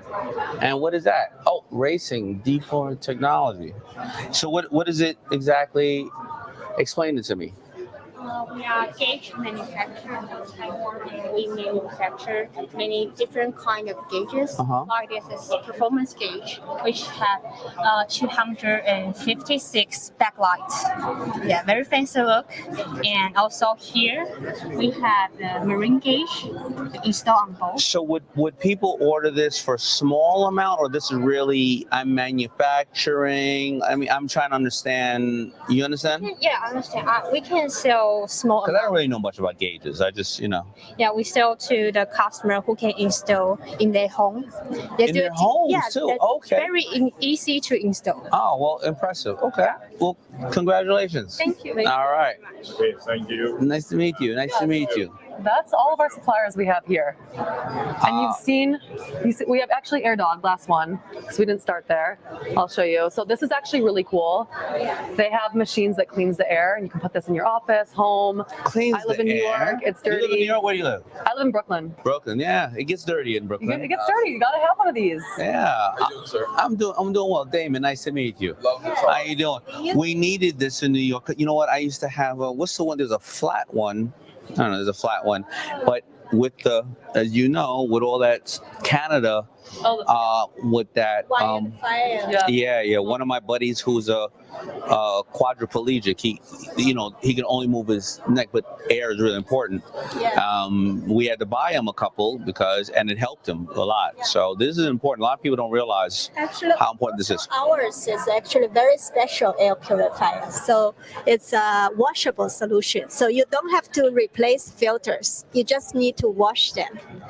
Very cool. It's actually very interesting. Maybe Harry, you can take out the collecting parts and show Damon like what it's look like inside here. It's really shocking to see how dirty the air is. I was like, yeah. So this is the collecting plate. Essentially, we use like high voltage electricity Yeah. instead of just collecting it, right? So this is just from the conference. We set this up new 2 days. Wow. So lots of things we can see in the air. But let me ask you something though. So if I was going on Alibaba.com, I wouldn't want. Okay, maybe I want one of these. But is this? You don't white label them, do you? Or this is more for like my company. I would say, you know what? Yeah. I want to buy 100 of these. That's what it's for, right? Or a small business, right? You can buy 10, right? Right now, actually, AirDog is also in US. So we're US-based company. Very good. Yeah. Okay. Well, very good. All right. I like that. You're solving problems. Very good. And saving lives, probably. Yeah, exactly. All right. In a sustainable way, because we don't throw away filters. About $6.49. Back is $11.99, and the one next to that, the smaller version, is $4.49. Very good. All right. So that's also you can see what's your air quality. Maybe I'll buy one. Yeah. Hey, let's get you a couple of free ones on the set. Yeah. Okay. Well, I like to support too, so that's not a problem. Just give me a contact, and I'll have Rachel contact you. But I care about this type of stuff. Things that help people's lives, and I don't mind paying. It's okay. I got a couple of dollars I've saved up. All right. Well, thank you so much. Good luck with everything. okay. Thank you guys. All right. So that is our tour of the supply room. I've taken you through everything. I think I've just made deals with half the people. Yeah, everyone's like, I got brochures. He's got I got green stuff. That's the problem. I think I'm gonna quit Shark Tank because I got too many deals going on here. Too much. All People right. are creating so many things. All Okay, well, thank you so much for the tour. Enjoy the rest of Co-Create, and we'll see you And later. thank you so much. All All right. right, Cool. thank you, everyone. All right. Talk to you soon. Okay. There was a one with a G.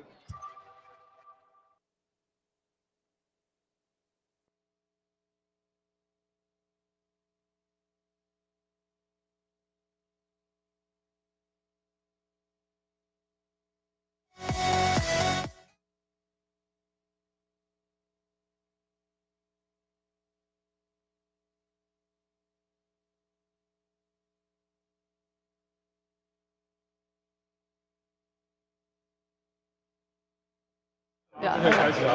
I didn't think he was going to stop all of those things. Me neither, but that was really good.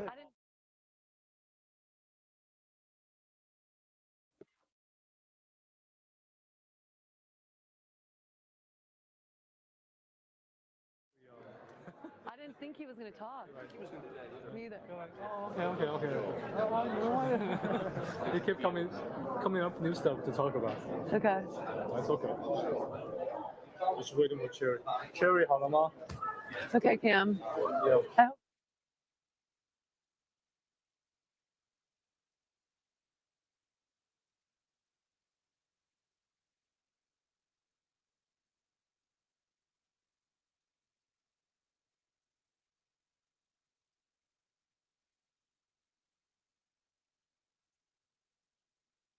To meet all of our suppliers here. So we're going to go this way, and I'm going to start you off first.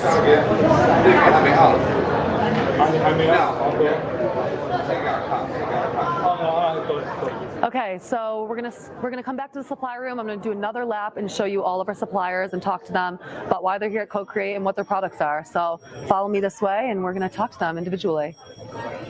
We've got a lot to go through, some exciting stuff, some innovative breakthrough products. Starting here, we've got some keyboards. They're really interesting looking. Hello, how are you? Good, how are you? Good. Can you tell me what your products are? Our products are majorly like gaming peripherals. Okay. Like we usually do like keyboards and mouses, that kind of stuff. And we're trying to be the most innovative company in keyboard industry. And why did you want to be at Co-Create? Because we want to explore more like partners, and we want to explore more customers and make United States customers to know about us. Amazing. And what is your plan for Super September? Any deals we can look out for? Yes, like the keyboards in here. It will coming out like next week, I believe. Okay. Because it's a newest product, it might be get a 10% off for the Super September. And we also have all the product in our list. Okay. It may take like 20 to 30% off for that kind of stuff. Okay. Yeah. Amazing. Well, check them out, Alibaba.com. They're going to have some deals for Super September. Appreciate you showing me. That's awesome. Thanks for being here. Okay, we're going to head over to our next supplier. We got Idea Therapy. I'm interested to see what we've got going on over here. Got some red light therapy. This is really in right now. Red light therapy, all the health benefits. So, really quick. Hello. How are you? Can I have you step over here with me? Okay, thank you. What are your products? We're factory focused on designing and manufacturing this kind of red light therapy, including this kind of red therapy panels and wearable red therapy products, and like this mat and the bag, and all those kind of red therapy products, and also beauty products. And why are you at Co-Create? We just trying, because this product is really good for health, and so we trying to have more and more people to rate our products, and it's really good for our health. And we also want to have more customer to resell our products, and that is. Yes. Do you have any deals going on for Super September? Yeah, of course. We have a lot. Actually, September is the most promotion month of all of the year, and we provide a lot of coupons on our, Alibaba store, and we also provide a rebate if customer order like 500 USD or 1,000 USD. We also have refund to our customers, and we also provide 10 discount for most of products at our Alibaba store. Amazing. Well, thank you for being here, and thanks for talking to me. Love it. Thank you so I need to get one. Red light therapy. It's all the health benefits, all the rage. Yes, thank you. Thank you. Okay, so we're heading over this way to some really cool jeans. You're going to see it in a second. I love fashion, and they have all the customization, anything you could want. Really cool stuff. So I saw them earlier, so I'm excited to talk to them again. Hello, how are you guys doing? So can you tell us about your product? Yes, we are in the men jeans custom fashion factory. So we are doing different kind of the fashion designs with the customer or brand, and with the label part and the main label, that when the zipper button or the one we can custom for here or brand. And we also have the low MQ. We can making any amount of the quantity. Okay. Yeah, we are factory making production of 20 years old, and we working with the Alibaba line is 4 years old. So wow. Yeah, you can see also we have the fashion designs. We can join any designs you just did below. We can do it for you. Okay. It's not like the normal factory the way we do the high design of the washing, the kind of something we can just make it. Okay. Only show we ask the All design. customizable. Yeah, Love yeah. it. Yes. And why are you at Co-Create? Yeah. What about Co-Create? You wanted to come here just to meet, network? Yeah, we want to just come to here to show we are what we can do, so Right. we can make it more the customer. We want to the US market to understand what. Yeah. We love fashion, so yes, you have a great fit on also. Yeah, I this love also this is outfit. our designs. Yeah, So good. Yeah, it's our designs. Yeah. Do you guys have any deals going on for Super September that we need to know about? Yeah, I never show. Yeah. Okay. Yeah. Well, I'm here as a customer. Yeah, this there. is the one. Oh, okay. My brand is based in Atlanta, Georgia. Okay. So I've been working with them for the past 4 years. Oh, amazing. So I actually have been to China several occasions to Okay. work on samples. I definitely recommend them because Yeah. look at that, 2 pieces MOQ. It's crazy. It's great for startups. Right. You literally can start a brand with 2 pairs of jeans or 2 items of apparel, Right. and then grow from there. So Yeah, you've got some really cool stuff. I saw the pink shorts over here. I'm like, I want to we get can some. show Yeah. the Very cool. designs we have. The Awesome. different of the color we can wash in. Yeah, you can see. Really cool stuff. It's like this one is made without washing in the Japan kind of the fabric and the special. Yeah. Awesome. Thank you so much. This is really cool stuff. I'm gonna be back over here later because I'm like, thank you guys. Love the outfit. So good. Okay, we're going back here. We got a couple more people to see. So much cool stuff. A lot going on at Co-Create. This is our final day. I'm sad because it's been so fun, and now we gotta wrap it up later. But okay, we got chefs here. So what do we got over here? Let's see. Hello, how are you? Hello. What is your product? My main product is salt and pepper grinder and oil and vinegar dispenser. And our new item is coffee series. We have a coffee grinder and Okay. coffee travel bag. You can see here. For all the coffee lovers. Yeah, Love yeah, that. of course. So why are you at Co-Create? Sorry. Why Co-Create? Are you networking? Yeah, because we are we open our shop in Alibaba for many long years. I think more than 20 years. Oh wow. Yeah. And do you have any deals going on for Super September we need to know about? Yeah, of course. For September, we reduced most of our hot selling items. Okay. And to get the promotions. Love it. Yeah, for example, let's see. Also include our new items. So for example, this is mini electrical salt and pepper grinders. Oh. So for people, it's very easy to use. It's just press down the buttons. So And it works. makes perfect salt Yeah. shavings. Yeah, You put salt all the shaving. whole salts in there and then Oh, shave it down. yeah. And We it's also sleek have, looking. This is, and also has a Type-C. So it's rechargeable. Okay. There you go. I love it. Thank you. I'm gonna get some. Need some for my apartment. Everything here, I'm like, I need it. It's so good. Thank you for your time. Thank you. Okay, we've got a lot of cool stuff here. I'm like, I didn't plan on shopping, but here we are. Okay, so we've got some tumbler stylus, this is called. Really quick, hi, how are you? Good. How are you? Good. Can I ask you, what products do you have? We sell many kinds of tumblers. They are just part of them. Those are power-coated tumblers. And also we offer sublimation tumblers from US warehouses too. Amazing. Why are you at Co-Create? What? Are you meeting a lot of people at Co-Create? Are you having a good time here? Yes, we do. We do. We met a lot of customers and also some friends who show great interest for our products. Love Especially it. this one. What is that? This one is super hot. Okay. This is a tumbler. Come with the magnet nib. Oh, so you can stick it right onto the bottle. Yes. Usually that's peak innovation. That is actually very cool. Usually when you are drink water, you need your and you always lose your anywhere. caps. Right. Yeah, Amazing. you can find it. But I love you have it. this one. You can see it here. Do you have any deals for Super September? Yes, a lot of deals. Okay. Yes, if you are interested, you can go to our website. Okay. This is our store name. Perfect. Yeah, Check them out, alibaba.com. Find all their deals for Super September. Amazing. Thank you. Okay, great prices. Key. Thank you. Okay, we're heading over here, some more homeware, which cannot get enough homeware. Hello, how are you? How are you? Good. Can you tell me a little bit about your products? Yes, so we are the manufacturer for the food storage. Everything you use to hold the food, basically you can just finally buy it from us. Okay, and why did you decide to be a part of Co-Create?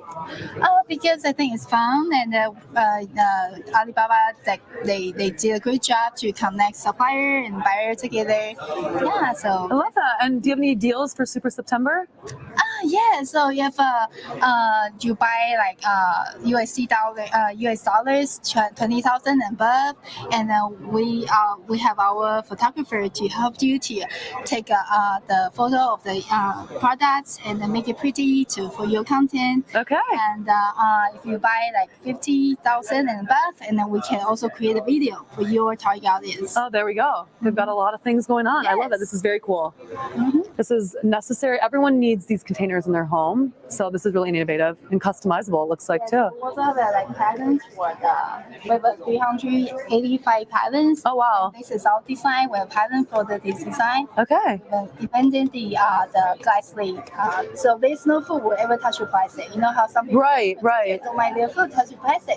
That is why we invented the glass. The glass, and it's got a little compartment so you can let the air out when you have like hot food and you don't want it to get all moist in there. That's perfect. Right. Innovation. Yes.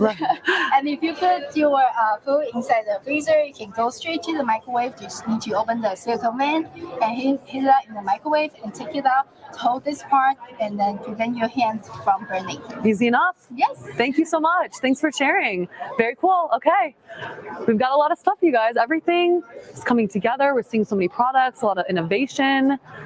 We got another one over here, Auto Tool Innovator. I need to hear about this. Hello, how are you? Hello, I'm good, yes. What product do you have here? What can you show us? Okay, so I think we have something very interesting here. This is a flexible funnel.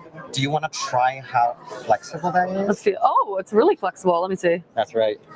Okay, what is it? Oh, so this, what does it do? Okay, so this is for mechanics, car mechanics. Okay. When they're draining oil from the drain plug, so they can just doing like this, create a channel. And form it any size. So yeah, any compartment that you have, you can adjust the sizing to it. It makes it easy. And then you can also turn in this way to create a funnel. Oh, wow. When you're refilling. See, how do you think of these things? Well, this is very cool. I like very it. cool. Yeah. So why are you here at Co-Create? So we are here try to see what's going on in this world for the e-commerce, and there are a lot of seminars and a lot of conventions. Right. So we would like to learn what's going on in this world at this moment. So it's really, really interesting to see. Wow, so mind blowing. I love it. Yeah. And do you have any deals for Super September we need to know about? Yes. So we have the deal for 5% off on all the products. 5%. Mhm. Okay. Yes. Awesome. Thank you. Thank you very very much. cool. Very innovative. Thank you. Thank you so much. Ciao. Have a good one. Thank you. Okay, that was really cool. Very interesting. It's like moldable, super flex. I think it's actually very easily clean. You can clean it really easily too. So that's a good one. Okay. So we're gonna take you around to more suppliers in a second here. So stay tuned. The third example is Rob Walker. Rob Walker tried to demonstrate the power of storytelling by buying meaningless items like that plastic horse, and then trying to resell it for a higher price. He couldn't get one item sold. Not one of those 150 items he bought sold after just trying to re-up the price. He then hired an author to show people that if you tell a story, you can then sell for a premium those exact same items. After he hired the author, he sold the items for a combined $8,000. $8,000 from $1.50 per piece. Why? Because the stories moved people. The stories connected with people. Stories made people feel something and want them to pay for that premium price. What Rob Walker really demonstrated was an item that's meaningless with a meaningless story cannot sell for a premium. An item with a meaningless item with a meaningful story can sell for a premium. So imagine what a meaningful item with a meaningful story can sell for. It's unlimited. The third thing is authenticity. From a show of hands, does everyone have social media in here? A lot of people have it. You can raise your hand. Unfortunately, on social media, there's a lot of perfection or so-called perfection. The lack of authenticity is actually creating a deeper wedge between businesses and consumers and consumers and consumers. We live in a world where there's not a lot of authenticity, but when you feel the authenticity, you want to be around it. You want to be surrounded by it. You want to be friends with that person. You want to be part of that brand. You want to be part of the journey because it's relatable. It creates trust. Authenticity is the ability to trust somebody. It makes you feel at home with that person or that brand. Today, a lot of brands forget about that. They always want to show the good. They don't want to show the bad. They don't want to show the ugly. They don't want to show you what's actually happening. And the reason being is because authenticity is sometimes uncomfortable. as a business, we use the authenticity to connect deeper to our fans. We use it to connect as friends. We want our consumers, when they go to a store, they go to the website and they buy, they feel like they're buying from a family member, a neighbor, or a friend. Why? Because a friend cares for a friend, a family member cares for a family member, a neighbor cares for a neighbor. So when you go into a supermarket or you go on a website where there's all kinds of products, ours shines bright like a diamond because you respect that authenticity. You love our brand because you are a fan.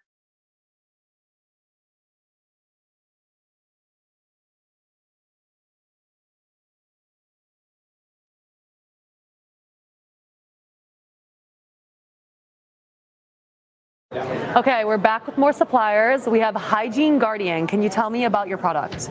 Yes, we are Kim Lead. This is my company name, Kim Lead, company from hygiene products from China, Hebei province. And we have our, you can see, we are organic and friendly and safety. My adult diaper, pull-up diaper, and for some babies and women's. Yeah. It's biodegradable. I see it as well. Yes. Very sustainable. Love it. Sustainable and friendly. And why are you at Co-Create? Because we have many strains in our products and in our company. I will show you. You can see.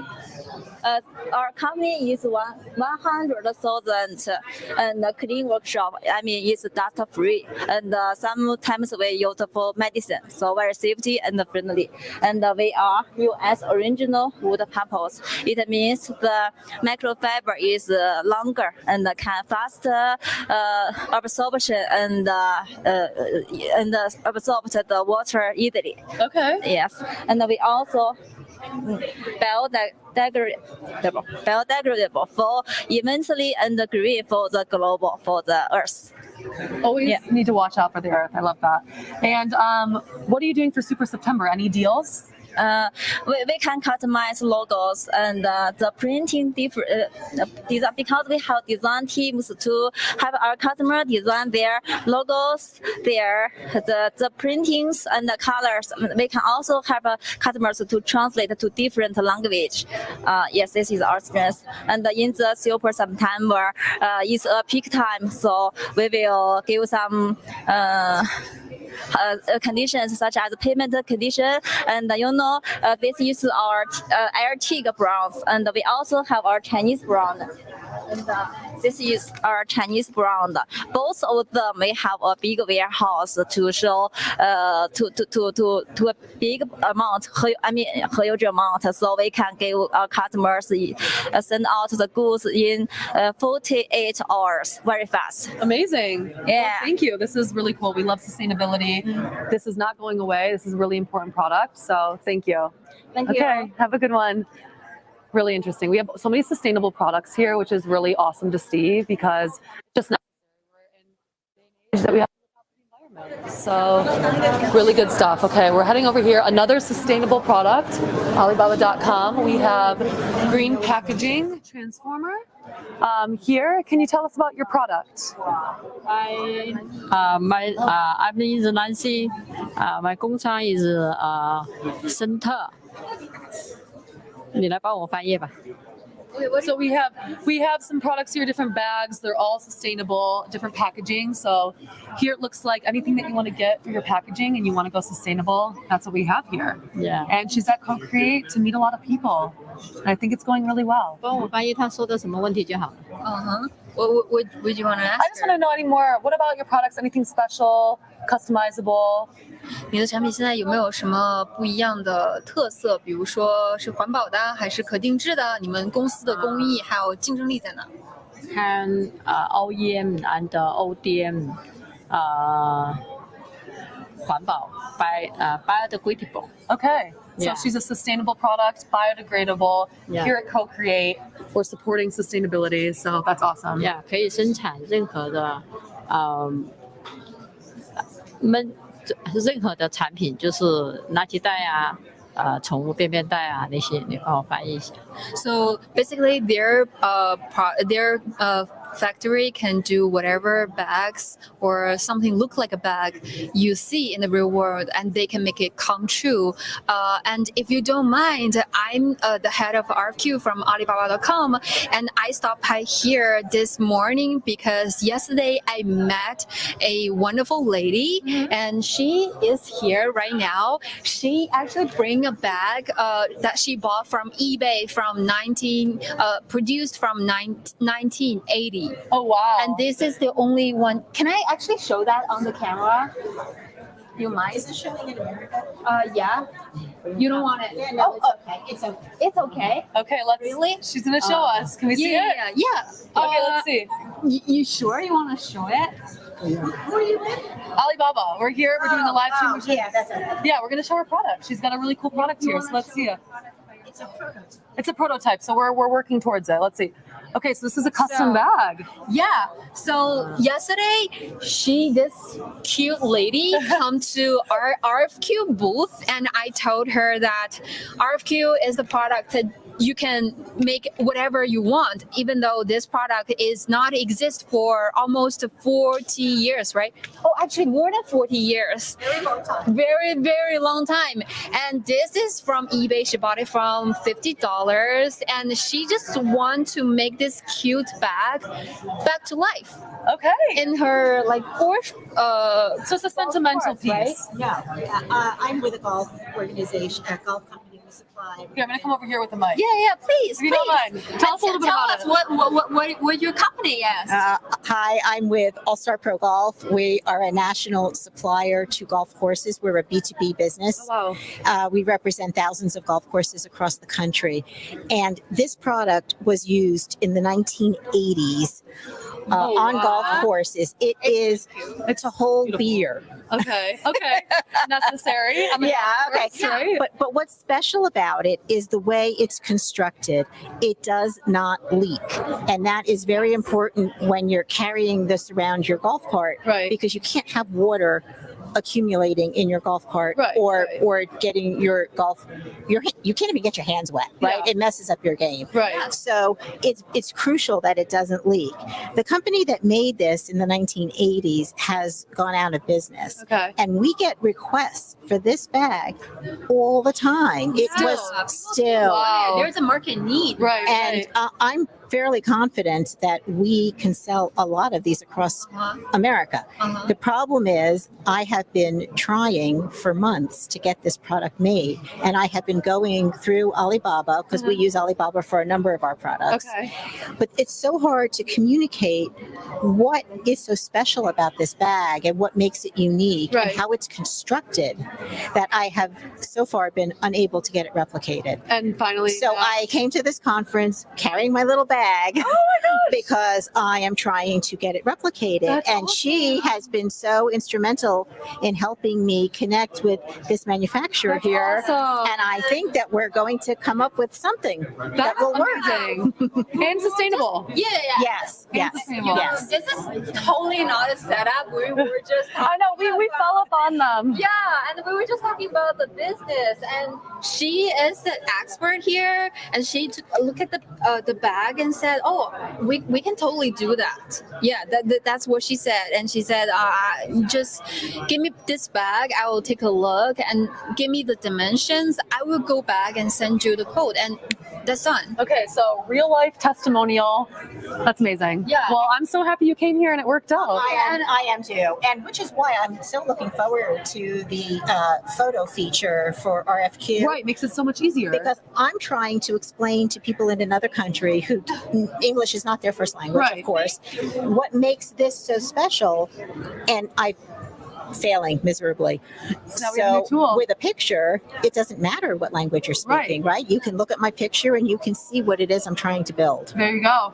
So she's already using the tools. That's really exciting. That's awesome. Yeah, and by the way, if you guys want any other products for bags, don't remember they make Poopy bag, they make the food containers, they make forks and knives and everything. Yeah. So find them Alibaba.com. They're gonna have deals for Super September. You can find them under Alibaba.com. Search the name. That's actually really cool. Thank you so much. Thank you so much. Thank you. That is awesome. So we have a real life testimonial, very unplanned. She was not ready, but we had that's awesome. I love to hear the stories. People are coming here, finding their suppliers, getting to meet in person and talk to everyone. It's really cool. And she found the sustainable supplier to use for her bags. It's an awesome story. I love following up on stories like that. Okay, so we got another supplier over here. I think they're in an interview, but I'm gonna tag them in really quick. Hello, how are you? Good. How are you doing? Doing well. I'll talk to you later on. Sorry to interrupt, but can I ask you a little bit about what products you have here? Sure. Name of the company is AWOL Vision, and this is our product right here. It is a red, green, blue laser ultra short throw television, actually. So as you can see, the device is right here. Goes straight up, and it only sits 6 inches away from the wall. The old-fashioned projectors sit about 12 feet away. So if you take the power of 3,500 lumens and the red, green, blue laser with a Texas Instrument chip and a really good lens, this is the picture that you get. Wow. And you can tell the detail, you can tell the color. It actually has 3D, Dolby Vision, Dolby Atmos for sound, and the screen itself that we sell can go up and down. So if you live in an area where you have a window or a picture behind it, you can actually see the picture when you press this button and the screen actually goes down. That's Yep. neat. Love it. So you can just put this anywhere. It doesn't obstruct any views. Right, exactly. Yeah, that's awesome. And the main thing that we're doing is we're not trying to replace the theater. Right. Every average American home has 3 to 4 LED TVs. Right. And what we're trying to do is replace your TV, just one of them. We don't want all 4, where you can have a cinematic feel at home. Yep. And you can have the reflective, LED screen in your bedroom. I mean, so this is the new paradigm for home entertainment, having Awesome. a home cinema while you're sitting on your couch and watching Avatar: Way of Water in 3D, because we can do 3D as well. High tech. Really, Very high tech. really high tech. Yep. So why did you want to be a co-create? What was the purpose for you to be here? Our purpose to be here is to find buying groups. Okay. We think that the buying groups really know the demographic, really know their people. And when we go through Facebook and we go through Google ads and a lot of the digital media, it's effective. Right. But the buying groups know their customers better than anyone, and better than any algorithm. Oh. So we've signed up a bunch of high-tier buying groups that are very interested in this, and they'll be reselling them to their customers. Okay. So Yeah. you're having a good time. Having a great time. Love it. Just met Damon James, and Yeah. he was really He was interested really in it. interested. You guys had a business deal going on right then. Oh and yeah, there. I can't tell you what it is yet, but we Something's cooking. Yeah, something's going on. I love it. Well, thank you so much. Enjoy the rest of the conference. Okay. We're day 2, and sadly it's almost over, but thank you again. Nice to meet you. Nice to meet Thank you. you. Thanks, everyone. So we're going to go to our last supplier. We have Gauge Master. This I want to learn a little bit more about because it's really catching my eye. They have the actual products here, so let's tune in and see what they've got. Hello, how are you? Hi, I'm great, thank you. Can you tell us a little bit about your product? Hi guys. I'm Paula from Deeper Rising, and we are manufacturing for all kind of gauges. For example, automobile gauge and marine gauge, truck gauge, and also some of motorcycle gauge. And we have more than 50 years experience for making the gauge. Can you show us the gauge right there? Yep. This is our hard sell gauges. It's for vintage car, some old car. Yeah, they really like this kind of style. You can see here they have a special design for the needle. Yeah, which is very unique. Yes. And why did you want to be here at Co-Create? We help Co-Create can help us to promote our brand. Right. Yeah, and also we would like to show everybody our most fancy look gauge, performance gauge. Okay. And it has 256 color. Wow. Yeah. Amazing. Yeah, Are you good offering any deals during Co-Create that we should be aware of? Any deals for Super September? In Super September, we launched many new kind of gauges in the back here, which we didn't sell on Alibaba.com before. And also we lower our MOQ in Super September into one piece. And for the customer who like to take a try before make the bulk order with the special price. Amazing. So check them out, Super September. They've got some deals, some limited stuff. That's awesome. Yeah. Okay, thank you so much. Okay, so we've talked to all of our suppliers here at Co-Create. Everyone's offering deals during Super September. They have a really cool, innovative products. Make sure you check them out, Alibaba.com, and you can find them all there. All verified, all product trade assurance. So thank you so much for tuning in, and that's a wrap for our live stream at Co-Create. Talk soon. We're going from B2B into direct to consumer reverse, right? Or going from brick and mortar to online, or online to brick and mortar, right? There's all these different channels now, and we have access to, really measure, the value from those channels.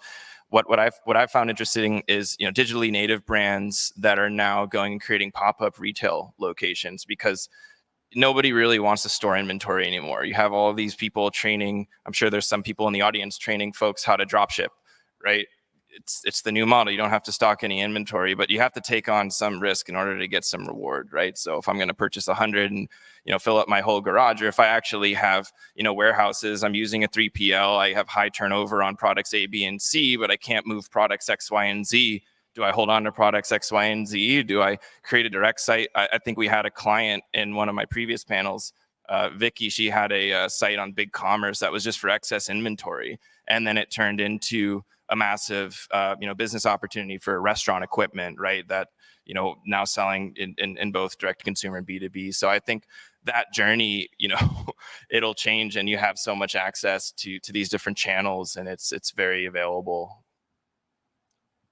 Let's go back to use cases, because we deviated out from that because there were so many good follow-ups. But John, you shared some of what PackView does, but I don't know if there was a little bit more that you wanted to offer in terms of a use case or a user journey, to just help people get a better understanding of the opportunities there. We recently we spend a lot of time and also resource in AI, especially with the ChatGPT and the large language model comes out. We are thinking where we can do more optimization for clients. So we released a few things. For example, Excel Copilot. Basically, user can just speak in or type in natural language, and we will run the reports for them. The other place is we use ChatGPT to optimize users' Amazon listing. Of course, next step we will do also for Walmart and Target, but Amazon is the first step. So these are all the things that we try to improve our products. That's great, thanks. Alec, why don't you pick up and just share a bit of a case study or user journey for BigCommerce? Yeah, so for BigCommerce, right, we're an e-commerce platform. We help merchants build direct relationships with their clients, right? So for us, it starts with product discovery. You'll find a product. You might do some research. The website has to have enough content for that buyer to feel comfortable about your product, but they might not purchase the first time they arrive on your website, right? You might not know why they bounced. You might have some idea on why they bounced from the page, but ultimately it's about product discovery, the ability to attract more eyeballs, whether that's via Google or via TikTok or some other channel where you're driving traffic, and being able to convert and retain those customers, right? So whether I'm selling restaurant equipment, whether I'm selling the wireless Shure SM58 that I'm currently speaking on in bulk, right? It doesn't really matter. You have to have the right product information displayed in the right channels with the right story, and really build that kind of story around your brand. And that's all done again through many different channels. Digital, the e-commerce site is one to showcase that. Think of it as just a retail store, but doing as much as you can to interact with that end user.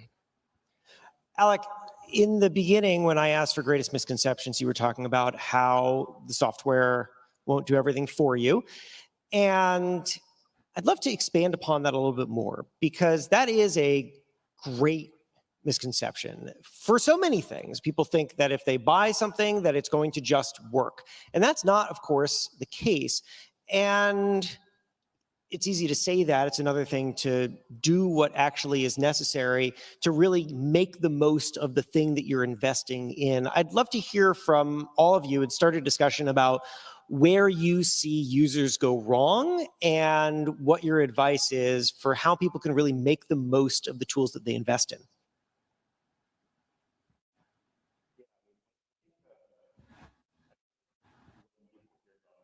Maybe you're hearing about new tools here at this conference. The value proposition sounds super appealing. And to Alec's point, you think that I'm just going to go buy that software and it's going to solve that problem for me. But it does take a significant amount of time to get up to speed on how to use the software, how to onboard. I don't think enough people take advantage of the resources that a company might provide in terms of training or education. And I know that for us, we provide a lot of education. We do a lot of hand-holding for people who are willing to reach out to us, and we do our best to train them as well. But at the end of the day, it is a tool. It is a software tool that you need to use. You need to learn how to do it. Whether it's you or someone on your team, just like anything else in life, you have to take some time to learn that skill. And so I would recommend anyone to think about it as a personal development thing, that if you think that this tool is going to be important to your business, then you need to invest your time to develop the skill. I will use a previous example. When I work in Microsoft, we work on business intelligence. So we use data mining to dig into customers' data and can show different reports. This helps our customers because they don't have a team with the expertise to do data mining, because at that time, technology is very expensive. You need to hire very expensive people to do machine learning. And later on, like about 10 years ago, machine learning technology is very available, easily available to everyone. You can simply use Python to call the function name to run different algorithms, such as SVM or machine like a decision tree. It's very easy. So like people can build an in-house team. The team is not that expensive, and they can do whatever machine learning by themselves. So today, there might be a misconception that everyone think large language model is available, so they want to input their resource and try to build their own model. But you need to remember today, large language model is still very, the bar is very high. The investment should be very expensive. So today, I think it is better for most companies. You just call like a ChatGPT, use their service, or use like companies like us. We provide some service, and you just call it, use it, and maybe after 1 or 2 years, large language model become to be more available, and the cost will be lowered. At that time, you can invest your team to do your own model, which is customized to your own needs. At that time, that technology will be more possible. Yeah, I think a lot of companies, they have to take the approach of less is more when they're first starting out. You know, spreadsheets are your friend, right? I've seen businesses doing many millions a year over just purely on Google Sheets, like orders on Google Sheets. Manual processes when you're starting out are okay, but it's about understanding when that inflection point hits, whether that's because you were featured on Shark Tank or you were featured in some, TikTok viral video where it's like, holy crap, now I need to actually figure out how to automate this and scale this up. And, what's that next thing that I need? Do I hire someone in-house, or do I work with a services company to help, implement this? And so long as you have the right vision, you understand your business maturity, I think, there's some harmony that can happen there, right? Let's talk about AI more. It's come up a bit in the panel already, but we should talk about it more. John, you made the great point that people have an expectation that AI is just going to immediately do whatever it is that they want it to do, or that it might be significantly more advanced than perhaps the capabilities are now. I'm curious what you are all seeing in AI in your own businesses, or AI more generally, what you're excited about, and where you think there's opportunity and room for improvement. That's really broad. I'm going to throw it out there and just see what you all are thinking, and we can build from there. Sure. I mean, there's obviously a lot of interest in using AI to amplify all of our businesses. I think there's a lot of opportunity to kind of staff enhance your team by adding capabilities that you don't have, making things more efficient that you do want to do with AI. I think there's a potential issue if people put too much stock into AI and trust it a little bit too much. I think especially as we're all using ChatGPT and kind of generalized models, AI is prone to hallucinations, and if anyone's played with it, that it can kind of make up stuff. So, I would definitely caution people from just taking the output of AI and using it in a production environment. One of the things that we're doing with PickFu is we're gathering a lot of consumer written feedback for people.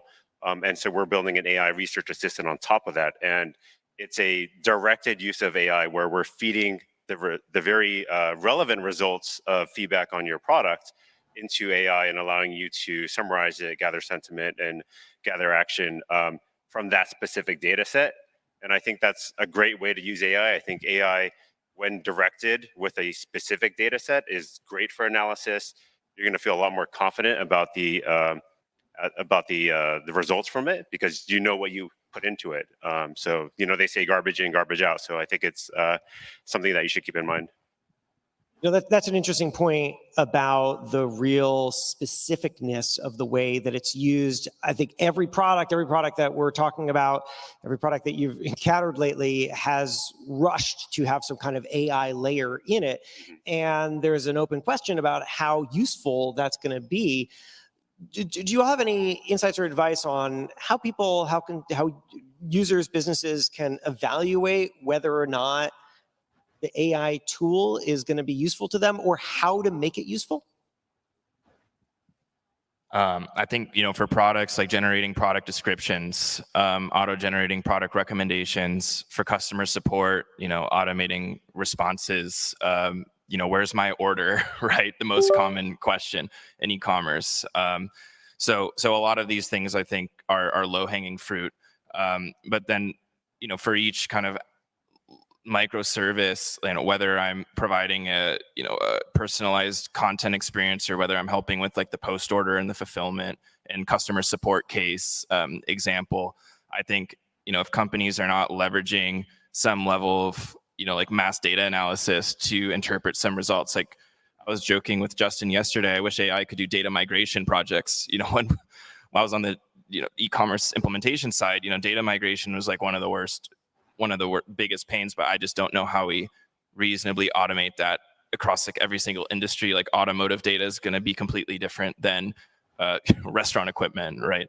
So just using the tool. I think there's some other good points made in terms of like giving some more time. I think we're at the very beginning of this, and it's a lot more hype than I think it probably deserves, and it has to be a lot more pointed for real value. Yeah. Alec just mentioned a microservice. I think this is a good idea for us. Like we know ChatGPT is a good thing to summarize your text, to generate text and translate or optimize your text. But we use ChatGPT as a powerful natural language engine to organize our microservice behind. So we build a lot of microservice, and for the next 2 quarters, we will use ChatGPT to understand the user's intent, and then let ChatGPT decide which microservice we can call to fulfill users' requirement. This is our external usage for ChatGPT, and we have our internal optimization, such as for developers, we let them to use GitHub Copilot. This can dramatically save their time to build these easy or simple functions. So it might save them like 10 to 20% of their development time. And also we use ChatGPT to summarize, extract the most various legal terms with our clients in different contracts. This is very important because we work with enterprise clients. So every client has different terms. So we need to know what are the specific terms, and we use ChatGPT to help us. It will be very useful for us, yeah, for internal optimization. Before we came out here, we all had a nice lunch together. We were talking about, one of the subjects was data, and bad data, good data, useful data. And this is, of course, incredibly important because a lot of digital business tools really are built on the promise of data, of collecting data, of using data. But if people either don't know what to do with that data or how to properly gather it, it's not all that useful. I'd love to hear your thoughts on how businesses can be smarter about utilizing the data that they're gathering and of identifying the tools that are going to really help them in that problem.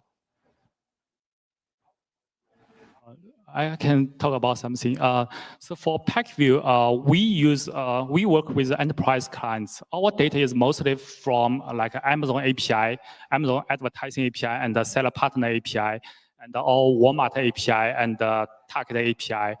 Of course, we work with Amazon for the last 5 years. Their API is improving all the time. At the beginning, their data quality is not good. For example, Amazon has that disclaimer in their website saying the data from API could be 5% different from their UI. So that's our pain because our customer always comes to us saying data is different from PackView compared with Amazon UI. But we have nothing to do. We cannot do anything because that's the data we get. But now Amazon become to be better. But we also work with other smaller retailers. Their technology is also evolving. So we always need to deal with bad data. And we try to use some algorithm to detect data anomaly and try to prevent. And also when we build the rules AI, we need to keep that in mind because the data we have might not be perfect. It might be wrong. So we need to put a lot of mechanism to prevent misuse of the data. In case like the wrong data can cause customer to overspend. That's a bad thing for our clients. So we need to do a lot of work on top of bad data. Yeah, so I think for us, we have native integration into Google BigQuery, which is just like a basic data warehouse, right? So step one is warehousing your data, right? Step two is understanding, how is this going to either make me more efficient or make me more money, right? Those are kind of the two things. So if it's how do I make more money, it's all right, how do I, with this information, how do I make sure that, Jason with the size, 11 shoe goes and purchases a set of socks that within that size range, or a complementary good or cross sell, right? Or how do I get you from my e-commerce store into my physical store? Am I tracking your like geo and sending you SMS, or am I reaching you on these other channels and finding the next touch point? Am I using that information to get ahead of my customer buying experience, right? Or buying habits? My shoes are a 9.5 in case anyone wants to give me free shoes, just clarification. Justin, anything on data? I think data, people should take the same approach that we were talking about with tools. I think it's easy to get caught up in I need more data. Data is going to solve all my problems. I think setting up proper data collection and storage is important, but it's also easy to get misled, the data, especially when there's outliers and maybe, for example, in a software company, you may only be targeting a certain ideal customer profile, but if you're looking at the aggregate data of all the types of people who may come in, it maybe causes a lot of noise. And you may not see the high fidelity signal of the actual usage of your ideal customer. I think the same could happen with any brand or selling to a broad audience, because maybe 80% of your customer base is a certain demographic profile, but you're looking at all the data and, you get a lot of skew, and, you start changing your advertising campaigns because like this 5% outlier. So, I would just caution that it's like tools. You gotta be careful about thinking that data is the mecca. Just be cautious with it. I imagine that happens quite a bit in your line of work because your users are surveying people. They're getting all sorts of opinions. Everyone's got an opinion. And as a business leader, you don't know which opinion you should take seriously. You feel like you're supposed to take all of them seriously, but that'll lead you in 20 million different directions. How do you see successful users, or how do you guide users towards picking the right data to use? Yeah. This is actually where the AI research assistant that we built kind of helps smooth out those data points, because if you poll 50 or 100 people, there could be all kinds of different responses, but typically there is some kind of broader trends. I think when you're a human and reading through it, you may get distracted by certain stories, and while those are important, the AI can be a little bit more objective and say, well, these are the broader trends, and maybe that's what I need to focus on because that's the 80% of the responses. So I think that's one way you could effectively use AI to kind of smooth out that noise. Something that came up at the very beginning of the panel that I want to make sure we get to before we end is, Justin, your point about small businesses not thinking they can compete against big businesses. Now, there's another way of thinking about that, of course, which is that small businesses are surrounded by providers who are all saying, we can help you compete. We can help you compete. If you use us, if you just buy the software, maybe it'll do it.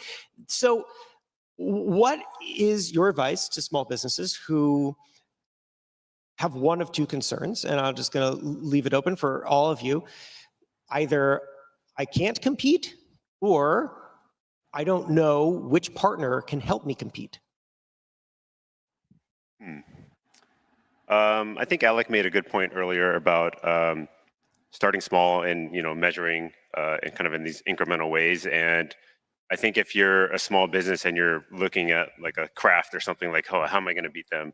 Then obviously it's going to feel very daunting. And so I think it's all about finding small wins, whether it's validating your products in a small digital focus group, like using PickFu, or doing a small run of orders. I know Damon John was talking about this in his talk, where he was talking about being able to order smaller amounts of inventory to kind of validate that need and pricing and the kind of the customer validation. So I think as you keep building up small wins under your belt, you'll eventually build the necessary skill set. And there's no prescriptive way.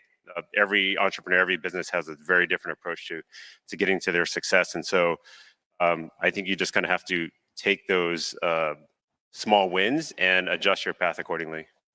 Yeah, I think when you're first starting out, it's really important to find your champion. Like, who's that customer that you're going to go put on the billboard that, like, this is who I am helping. And most likely when you're starting out, you're going to have to provide more value at a lower cost. And then as you continue to provide that value, you can raise your prices and you can find that, product market fit and that differentiation, right?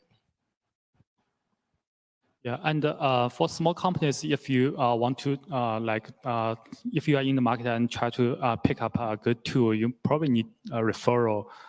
And if the price is not expensive, for example, like Helen 10's price is really cheap, you might just try different products and compare, do A/B tests to see which one provides better value for you. Let's end with the idea of starting. Just came up with that theme right now. It sounds good. It's deep. So just before we got on stage, I had asked all of you what common questions you get from customers or potential customers. And I can't remember. I think, Justin, you might have said this, or sorry if it wasn't one of the others, but it was, how do I start? How do I start? How do I get going? And that is the question that I think a lot of people have at all times, every time they encounter something new. We have three leaders of great companies here, and the question on a lot of people's minds should be, well, how do I start? How do I start working with them? What do you see from your users, or how do you guide users towards evaluating whether or not a solution is right for them and how to actually get going? Where do you see success at that very, very beginning stage? I think for us, we always try to evangelize listening to your customer, listen to your target audience. So what we recommend if people don't know how to get started with like a platform like PickFu is to start with something very open-ended. So you can ask a question on our platform, take a look at this product, take a look at this product listing, what questions do you still have? And I think that's one way to start getting into the head of your potential audience. Maybe that product is not even for sale yet. It is something that you're working on, but it can surface a lot of interesting concerns. This is something that we do ourselves as a software company. We're constantly talking to our customers. And I think it'll go towards Alex's point, what he said about having that ideal customer profile in your head. Like, who is that person? What do they look like? And you need to talk to people for that. And I think that's the best way to get started on your journey. Yeah. So for our PackView, when clients onboarding, we usually have CS team to do like training for how to use our products. I would suggest like customer to pay more attention. Don't assume you know all the features. Pay more attention, especially for the detailed things. And then after the onboarding, customer need to like be careful when they use our features. They should look at all the like tooltips and all the help documents. And when usually our customer will ask us like for different new requests. For example, they have customized request, and I hold a lot of customized requests sending to me, and we will evaluate if the customized request is a common thing to other clients. If that is, then we will put this as a high priority and try to build a new feature for them. But if that's very specific to one client, we will have a priority system to like rank all these requests and try to see which one we should solve first, because based on the value to clients here. Yeah, for us, there could be any number of reasons why someone's evaluating BigCommerce. I mean, during the pandemic, was that I can't get into a physical store, therefore I need a website, right? So that's net new.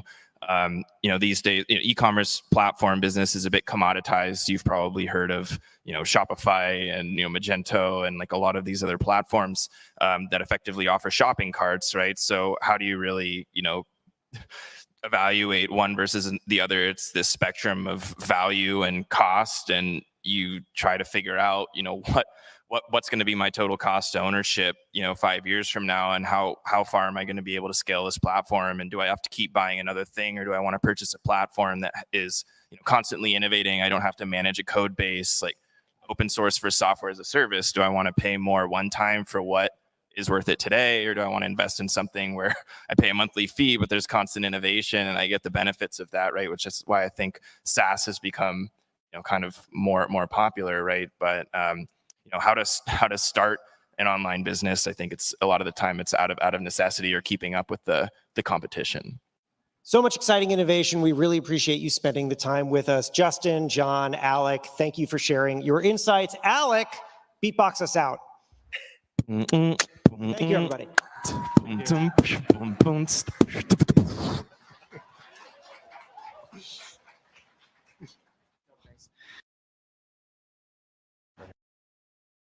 Got it, thanks. And up next, we have Steven Selikoff. He is the founder of Product Development Academy, and he's here to give us a keynote on why relationships matter. So let's give him a big welcome to the stage. Thank you, John. Speaker out.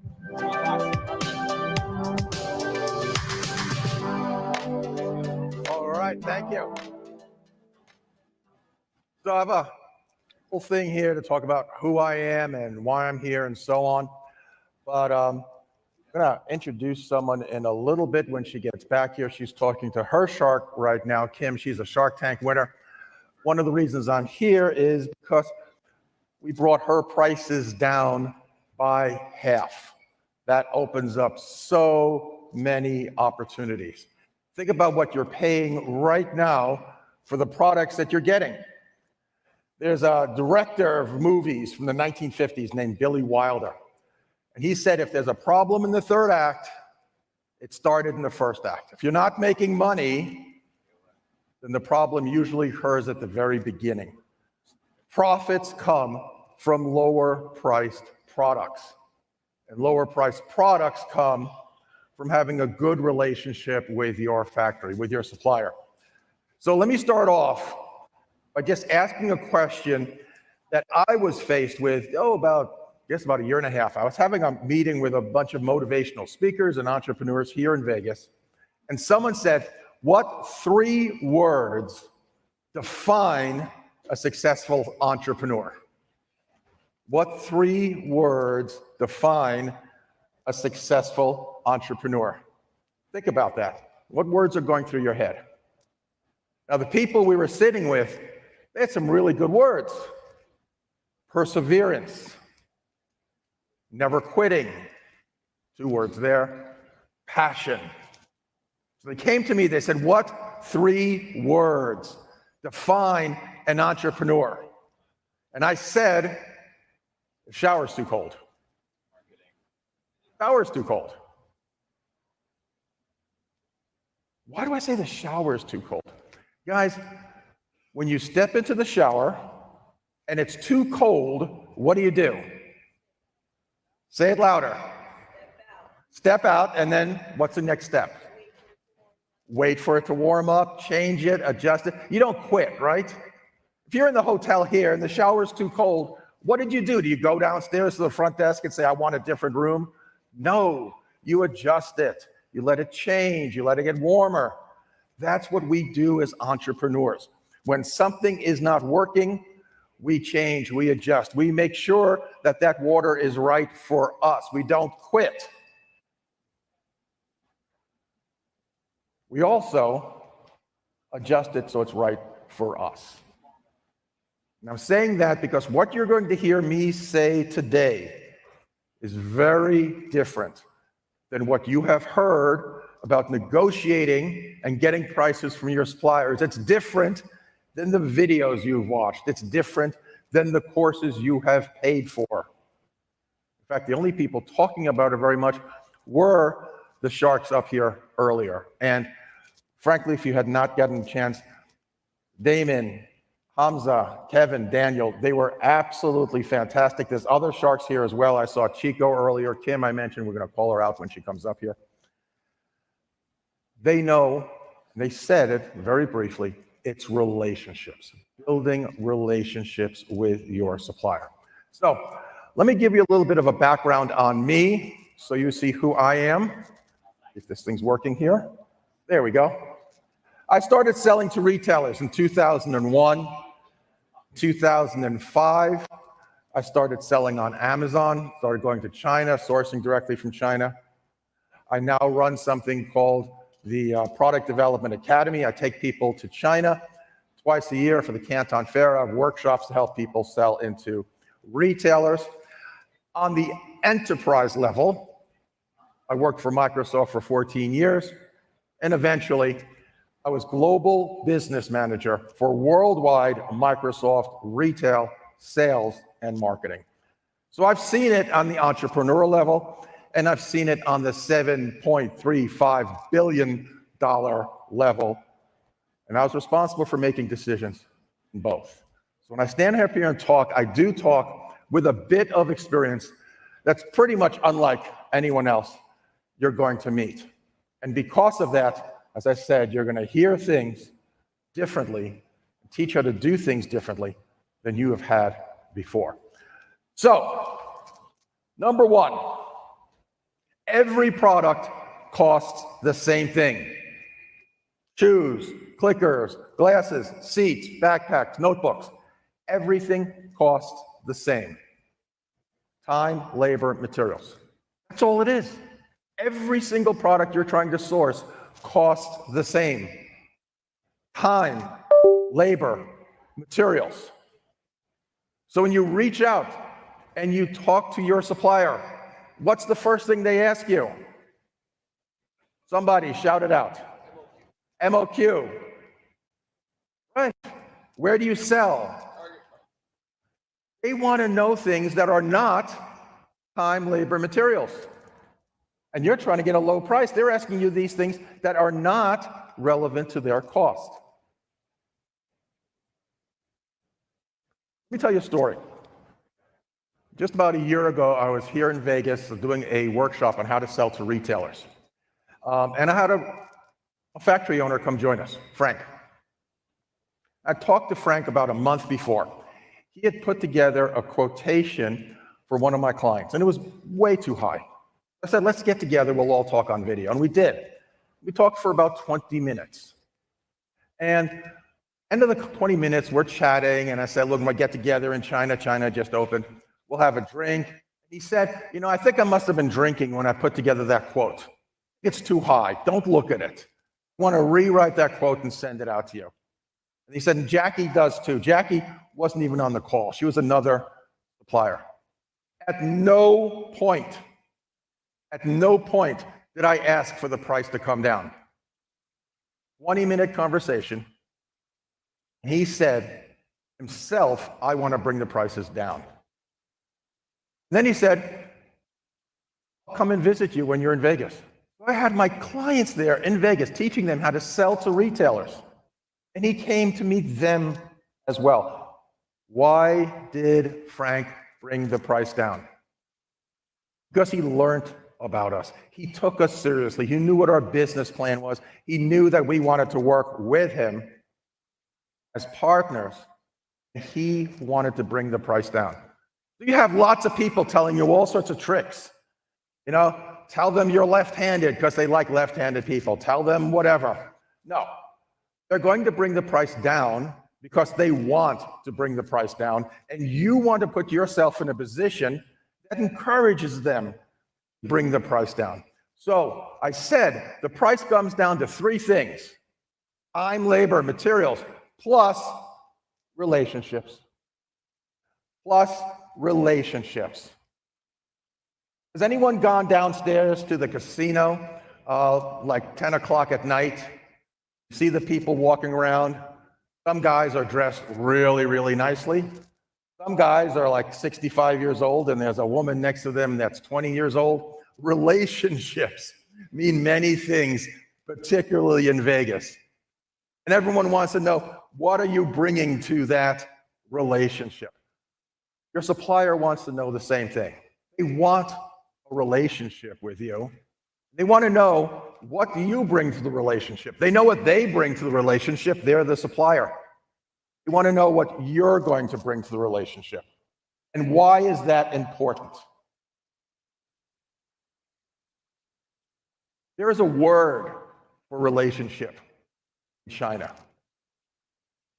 You go up north, there's 41 words in that culture for snow. Why is it? Because snow is so important to their society and their culture. In China, there is a word, guanxi, that is a business relationship. It is so important, them doing business, to achieve guanxi. The reality is, in English, we don't even have a word for guanxi. When you talk to your supplier, if they tell you about someone they've worked with for years, they're not going to say, we worked with Joe for years. They're going to say, we've cooperated with Joe for years. That's the relationship that you want. So, just like the couple walking around at 10 o'clock at night, perceptions drive that relationship. So you want to make sure that they know that you're experienced and knowledgeable. Don't have knowledge? Here's a trick from a friend of mine, Kian Golzari. He does sourcing, great guy. Go find someone you don't like. Find a supplier you're not going to use. Pepper them with questions. Ask them everything. Learn as much as you can. So when you talk to the supplier you do want, they will know that you are experienced and you're knowledgeable. Make sure you understand your business. Please don't make rookie mistakes like asking for DDP. They want to know that you're a businessman that understands business. They want to believe that you are going to succeed. They want to see your growth potential, your sales potential. I help people sell into retail. Let me tell you something. Haven't looked at it, look online. Retail in the US, almost 9 out of 10 products are bought in stores.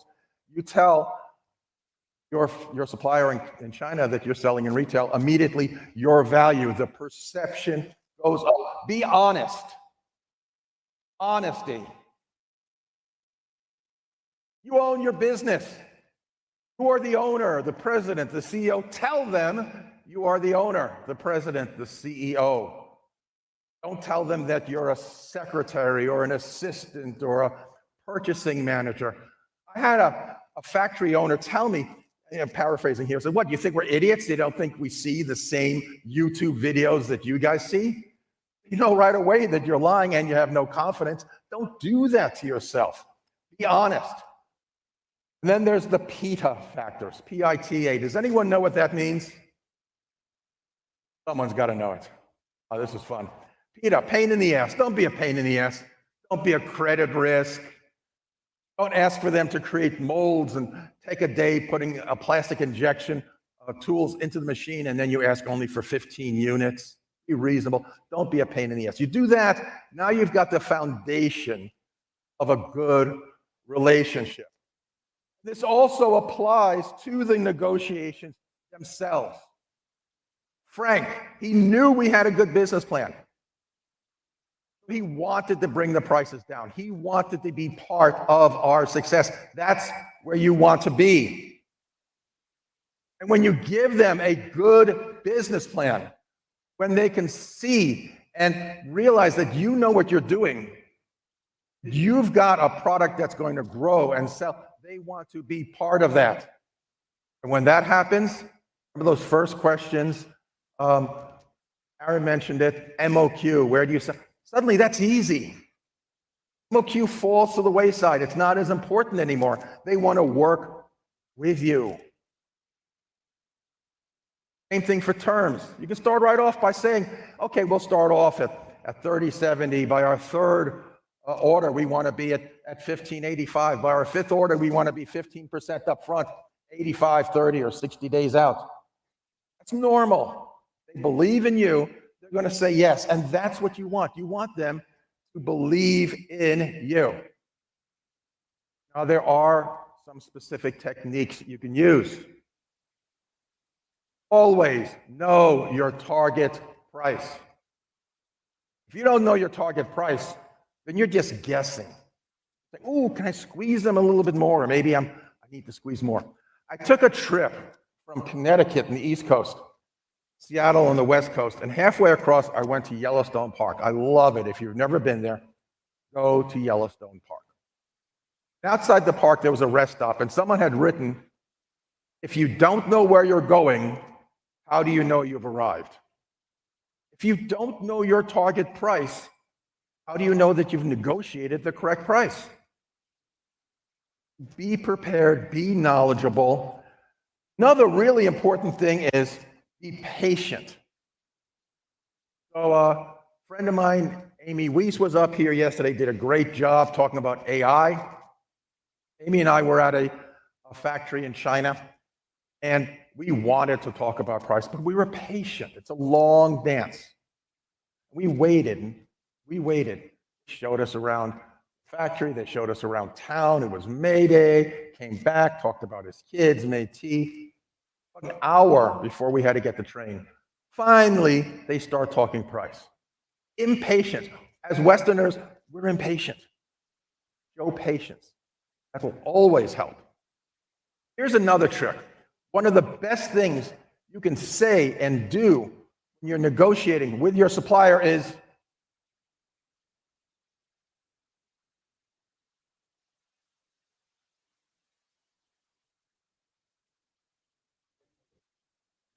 Kind of got the system. be silent.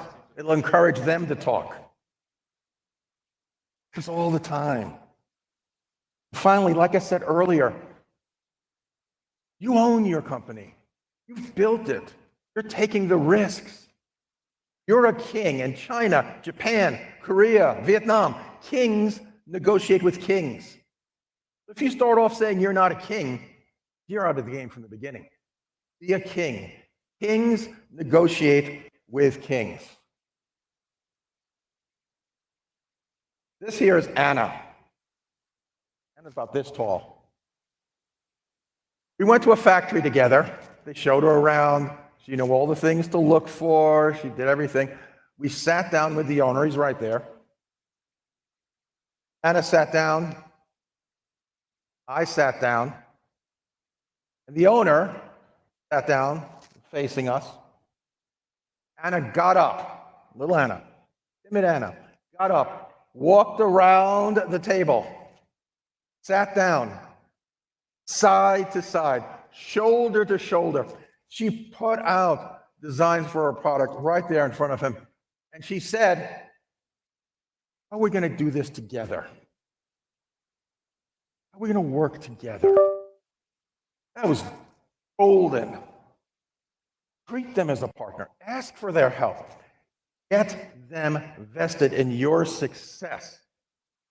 And then there is my favorite phrase of all. You have to really believe it, but it works miracles. Talk to them. You know what your target price is. You know where you are. You let them know, I want you to make money. You don't want to squeeze them till they're hurt. I want you to make money. I want to make money. I want my retailers to make money. I want my customers happy. All do it together. That changes everything. Sincerely believe it, and that will work. Now, you do want to be smart. Always have an NNN. In China, culturally, doing business, being clever, outsmarting the other person is valued. They try to outsmart you. Even if they get caught, they're still going to take you to dinner, pay for the drinks. That's China. It's nothing personal. It's just business. So you need to make sure you don't get outsmarted. Get an NNN. Research, know your product, make sure your IP is protected.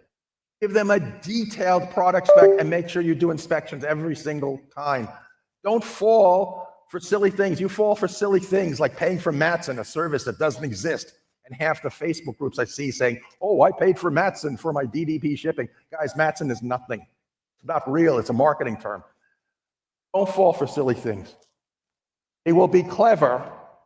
If you've seen, read the book or seen the movie Poorly Made in China, they talk about quality fade and everything. That's because you're not doing inspections. That's because you're not protecting yourself. Finally, put it all in writing. People in China, they learn business English. When they get their exams, they get an exam on what they can hear and translate and understand, what they can read and translate and understand, what they can write. But they don't get an exam for what they say. When you start talking about things, they don't know what to say. They're going to say yes. Just to keep you talking. They'll figure it out. Westerners, we hear the word yes, we jump on it. We say, yeah, okay, yeah, they agreed with us. No. Put it all in writing. Make sure when they said yes, they actually meant yes. It wasn't just a word to keep you talking. Get it in writing. Be smart. All of that, and you've built a relationship. You've built guanxi. Be gracious. This is the Kung Fu tea ceremony. You see that table there? When you visit your factories, oftentimes they'll have a table like that. That always tells me we've got a good deal because they're celebrating. So say thankful. Be thankful. Say thank you. Make money. Lastly, if you don't know, I've got a book. It's about this thick. It's used as a textbook at University of Nevada, Reno. Take a picture of that barcode. That book is yours today for free. Download it on Kindle for everyone here. Take a picture of it. Download it. It's my gift to you guys. I want to say thank you to you all. I want to say thank you to the presenters. We've got some great presenters up here, and of course, our host from Alibaba. There is contact information for me up there someplace. You can also, if you're interested in coming to China, to the Canton Fair, like the discussion we just had here, we're going to learn a whole lot more, visit the port, go to the fair, visit certification factories. That's cantonfair2023.com. And lastly, because she is here, I want to point out Kim. I'm going to embarrass you here. Kim, stand up. Kim was on season 12 Shark Tank. Kevin's next to her. Daniel, Hamza around here, someplace, Chico. Anyway, Kim, one of the reasons I'm here is because we took Kim's product and we brought down the product by half, doing exactly this, knowing how to build a relationship. So with that, I get to say thank you to you guys. Thank you very much. Virtual conferences like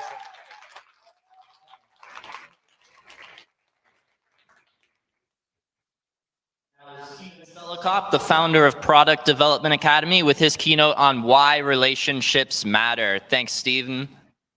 And up next, we got a great panel for you. It's the coaches panel for e-commerce success. And it will be hosted by Kevin King, the founder of $1 Billion Seller Summit. And our two panelists will be Tim Jordan, the CCO of Carbon 6, and Steve Cho, the founder of mywifequitherjob.com and Bumblebee Linens. Welcome to the stage, guys.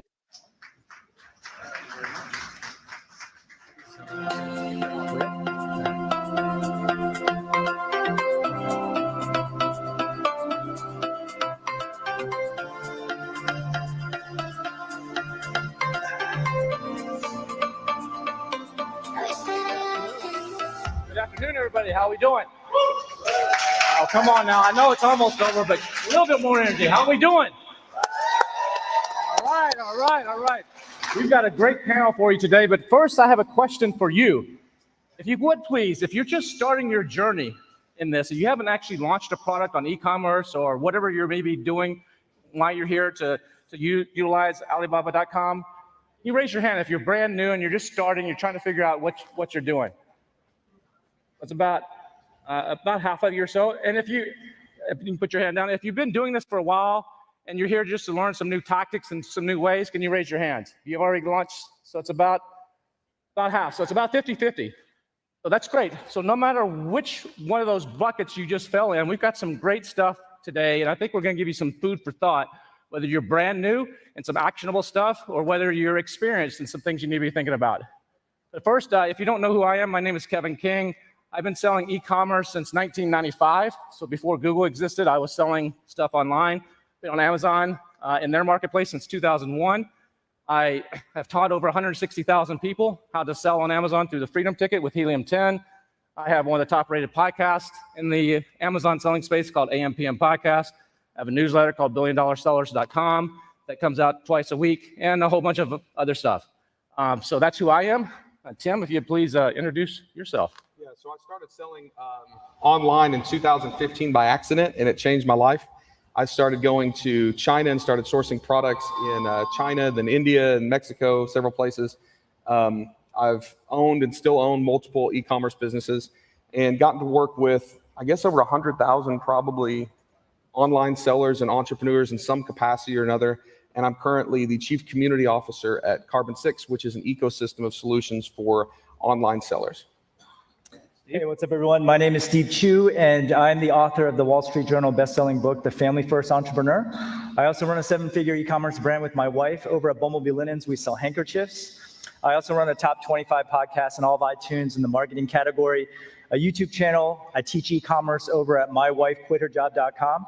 And I also run an annual e-commerce conference called the Seller Summit. Awesome.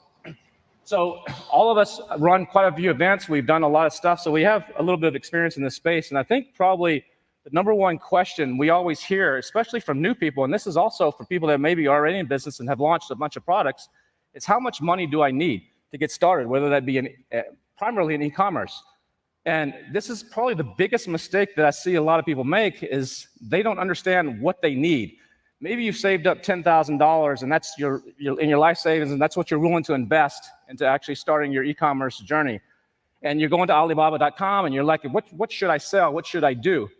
Well, the problem is most people don't realize what they should do with that $10,000. How much of that should you be spending to find a manufacturer to develop a product on Amazon or on eBay or Walmart or wherever you may be going to sell it? In the end, my formula I like to use is divide whatever the amount of money you have by 2.5. So if you have $10,000 to spend, and that's your investment, and this is whether you're brand new or maybe you already have products and you're about to extend your brand, you're about to add a new variation or launch a new product.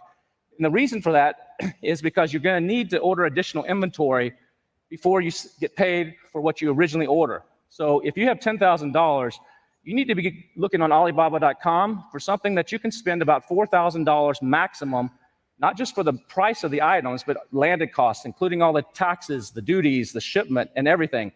And the reason for that is typically you have to put about 30% down on your first order, and 70% is paid when the order ships. Now, you can negotiate that, and that can vary. But so if you get an order in, you've spent all $10,000 of your money, you don't have money to actually buy the next batch. If you start selling really well, let's say you're doing this on Amazon, and things start going really well, you haven't been paid by Amazon yet, because there's about a 3 to 4 week lag from the time something is shipped to the time you get paid. So you don't have the money to call up the factory and say, fire up the presses and I need some more, because you don't have the money for the 30% deposit. You got to go to your rich uncle, or you got to go to your credit card or something. And so it's a mistake a lot of people made. You need to have some extra cash, because the worst thing you can do if you're selling on a marketplace like Amazon is to run out of stock. It kills you. You're dead in the water. It's basically like starting over. All your efforts, all your promotion, all you're getting your friends to buy the product, everything that you're doing is for naught. And so you don't want to make that mistake. Plus, you may need something for advertising, or to pay some influencers, or another a variety of other things. So that's the formula that I like to use, and whether you're launching a brand new product your first time, or you're extending your brand. What about you guys? What's something that's a common mistake that you see that a lot of new sellers make? I think that people fail to measure twice and cut once when they're trying to launch your business. Now, what I mean by this is we maybe become passionate about a certain product type, or we have an idea and we start running with that too much before actually diving in and researching to see if there is a good market fit, or to see if it's not too competitive to actually make an entrance into this market. I made that mistake several times when I was starting the e-commerce journey. I have on my desk in my office Moscow Mule mugs and mechanical meat tenderizers and all of these things that I got excited about. And I did not do my homework to make sure that there was a good product market fit, that my product was going to be differentiated. And they were disasters. I lost a lot of money. I still think somewhere in one of my storage facilities, I've got pallets of Moscow Mule bugs just covered up in dust. So the suggestion I always make is do research to the marketplace, or the funnel, or the platform that you're going to be selling on. If you're selling on Amazon, which we really advocate for and the three of us love to do, go and look at keyword search volume. Make sure people are actually looking for that item. Make sure there's not a ton of competitors you're going to have to compete against. And if your product does not look like it's going to be easy to sell, find another product. Walk away from that one and move on, because there are a lot of hard lessons you can learn in picking the wrong product. Yeah, on that same note, when you're using one of these tools, there's a variety of tools out there. Helium 10, one of the last speakers was from PackView. That's a company that owns Helium 10. That's one of the great tools. There's plenty of other ones that are out there to give you this estimations. They'll tell you basically a pretty good estimation of how things are selling.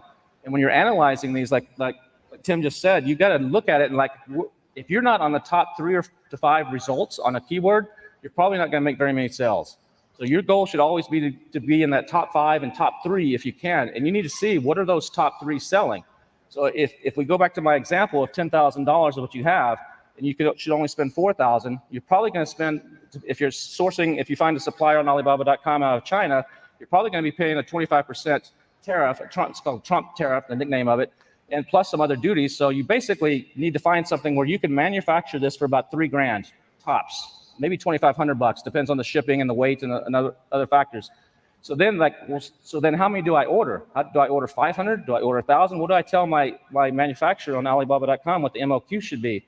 And the way you determine that is by, can I compete? Like what Tim just said, you're looking on a tool like Helium 10, and if you're trying to be in the top 3 sellers and the top 3 of the results of the keyword, and they're selling on average, I don't know, I'm just making these numbers up, 50 units a day. On average, that's 1,500 units a month.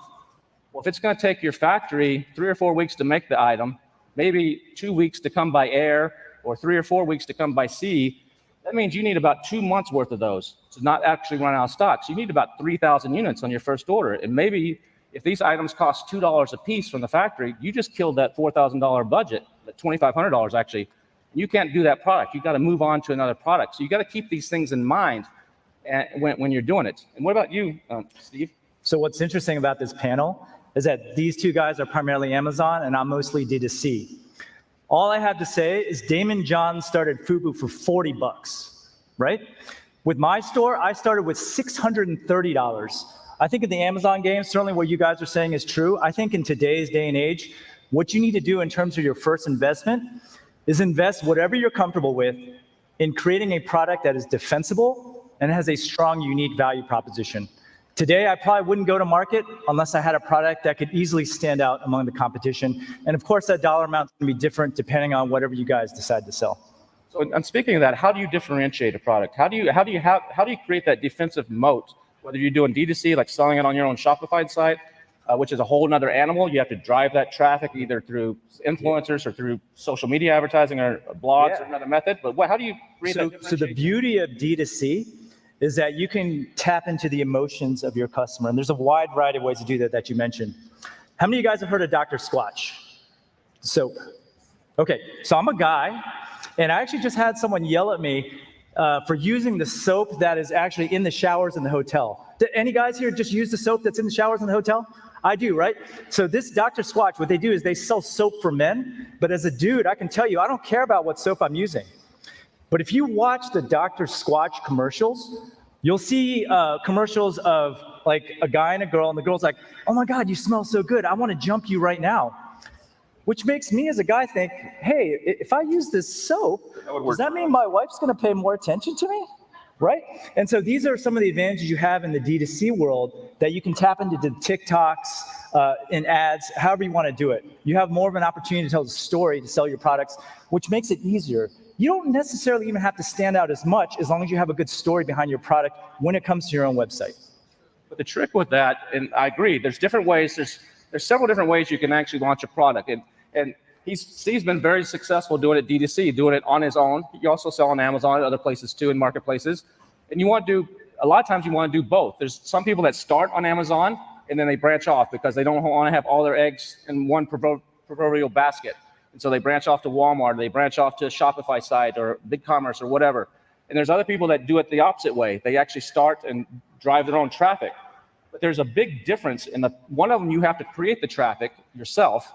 And the other one, the traffic is already there and you have to leverage the traffic.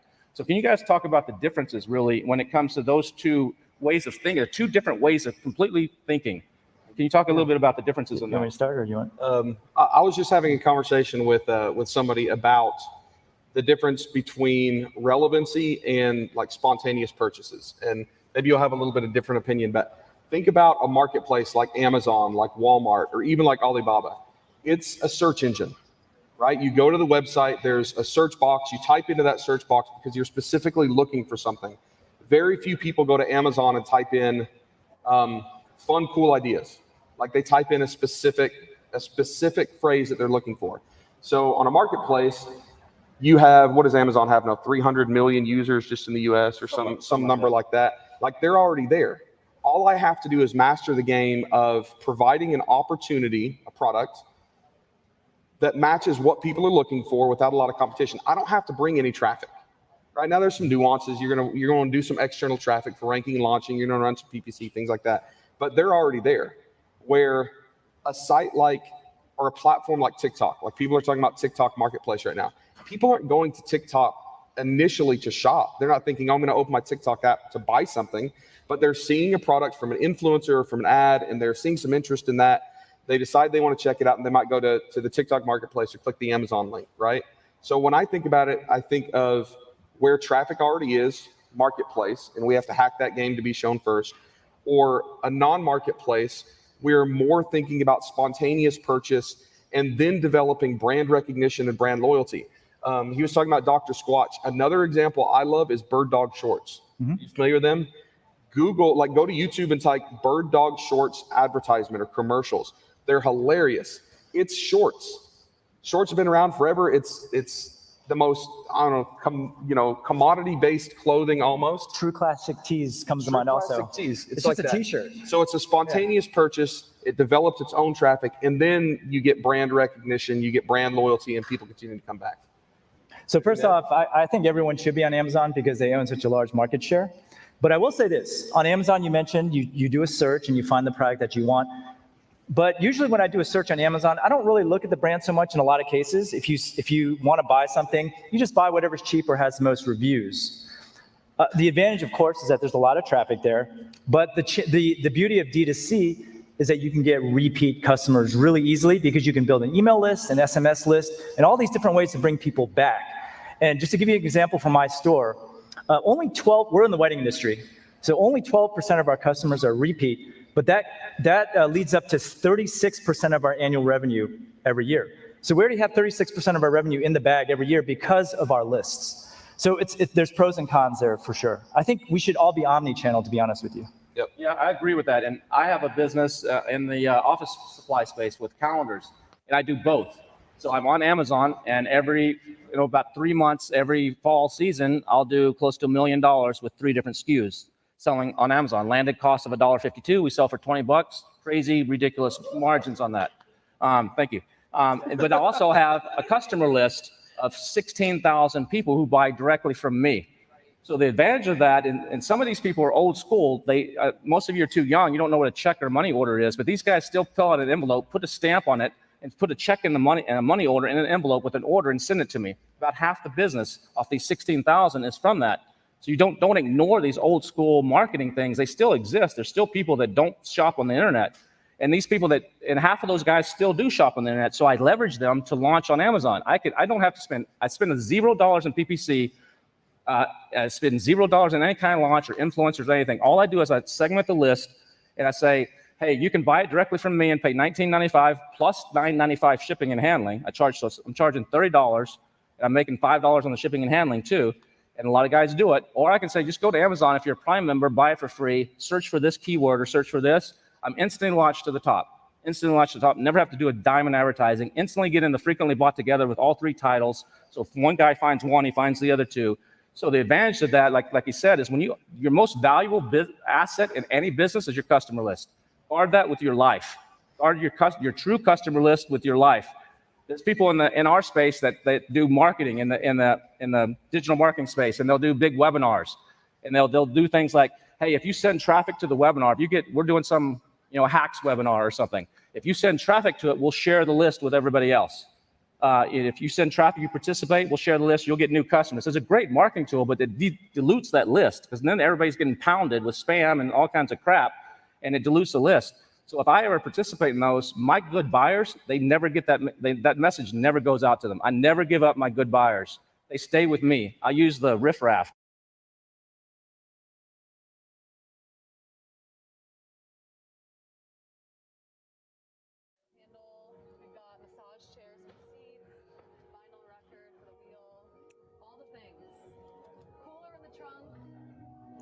A cooler in the trunk.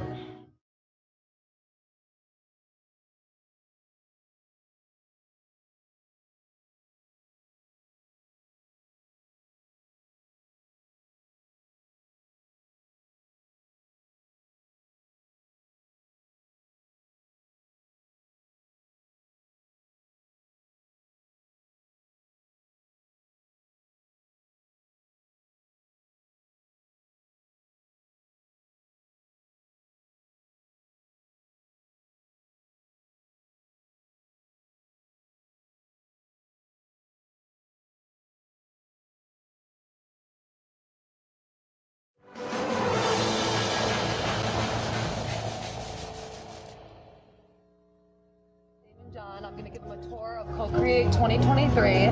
So behind you, to start, really quick, what is one word that you think of when you see this car off the top of your head? I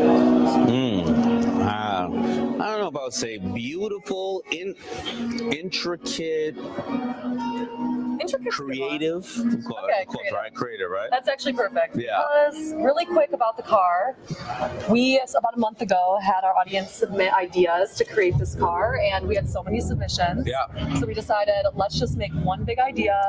All of the components sourced from Alibaba.com, and we made a car. So we got fish tanks for wheels. We got a steering wheel. You got a steering wheel with a record player. Yeah, and that's a pen. You got a toaster in there.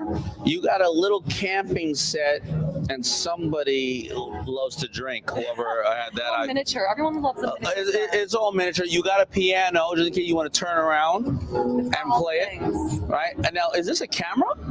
Yeah, we got a camera. But that's a cool camera because it looks so vintage, right? Yeah. There you go. Where's the cooler at? It's right here, right in the back. Oh, there it goes, right there. From Alibaba.com. All the ideas came together. It's a really unique thing. It's kind of the showstopper of the show. Yeah, I love it. That's what you call co-creation. So I'm going to take you now to the front where we have a bunch of different products. All right, let's go. So I'm ready to rock. All right.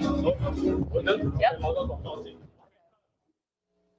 It's a roller coaster being an entrepreneur. Making minimum wage. It was really tough, but it's important to trust your gut. I know this is going to work. I know this is going to work. And that's where our research began. Like, oh my gosh, we could actually do this. And that was the moment. If no one else is going to do this, then I have to. And that is where the process really began. Finding the right supplier was the most important step in the process. We can actually source the products from Alibaba.com. It was like lightning just struck. People started placing pre-orders. It's a business that I love so much, I would do it for free. I know that I have to keep going and growing into the future. It's a roller coaster being an entrepreneur. Making minimum wage. It was really tough, but it's important to trust your gut. I know this is going to work. I know this is going to work. I know this is going to work. And that's where our research began. Like, oh my gosh, we could actually do this. And that was the moment. If no one else is going to do this, then I have to. And that is where the process really began. We thought of an idea, make our own paddles that didn't just look good, it actually played well. Produce bamboo toothbrushes that also gave back to different causes. A vinyl figure for my kids to create new characters based off of their imaginations. Finding the right supplier was the most important step in the process. We can actually source the products from Alibaba.com. It was like lightning just struck. When I started reaching out to suppliers, I learned a lot. They worked with the design and the engineering. We got a few dozen prototypes. We played with them. We tested them. The manufacturer listened to our feedback. They helped coach me on the entire process.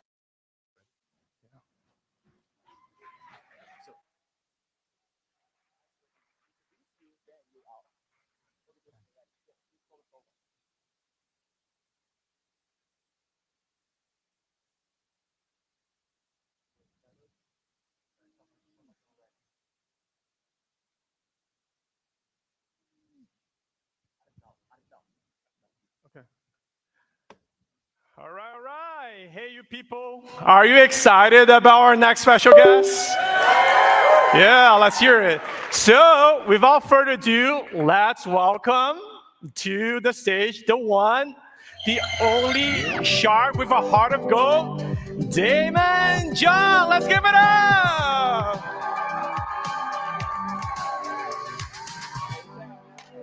Thank you. What's going on? How you doing? Wow. All right. Move towards this so my back is not that way. There you go. Sure. Let's do that. All right, you got some good questions for me? Oh, Friday. You know. Friday. But, you know, all these people here to look at the camera, they're here just to hear some words of wisdom from you and inspirations. So, Damon, thank you so much for joining us here today at Alibaba.com Co-Create Summit. I am super excited to have you here, and I'm sure many of the audience here feel the same way. So, yeah. So as we saw and heard in the video, you know, your story, $40, 3 friends, becoming a 6 billion business, right, with Fubu.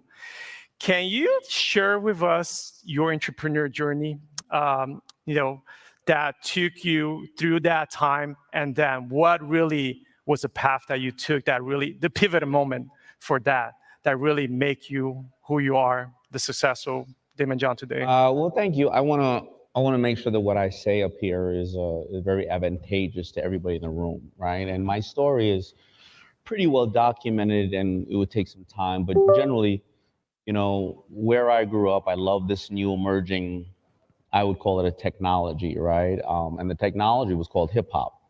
And this is the 50th anniversary of it. And people say, why was that a technology? Well, before the internet, before cell phones and any of those things, we never knew what was happening, you know, in the streets of Las Vegas or Compton or Hollis, Queens, because they didn't show what was happening to African Americans on the 6 o'clock news. Mm-hmm.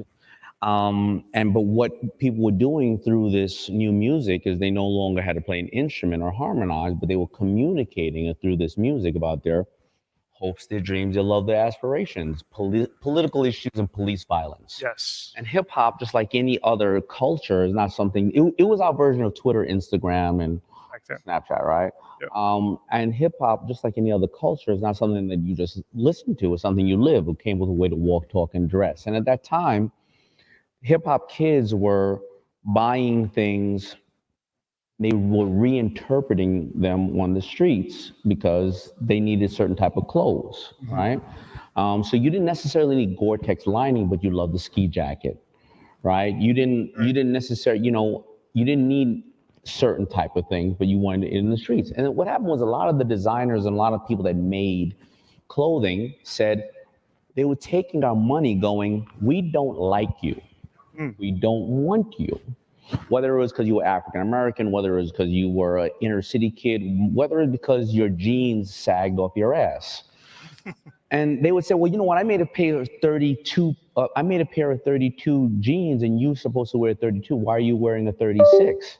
And whoever your customer is, you have to have empathy for your customer. Maybe the person was wearing a 36 because they were like, well, first of all, I like to break dance. I want to be loose. Or they were like, I'm investing in you and I don't have $100 for a pair of jeans. And this is probably the only time I'm ever going to be able to afford that pair of jeans. So I'm going to buy it 3 or 4 sizes bigger because I want to hopefully grow into it. And you didn't have empathy for these people.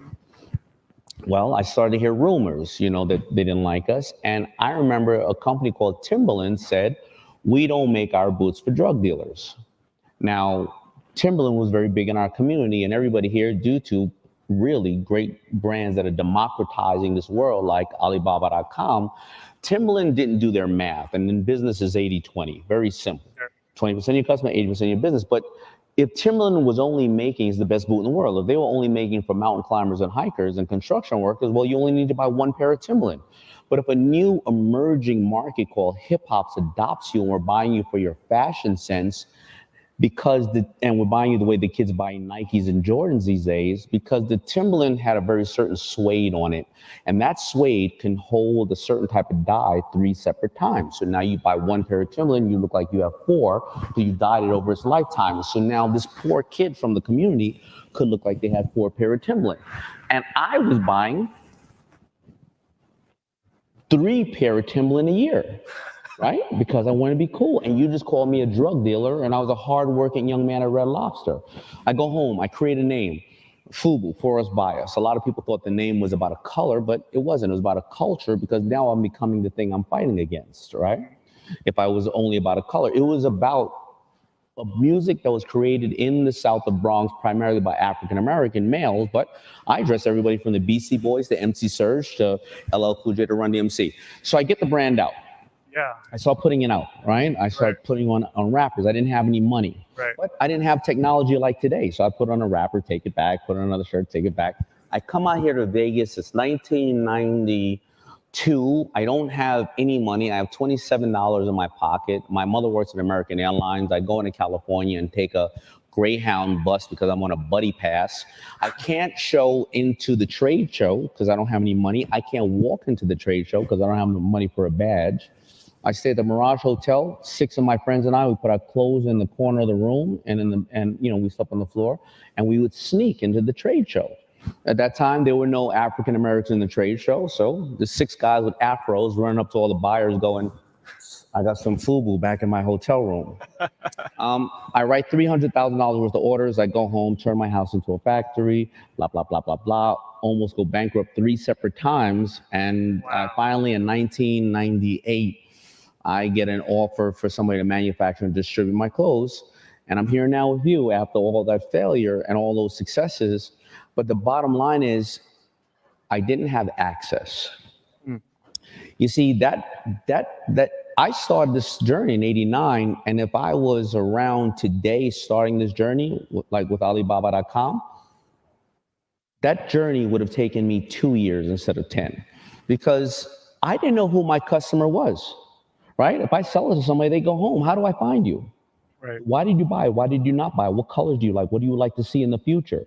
I couldn't get full retail price. I make it at 10. I sell it to the store for 20. They sell it at 40. Now on Alibaba.com, you make it at 10, you sell it for 40. You know why they buy it. You know why they didn't buy it. When a customer complains about something, that's still an investment because the customer doesn't have to tell you why they're moving on to another brand. But when they complain and you fix it, what do they say? They go around and tell all their friends. You know, I told Damon about this, and he changed it, right? So that's really why I'm here, because of how Alibaba.com has democratized the world. I didn't know where to get manufacturing done. How would I know? I didn't have money to go to China. Right. I didn't have money to go to Vegas. So, you know, that is my story, and we can get fully into it, but I want the takeaways here to be access to information and access to real information that you can source by different people is the most powerful thing you can ever have in your life. My buddy here is a young lady that I grew up with, and we worked in Red Lobster. Her name is Tasha. She's a great financial advisor right here. But yeah, but give it up. Where's Tasha at? Tasha, you can throw her hands up in the air. Or yeah, I got a lot of friends here. I got my buddy Justin McClure from the Mighty McClures. Has almost 1 billion views on social media with his beautiful daughters.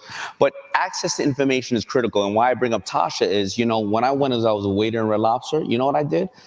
All the waiters, we were so busy trying to make money, but I looked at the quarterly reports that Red Lobster was putting out, and we all had access to this information.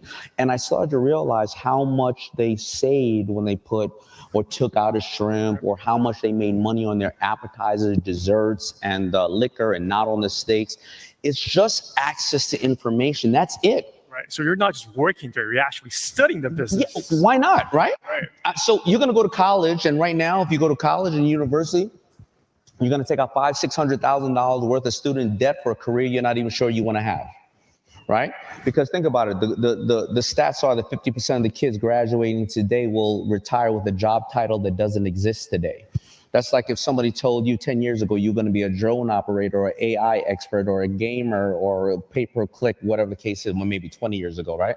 So you're going to a college to pay $500,000 to $700,000 worth of student debt that you will never pay off, or you can get paid at Red Lobster. Look at all the shit that they know. That's true. It's just access to information. Right. Exactly.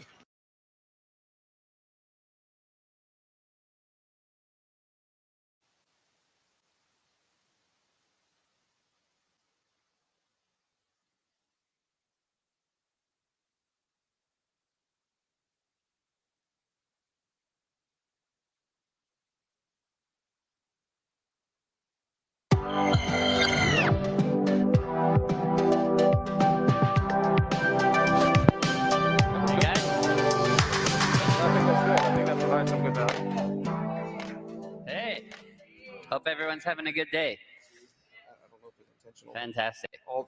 So funny, I'm picking up pretty much where the last three gentlemen left off, but I've got a slightly different angle for how to grow your B2B channels.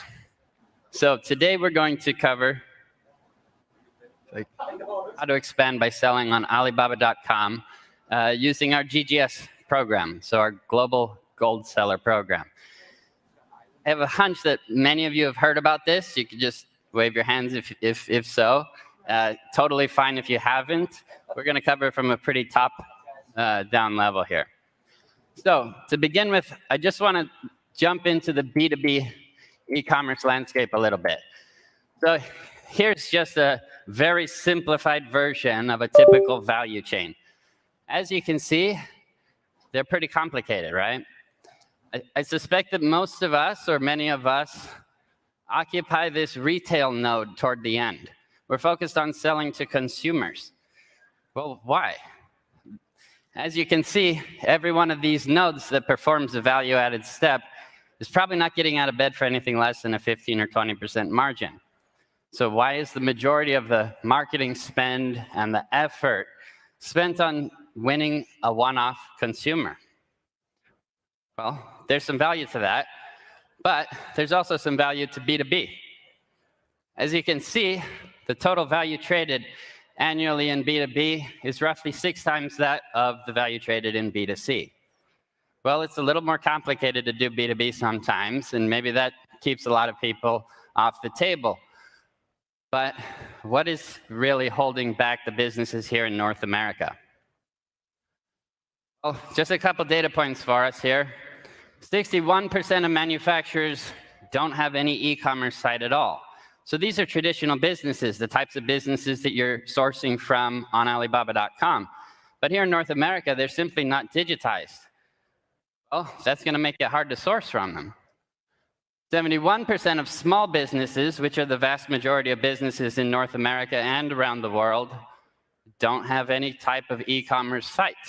They're not selling online at all. Well, that's leaving some more money on the table.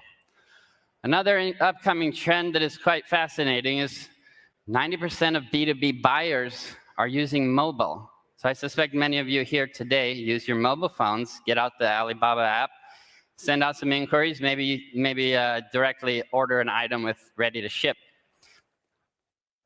Inversely, however, only 10% of B2B companies have anything like a mobile sales strategy. So, how to fill the gap? Well, if you zoom out a little bit and look at the various value chains and supply bases on planet Earth, you will find that there are unique capabilities, unique macroeconomic trends and circumstances in just about any region you're at. The good news is Alibaba.com covers all of these regions. So if you're a US supplier and you're looking to start exporting, for instance, well, where's the low-hanging fruit? It's just north of here, right? Canada. It's pretty easy to export to Canada typically. Where else? Well, you could always sell to Europe if you've got a famous brand. You could also get your feet wet in Asia. Why not? If you're sourcing products from Asia, you probably already have more of a sense of how business is done out there than you might think.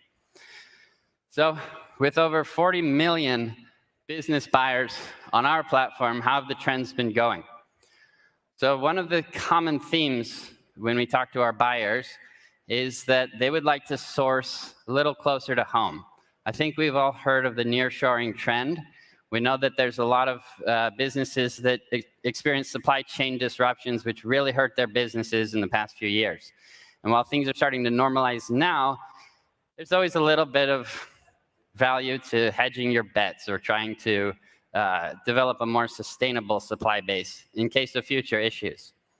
On Alibaba.com, we saw tremendous growth in all of our top categories during the pandemic, and it's been sustained through the pandemic and continuing today.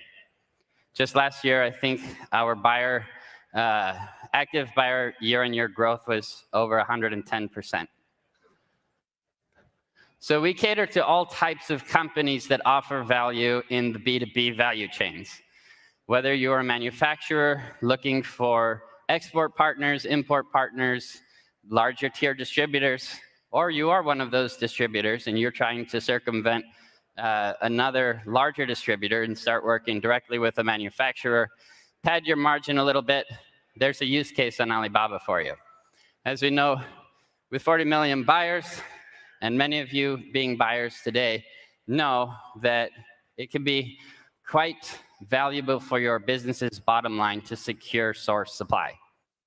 So with that in mind, those of you who offer source supply or other capabilities that are hard to replicate from across one of the oceans, well, you might consider listing some products on Alibaba.com. Today, just a quick snapshot of how our North American supply base is performing in terms of the categories. You see roughly a third of our supply base occupies health and wellness categories. So we're talking about supplements, beauty products, as well as food and beverage. So, and it makes perfect sense why people, even in overseas, even people in Madagascar would like to buy an FDA-labeled healthcare supplement. There's only the one FDA on planet Earth, as far as I know. So some of you might have met Dan yesterday. He had a sharing. Unfortunately, he couldn't come today. But Dan has been in our ecosystem for roughly a decade by now. And he's built his export business predominantly through Alibaba.com. 100% of his business was domestic. He makes white label supplements. And the very vast majority of the business he gets on Alibaba.com is overseas. Today, he's exporting roughly 90% of his product. So, how to get started? Well, for starters, I would encourage you to make a very informed decision about your business. And the best way to do that is take a picture of this QR code and get a consultation set up with somebody from my local team. These guys are experts on the platform, both in terms of the sales and in terms of the service that you will be receiving when you join. Now, after a couple of these conversations, you decide, great, let's go for it. Which plan? Well, they're going to help you determine which plan is the best fit for the Alibaba operating model you'd like to establish. And that depends entirely on your business. So just like everything else in B2B, how to join is also a matter up for some negotiation. And then you go live. And what does that look like? Well, for starters, you need to set up a storefront. Going back 24 years, a lot of our customers in Asia didn't have any type of online store. They weren't on Amazon, obviously. And their very first online presence was their mini site on Alibaba.com. So that'll be your very first step in getting started on your Alibaba journey. Our teams help you build a storefront that is going to perform well, that the buyers on the platform are quite interested in engaging with, and ideally, populate it with a lot of SKUs. The more you have, the better. The more traffic you'll get organically. That comes to the uploading of your listings. So we help you with your first couple of batches of products and optimizations. Once your product is listed, it's not just to sit and forget about it. There are always new trends in terms of keywords, product types, etc. You might even have some SKUs. Well, imagine if you're selling cookies globally, right? Well, most Commonwealth countries don't call them cookies, and that might be kind of frustrating. Exactly, biscuits, yeah. Right, there's thousands of examples where you need to make regional keywords if you're trying to win business in that region. And the good news is there's no limit to how many products you can list on Alibaba.com. So essentially, if you take the time to list high quality, high product information score listings, you can essentially print organic traffic. And finally, if your inbound traffic isn't at the level you would like it to be, maybe you've only been on the platform for a week, and you only have one SKU ready, well, that's all you need to pop over to the RFQ marketplace. So this is a platform where all of the requests for quotations that either haven't been responded to within a day or were automatically sent directly to this market can be collected by suppliers. So you put your sales guy on that and have him go and prospect some leads himself. So, in summary, why start on Alibaba.com? Well, it's a B2B exclusive marketplace, which means it's a pretty interesting extra leg to whatever else is in your sales and marketing mix. Right? I think today in North America, there's something like 10,000 omni-channel e-com people. I check this all the time, which means there's probably a shortage of about 90,000 of these talents. Well, joining Alibaba gets you access to the kind of service and tools that helps you bridge that gap if you're still trying to find one of those talents and train them. Finally, we don't charge a commission. So what does that mean? You own all of your customers. We just heard that on Amazon, you have to do some funny workarounds, send a postcard to people or put it in the box. We would never discourage you from doing business with your customers. We don't look at the buyers that you meet on the platform as our buyers. Those are your customers. Come on. And no commission. So how do we make our money? We got to pay the bills, right? Well, we charge annual package prices, and these are highly customizable. Some are very flexible with quarterly payment options. Some are the race car versions. I'm sure many of you have a preference for the suppliers on the platform with one of those fancy verified check marks. Well, as an American supplier or North American supplier, you can also get one of those verified check marks. Finally, access to online events and our 40 million plus global buyer base. That's a pretty compelling use case, I'd say. All right, so I'm going to take a little bit of different turn from some of the other sharers today, and I would actually like to turn the time over to you guys if you have any questions about joining Alibaba as a global supplier. You bet. Sure. Do we have a mic? All right, you can yell, I think. Yes, please.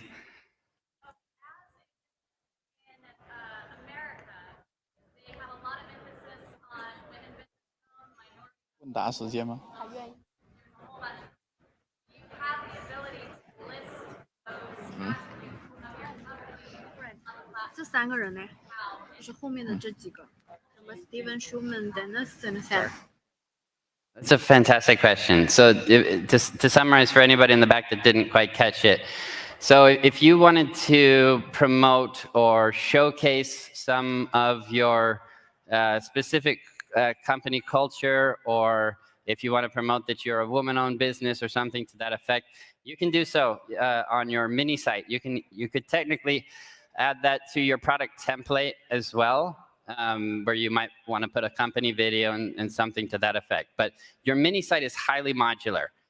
You're not forced to adopt one design or another. It's essentially drag and drop modules. And so you could place banners that showcase that you guys are socially proactive, or that you're an inclusive organization, or anything to that effect. And to the second part of your question, you're next. Second part of your question, do global buyers care about that? Well, we've got 40 million. I'm sure some of them do. And thanks again for your question.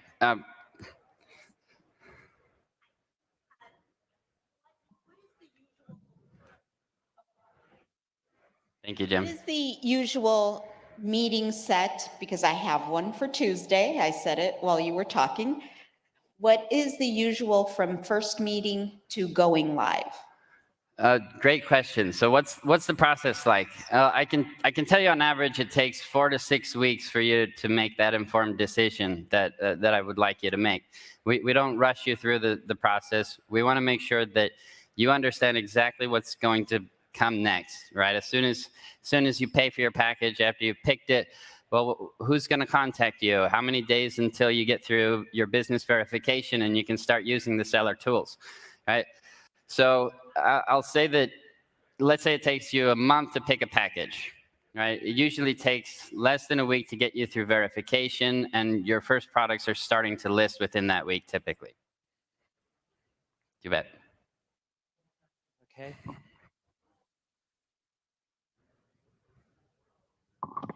If you buy your products on Alibaba.com, is it allowed to relist them with your own brand to sell to other businesses?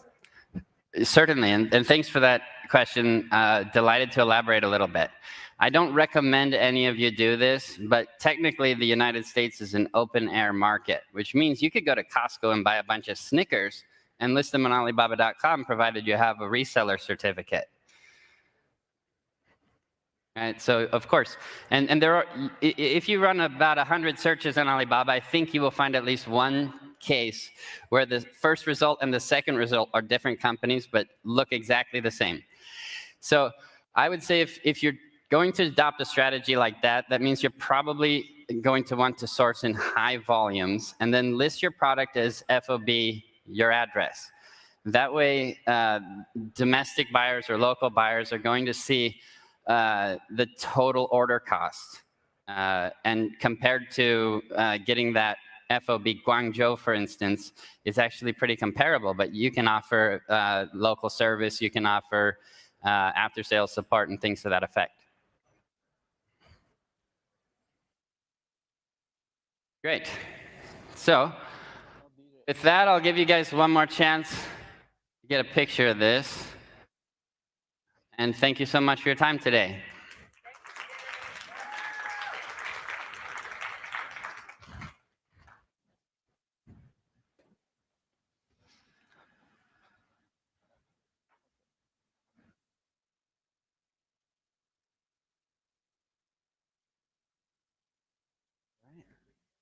He's the head of sales for Alibaba.com North America. I want to give him one more round of applause.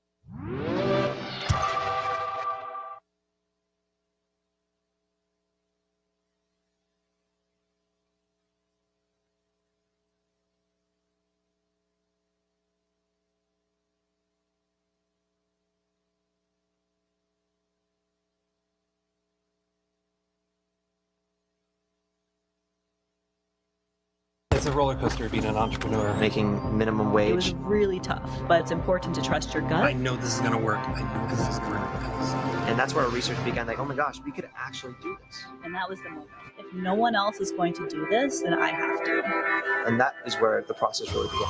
Finding the right supplier was the most important step in the process. We can actually source the products from Alibaba.com. It was like lightning just struck. People started placing pre-orders. It's a business that I love so much, I would do it for free. It's a roller coaster being an entrepreneur. Making minimum It wage. was really tough, but it's important to trust your gut. I know this is going to work. I know this is going to work. I know this is going to work. And that's where our research began. Like, oh my gosh, we could actually do this. And that was the moment. If no one else is going to do this, then I have to.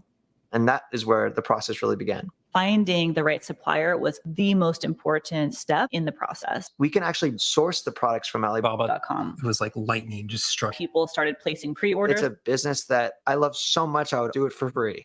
I know that I have to keep going and growing into the future. It's a roller coaster being an entrepreneur. Making minimum wage. It was really tough, but it's important to trust your gut. I know this is going to work. I know this is going to work. I know this is going to work. And that's where our research began. Like, oh my gosh, we could actually do this. And that was the moment. If no one else is going to do this, then I have to. And that is where the process really began. We thought of an idea, make our own paddles that didn't just look good, it actually played well. Produced bamboo toothbrushes that also gave back to different causes. A vinyl figure for my kids to create new characters based off of their imaginations. Finding the right supplier was the most important step in the process. We can actually source the products from Alibaba.com. It was like lightning just struck. When I started reaching out to suppliers, I learned a lot. I worked with the design and the engineering. We got a few dozen prototypes. We played with them. We tested them. The manufacturer listened to our feedback. They helped coach me on the entire process from start to finish. And then finally getting the one. This is it. This is our product that's now ready for the world. It was like Christmas. There's this thing that you designed, that you created, and it's here. It's real. People started placing pre-orders. My dad was the person that we actually shipped the first one to. I remember he was so excited. There's a certain sense of joy when you see a kid's face light up when they play with these toys. People see the vision and they are part of the vision. Being an entrepreneur is the greatest job ever.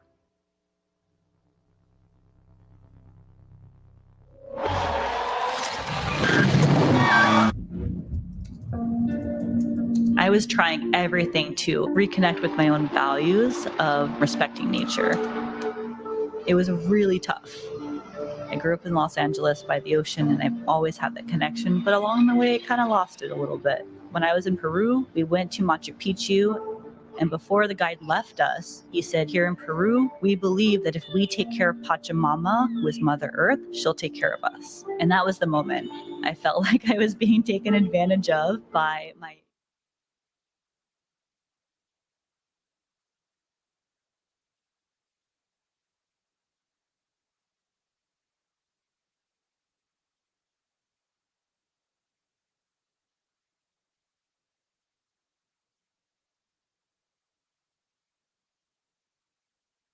Vegas, we are now starting some development with a kind of like a professional soccer teams here. So hopefully we can have more and more like a hearing-made soccer jersey coming to Vegas soon.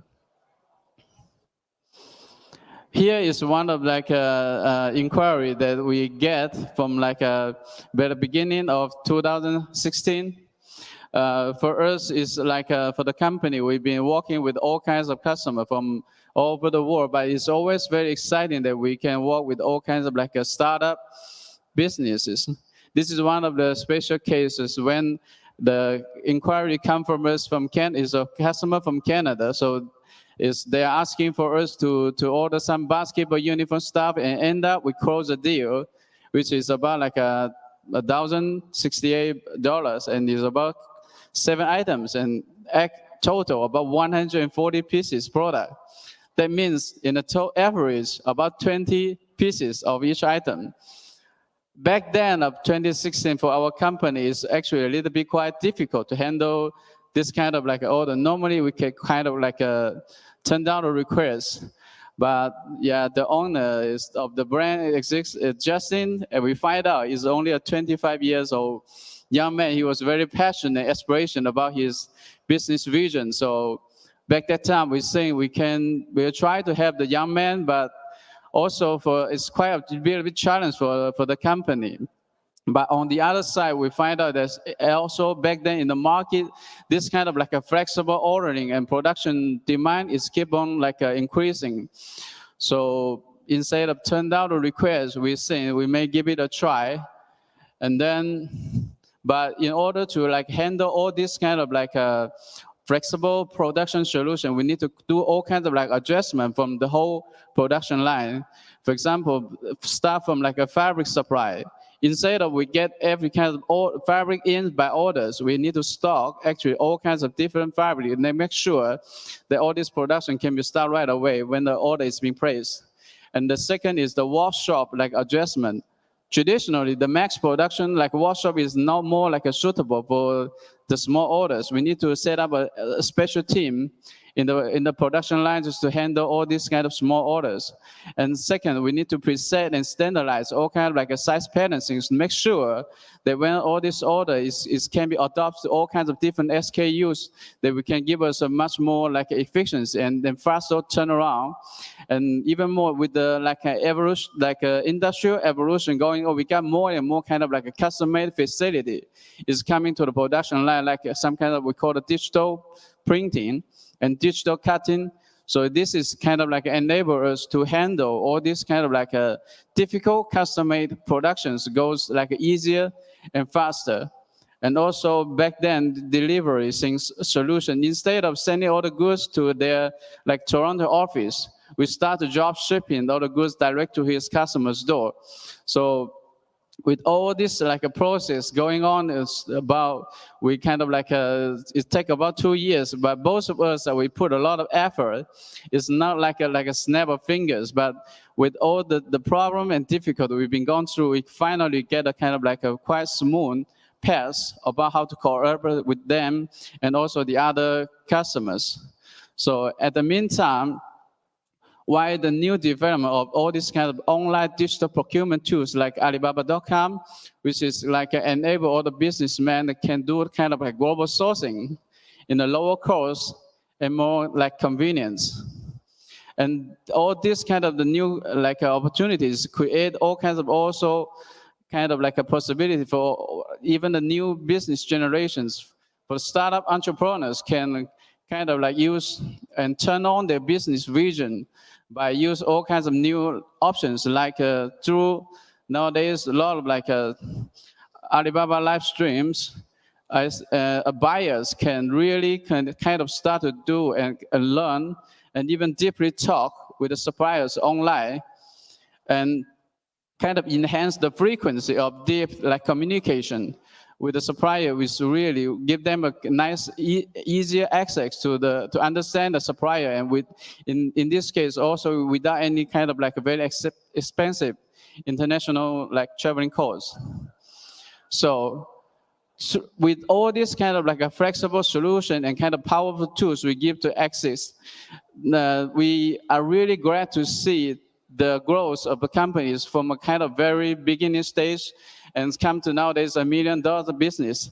And today, we are actually very proud that we have the founder and CEO of Sizester is come with us.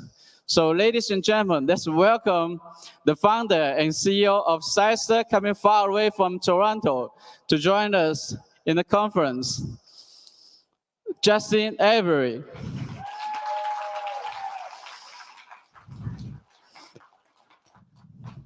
Okay, cool. Avery, and I'm the founder of XZ Sportswear.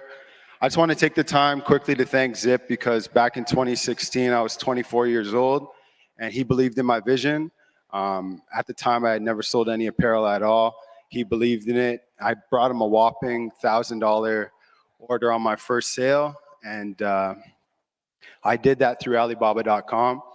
And without platforms like that or conferences like this, we wouldn't have been able to connect. So I was just glad for the platform. I'm glad for conferences like this to be able to connect. And after 7 years of business together, right? It's been about 7 years. We're now doing over $1 million in purchasing products through his factory. Yeah. We also outfit over 500,000 athletes across North America. I started off with a dream, and I told him I'm going to build one of the biggest sports brands in the world. And I'm on my way to doing that after just 7 years. And I hope to be able to tell you guys the rest of this story in another 7 years. So thank you guys so much. Again, my name's Justin Avery, and I'm the CEO of XZ Sportswear. Great. Thanks. Good. Yeah. So thanks so much to Justin. So it's what a great story that we come through Alibaba. And so here is another like a story that we work with another UK customer. Because with all the time going, we find that this kind of flexible ordering solution is not only important for kind of startup business, it's also quite a very powerful tools for any even established business for them to kind of like reach out to the new business opportunities. So this is a case from sports local brand from UK. So when traditionally when they cannot just order from us like about twice a year, so every time it's about 10,000 pieces, which is quite good. But when the time goes on, the competition is quite high. So they start getting some kind of problem like excess in inventory, and then have some problem with the turnover. So we start to offer them kind of option that you can flexible ordering everything. You can basically place orders that when you get the orders from the customer, then we use kind of like a very fast turnaround solutions. So give them nowadays up to about also 7 to 8 year business. This customer, instead of place 2 orders to us, nowadays they can, each year we get hundreds of orders from them, and the total order volume is about 10 times compared to what we used to do. So, and after all, I think going forward, from Healy, we'll stay on top of all kinds of latest new development of sportswear and casual wear. So if any people here get this kind of request, please feel free to contact us. I believe that in the company with our own design, production, and production team under the same roof, I think over 200 people in the Healy team will make sure we give you all the kind of best possible experience. And in September, also, we are going to join the EPE event, which is a massive like a promotion in the coming months. So if anybody have any kind of like request, please feel free to let us know. And last but not least, we come in all the long way to here. I'm traveling about 15 hours in the freight trying to get here. So besides like say hello to everyone, I would like to also tell everybody that our country is finally open. So everyone is welcome to visit the city and the country. We will not just show you some of the greatest state-of-art like manufacturing facilities. It will be also a great honor to introduce you guys some of the great authentic Chinese food inside of Panda Express.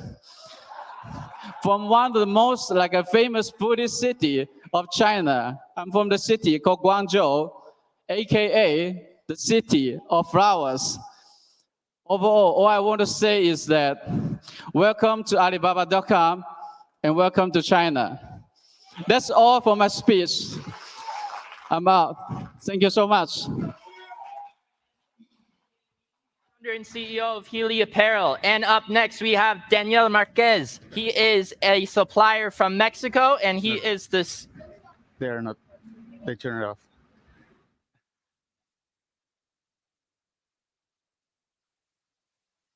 He is the founder and CEO of Healy Apparel. And up next, we have a supplier from Mexico. We have the CEO of Blender Group Mexico. His name is Daniel Marquez.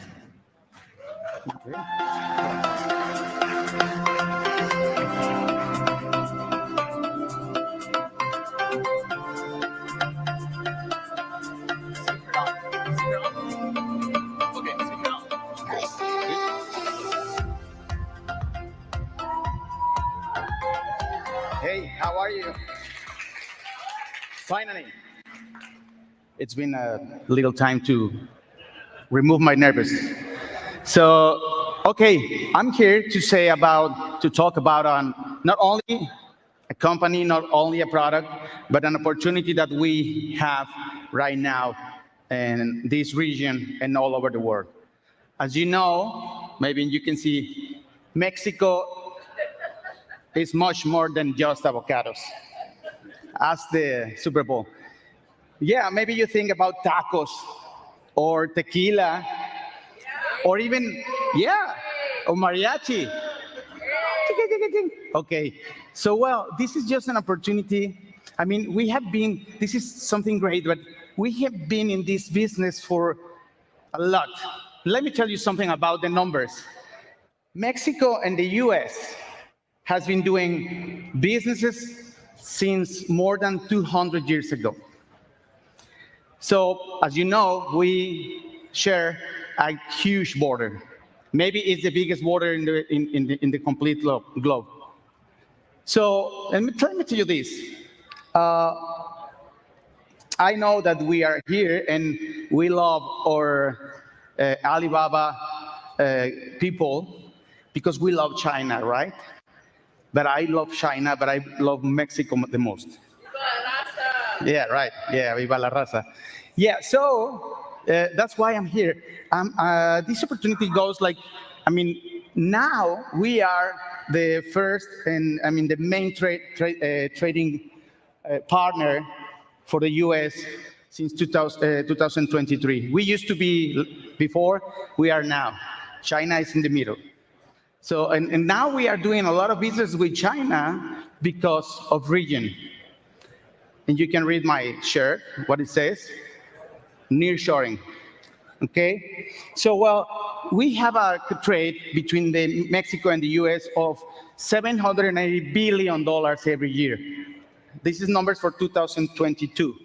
Okay, so, well, talking about this, imagine this border. It's crazy. We have more than 500,000 people crossing the border every day. 200,000 cars every day also, to 20,000 trucks in lines with items that are already sold. I mean, we are not coming here because we have an opportunity, we already have it. There you go. So, yeah. This is $1.7 billion every day. And this is for us. Okay? Okay, so well, Mexico exports to the US a lot of things. As I told before, tequila, tacos, and everything. And all the agriculture things that you already eat in your tables. But also we trade with cars, auto parts, trucks, tractors, computers, machinery, medical devices, electrical equipment, and also mobile phones. So it's a huge thing to do. I mean, we are not just manufacturing things. We already are thinking. So now we have a different set of mind because we have been learning a lot in the last maybe 30 years. So now we are not only producers, but also technology producers. Okay? So let me talk to you about my company. What we do, Blender is a company that we are suppliers of solutions for the concrete industry. So I would say, as you can read here, make a concrete change. I mean, you can see that many people goes and walks over concrete, but if you come to Vegas, you will see that maybe 60% of all the pavements you see, they are made by concrete. And not only a great concrete, but a coloring concrete. A concrete that is already sealed. You can see that in the streets, you can see that in the hotels, you can see that in the shopping centers. So we manufacture these products. We learn about it. Blender has been in the market for the last 18 years.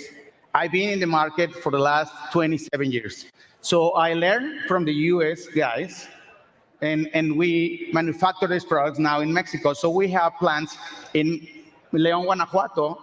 We have our plant in Yucatan, and we have offices in Houston, Texas also. So we are also a US company.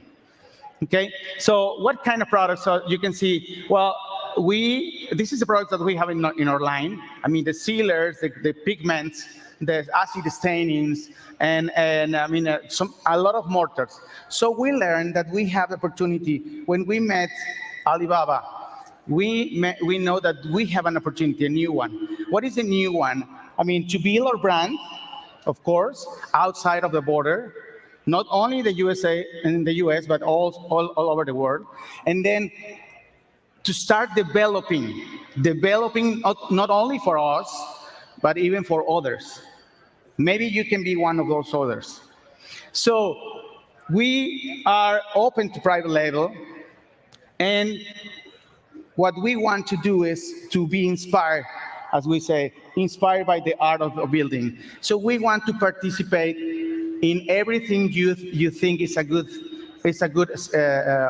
set for your job and architectural matters, or maybe you want to have a product that you can mold with your hands. And this is what I'm talking about that. This is a great opportunity that we got last year. Once we get into the platform. And actually, we were not that great in our, we were hiding in the platform a little bit because, it takes time to get a setup in the platform. So, but the customer found us. So these customers from Israel, they talk to us and they say, hey, you guys, I can see that you make all those products that I already talked about it. But I'm wondering if you have something like this. What do you want? Well, I'm making concrete craft. So concrete craft has been growing a lot since the pandemics because people want to do something in home. So concrete craft is something that you can make with your hands. So I will say that we can make concrete available for everyone. So we start doing this development. We develop a product for them. Actually, they were buying from someone in England, and actually one of the biggest players in the market. And I told them, okay, I can do that, but I can do it better. So from a product that they have a powder, a resin, and they have to add many other things, we developed a product that we just use a powder, and you just add water. So as I can tell you, in Mexico, we are not only manufacturing things, now we are thinking a lot of things. So we are builders of technology. So this exact product goes, into people in Israel, and they say, okay, I like your product. I will bring it to the US because they have stores in the US. So they are now selling the product in the US. So this is a huge opportunity to say because we had a 5 months development for a product. We just get the first order of $200,000, and it will be one of those orders every 2 to 3 months. So I think it's for just one customer. It's a good thing to say that we accomplish our goal in the platform. So as you can see, you can check in our website, and you can check in the platform what is the product we have, and maybe we can develop something for you. Okay, so going backwards, and what I say at the beginning, we are now ready to supply customers from all over the world. We know that we are in a region that is very vast. I mean, it's a huge region with a lot of money in between. So don't go so far. Stay in the region. I mean, we are just the neighbors side. So we are here. Actually, we as Blender, we are American company. So it will be easier now to get. So saying that, I'm almost done because my time is almost done. And I will say thank you. Thank you for hearing me. I hope we can make some business. So anything you can say, I'll be here.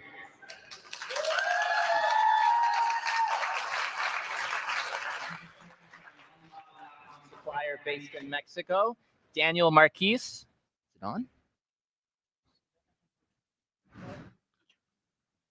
Again, you just heard from a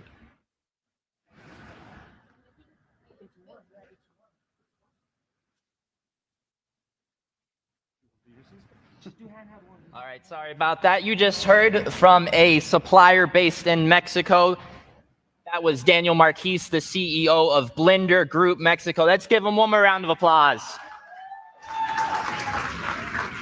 All right, and up next, we have a Canadian manufacturer. This supplier has been on Alibaba.com for a while. 2012, 2013, joining the platform. You're going to hear from the Director General of Alco Prevention Canada. His name is Stefan Morris. Give him a big round of applause.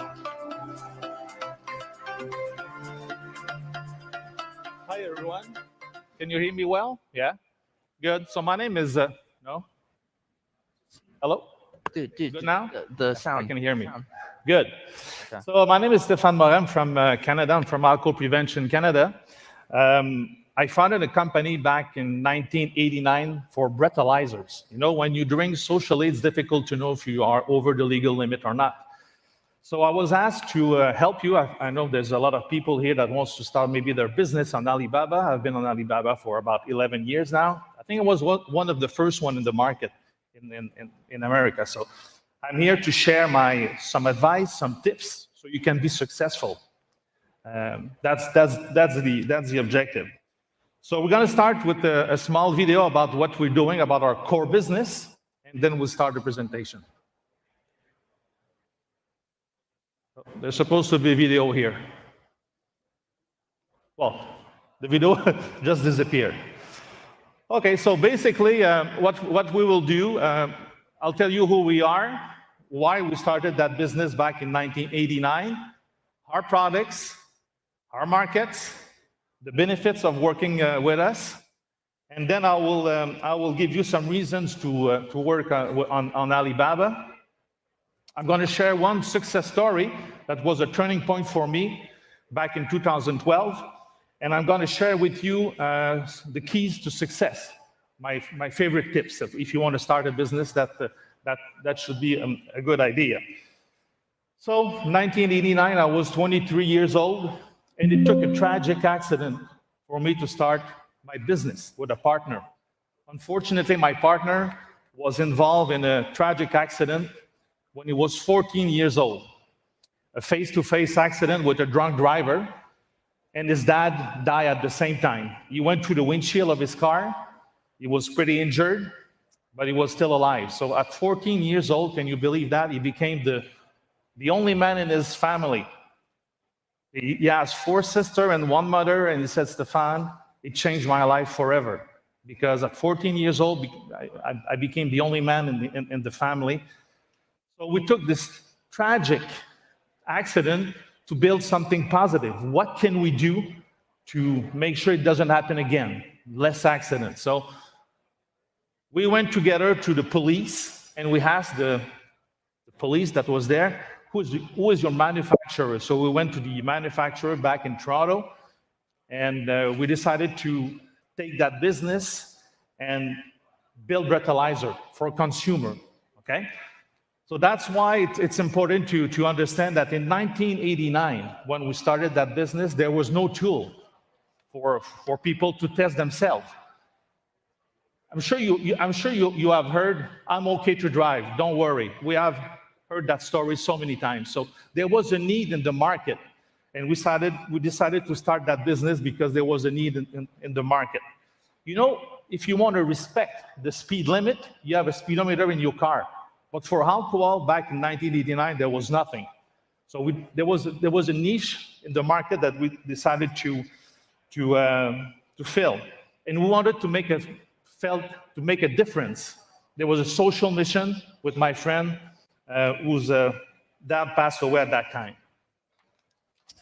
So the product that we have are on the screen here. So you have the breathalyzer, the single-use breathalyzer on the top and left. So all you have to do is you blow in the little tube, and the color would change from white to red when you are over the legal limit. So for less than $3-4, I mean, it can make a difference. And we have all kinds of breathalyzer that are electronic that you can use also. We also have a drink spiking test against GHB and ketamine. We have drug tests and stuff like that.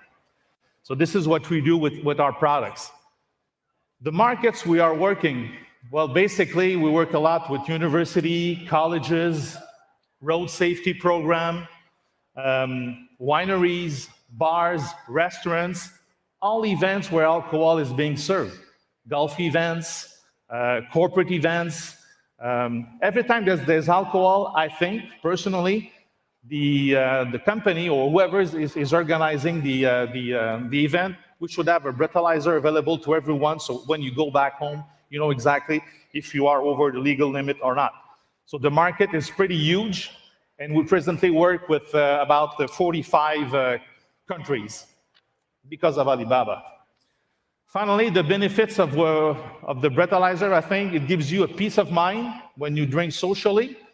You can save lives, it's ethical, it's responsible. It's nice to convince a friend not to drive. I'm sure you have heard this before. I'm okay to drive, and if you don't have any tool to convince a friend, it's pretty difficult to tell him not to go home. And for us, the social mission is very important to know exactly your blood alcohol level when you drink socially. So now we're going to look at the reason why you have to be on Alibaba. Well, the first one, it's not expensive. It's less than $4,000 a year when you think about that. And we were able to generate millions of dollars of business all around the world. When you think about that, for an investment of $4,000 a year. Alibaba is there 360 days a year, 7 days a week, 24 hours per day. It's always there. And you can reach thousands and millions of customers. Don't forget, yesterday, Alibaba said there's about 40 million people that is using the platform right now. And you can put a wide range of product. I mean, we have like 5,000 listings right now on Alibaba. And what I like also about the Alibaba is they have verified buyers. So you know exactly that the buyer that is sending you a request is a real request. And it's very easy to do any transaction.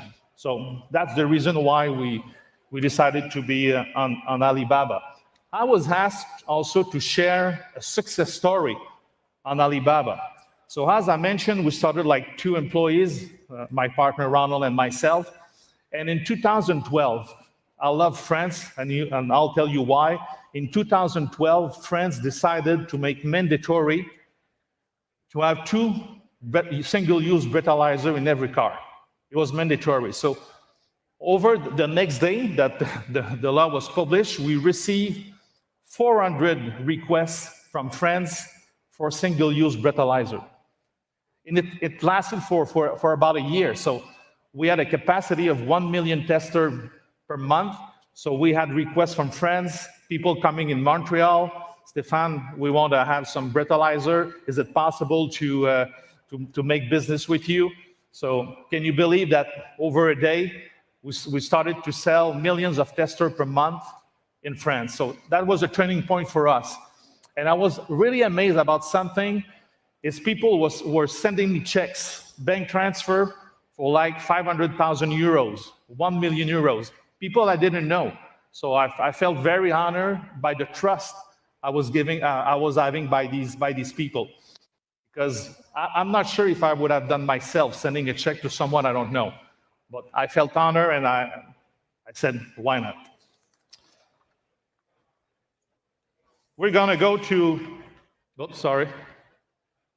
The keys, if I were you, when you are on Alibaba, high quality listing. Make sure it works like Google, SEO. Make sure that you have like new products every month, fresh content. It's very important. Like we have like 30 products, but we have like 5,000 listings. So it's very important. So I only have 1 minute. Personal service, make sure that you treat people like the way you like to be treated, very important.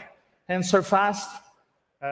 Alibaba really like the people that answer fast, and the faster you answer, you'll be on the first page on Alibaba. You need competitive pricing, credibility, and quality. So make sure that in your listing, all these 3 points are in your Alibaba website. And build strong relationships. People like to deal with people, with humans. Treat them like they are friends, and they're gonna last for very long. So this is my experience on Alibaba. If you have any question, I'll be happy to answer you. My coordinates are here, and I think we'll have 1 second left. So thanks, everyone.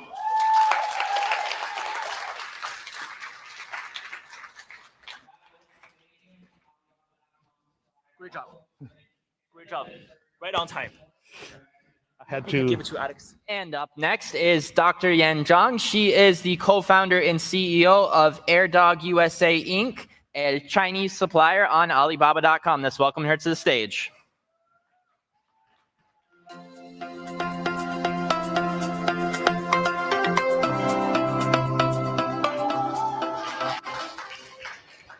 Thank you, everyone. My name is Dr. Zhang.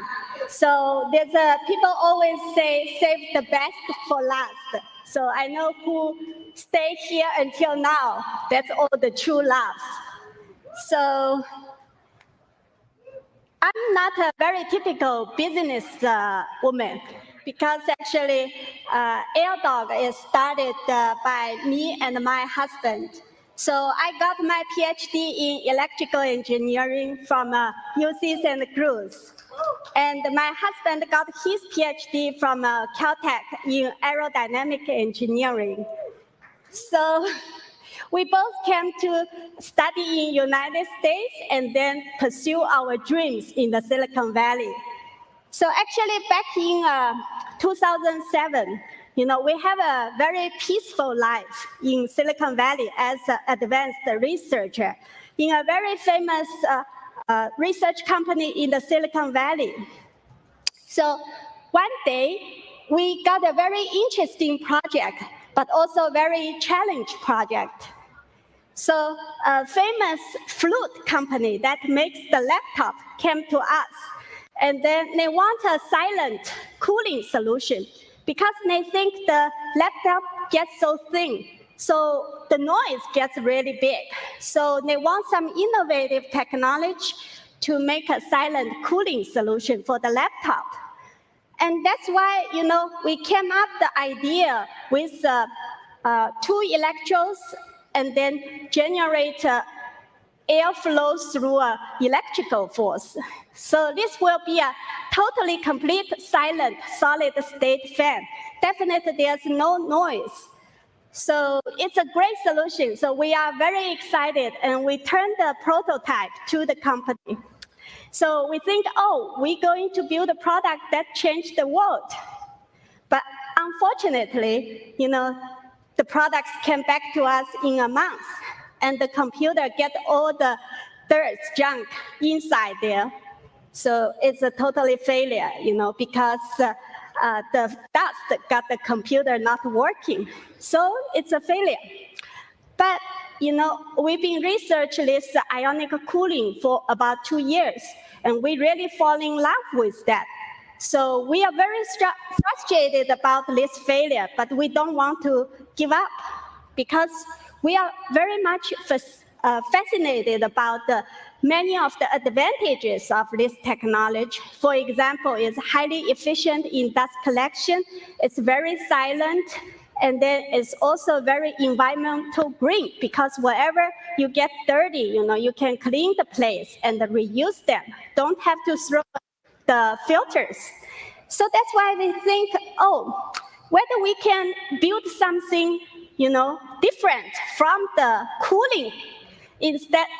So that's why don't we utilize its highly efficient in dust collection so that we can, benefit other things from this technology. So we steered our way from the original silent cooling solution and built a bigger system, which is specialized for the dust collection. So that's our through the 10 years of research. So we built our TPA, which is two-pole active technology, specialized in the dust collection. And we filed about 128 patents around the globe. And now, we have a product line that is fully globally certified. And then, thank you.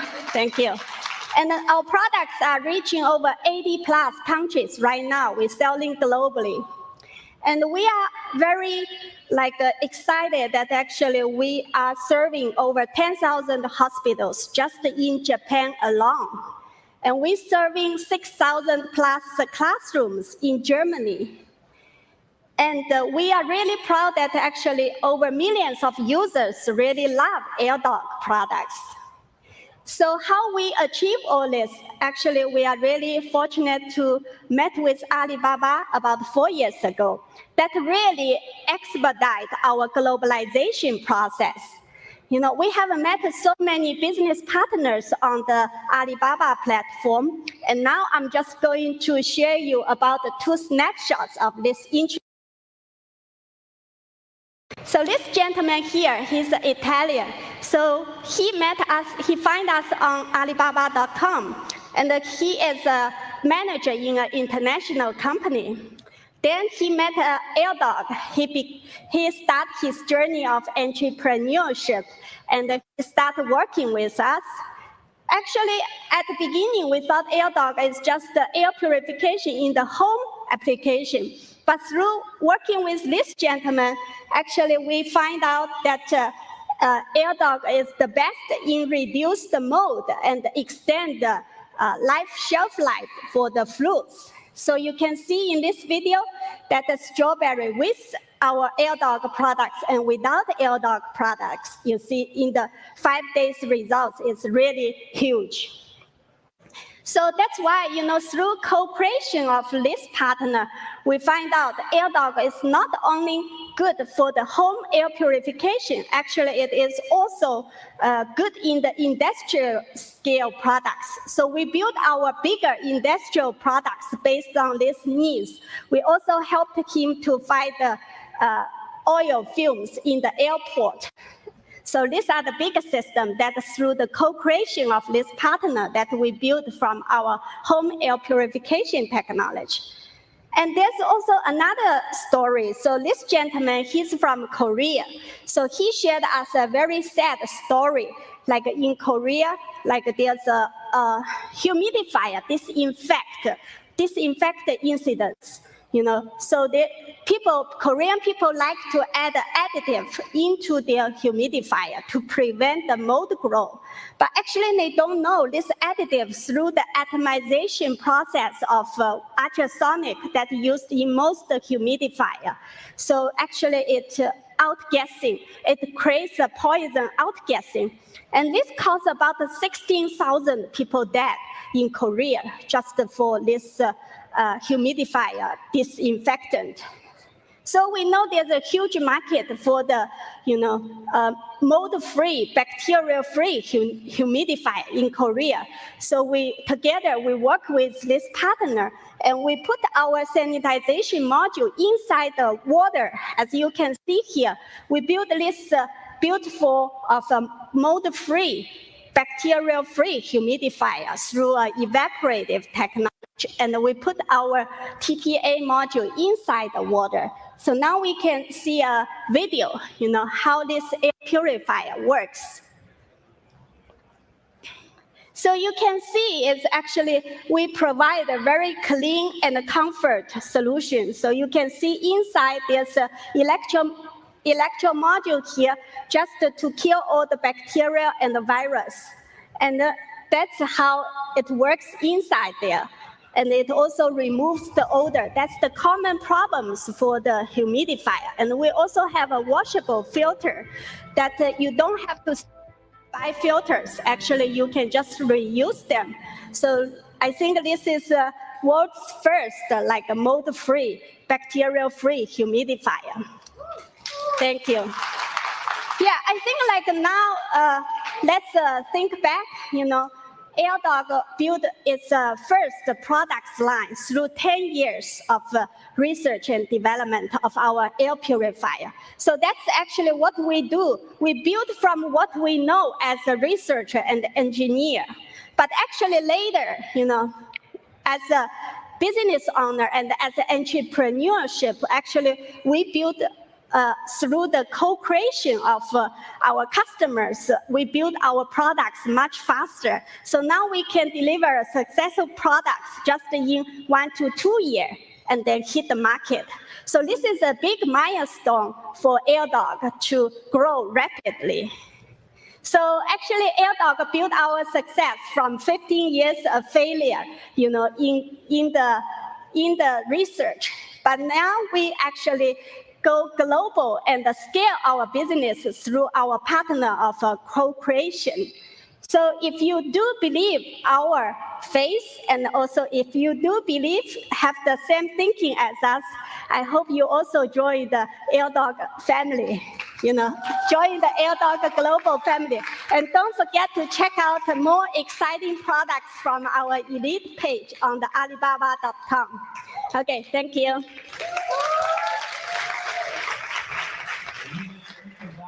Zhang. She is the CEO and co-founder of AirDog USA Inc., an Alibaba.com supplier based in China. And up next, we have Steven Schulman. He is the president of AWOL, a Alibaba.com US supplier based in Florida, USA. Let's give him a big round of applause.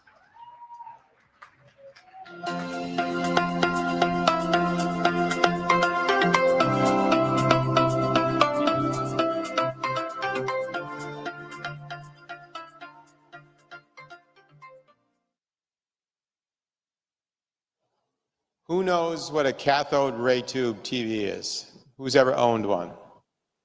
Okay, so you know how big and how heavy they were. So when your mother said to you, Steve, move the cathode ray tube TV over there, how many friends do you need? 2 or 3. Weighed almost 100 pounds. About 25 years ago, they created the flat screen TV. LCD flat screen TV, OLED now, mini LEDs. There's so many OLEDs, we don't even know what to do with ourselves. But it's been 25 years until a new paradigm has arrived, which is AWOL vision. And I'm here today to explain what AWOL vision is, how we're changing, like I said, the paradigm of home entertainment, and bringing the cinema not into your theater, but into your family room, living room, study. So, to my left is AWOL Vision LTV 3500 laser TV. To my left here is a 65-inch LED TV. The way it works is you can tell right below the screen there is a device, and it's called the LTV 3500 red, green, blue laser, and it emits tricolor laser onto a T1 chip into a Ricoh lens that took our engineers 6 months to design. It actually projects upwards. It only sits 6 inches away from the actual screen itself. As you've seen before, you had old-time projectors, and you still see them, they're here today, that sit about 12 feet away. They're called long throws. The short throws sit about 6 feet away, and they're still not close enough to the wall. So take that same power, take the same lumens in them instead of bulbs, 6 inches away from the actual screen itself. And that's what you have called an ultra short throw laser projector.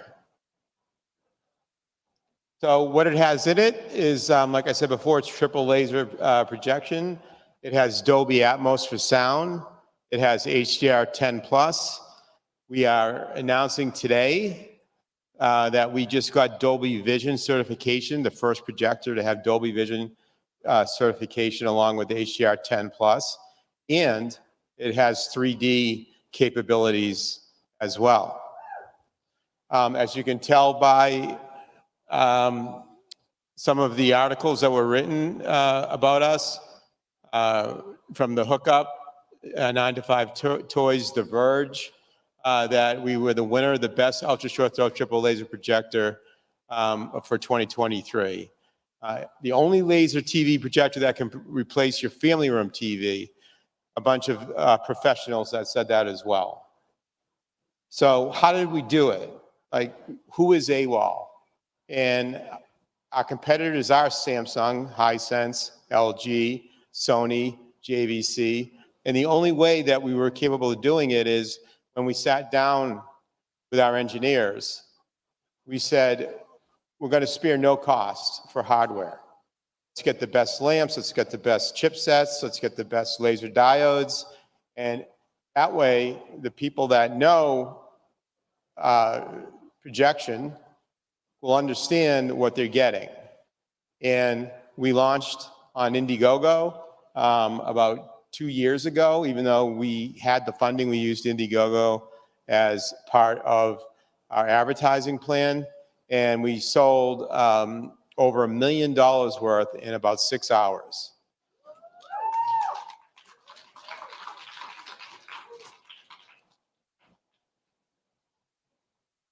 So we can project, and you can have in your home, a TV that's 150 inches big. And we're not talking about putting it in your theater. Obviously, you need high ceilings, but our screens are anywhere from 80 inches to 150 inches. And this is what I was talking about. What we have over Samsung and LG and the rest of our competitors is a patented f2.0 lens that our engineers designed with Ricoh that's able to project upwards and give you a very clear image. As a matter of fact, every one of the screens that you see that are not LED, there's 12 of them out around the convention, are AWOL vision projectors. They're not TVs. So we can project up to 3,500 lumens and give you that cinematic quality, right? When you're watching it, it's not reflective. When you watch CNBC or you're watching the news, you kind of want to watch the LED computer screen type of look. But if you're sitting down to watch your favorite movie, or you're sitting down to watch a sporting event, you're going to get that nice cinematic feel, especially with the brightness and the size and the color. It produces over 1 billion colors.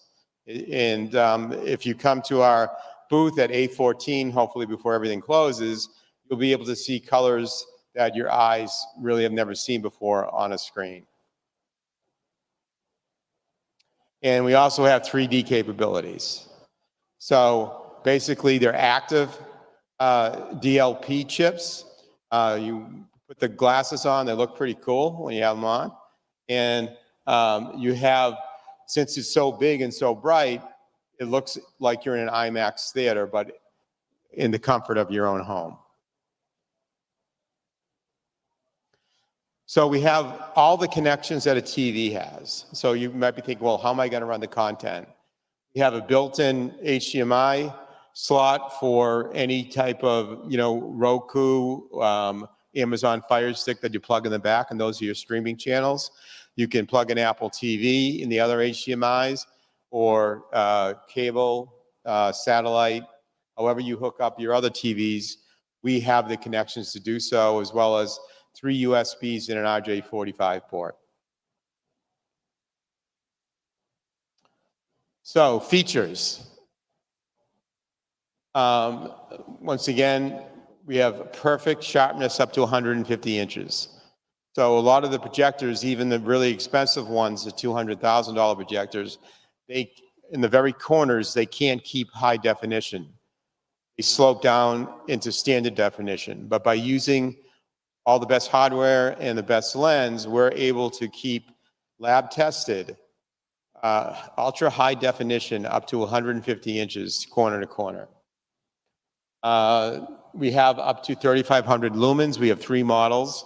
The other one is 2,500 lumens. The other one is 3,500 lumens. And the price accordingly. The brighter it is, the more expensive it is. We have active 3D. Dolby Vision is coming out, over-the-air update. And our gaming mode is 8 milliseconds. The closest projector is 30 milliseconds. So really fast active rate. We have Dolby Atmos as sound, and through our HDMI 2 port, you can bring your sound system out and use Dolby Atmos in your speakers that you have in your room if you want to use outdoor speakers, outside speakers. Otherwise, you can use 35-watt speakers that come with the device. So what we are introducing today at the Alibaba Co-Create conference is obviously the 150-inch big screen TV, the turbo mode for gaming at 8 milliseconds. We also have 24 frames per second. A lot of people don't know what that is. But when Hollywood directors and producers, filmmakers shoot a film, they shoot it at 24 frames per second. All the other projectors don't play at 24 frames per second. They play at 60 frames per second. So when you're watching something that is shot at 24 frames per second, and you can actually play it at 24 frames per second, it looks like you're just at the movies. There's nothing that's wrong with the movement. It's not moving and being jagged and so forth. It's a very smooth cinematic quality feel. And we're happy to be here. We've only been here with Alibaba for a month. Really excited. Met some great buying groups, some great people, and thank you so much for your time.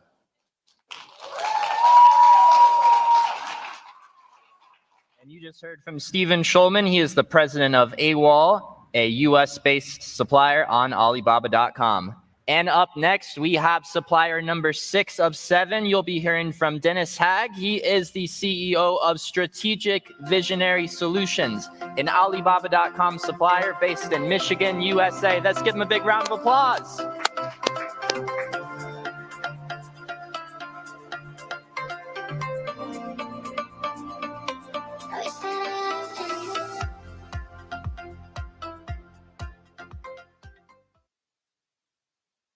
Gave me a mic. I can't dance. I can't sing. And I'm not Frank Sinatra. But today, I'm going to convince you to buy the best nanotechnology coating in the world, NanoClear, that I've been working on for quite a few years in its development and in its fielding throughout the world. Our marketing success wouldn't have been possible for worldwide without the help and the professionalism that we receive from Alibaba.com. We've been able to reach markets that we just couldn't do it. We're a small firm, and Alibaba.com gave us that capability. give you a little background information.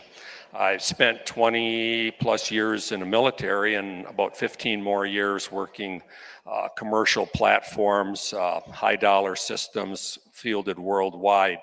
And one of the biggest problems we had was they rusted, they corroded.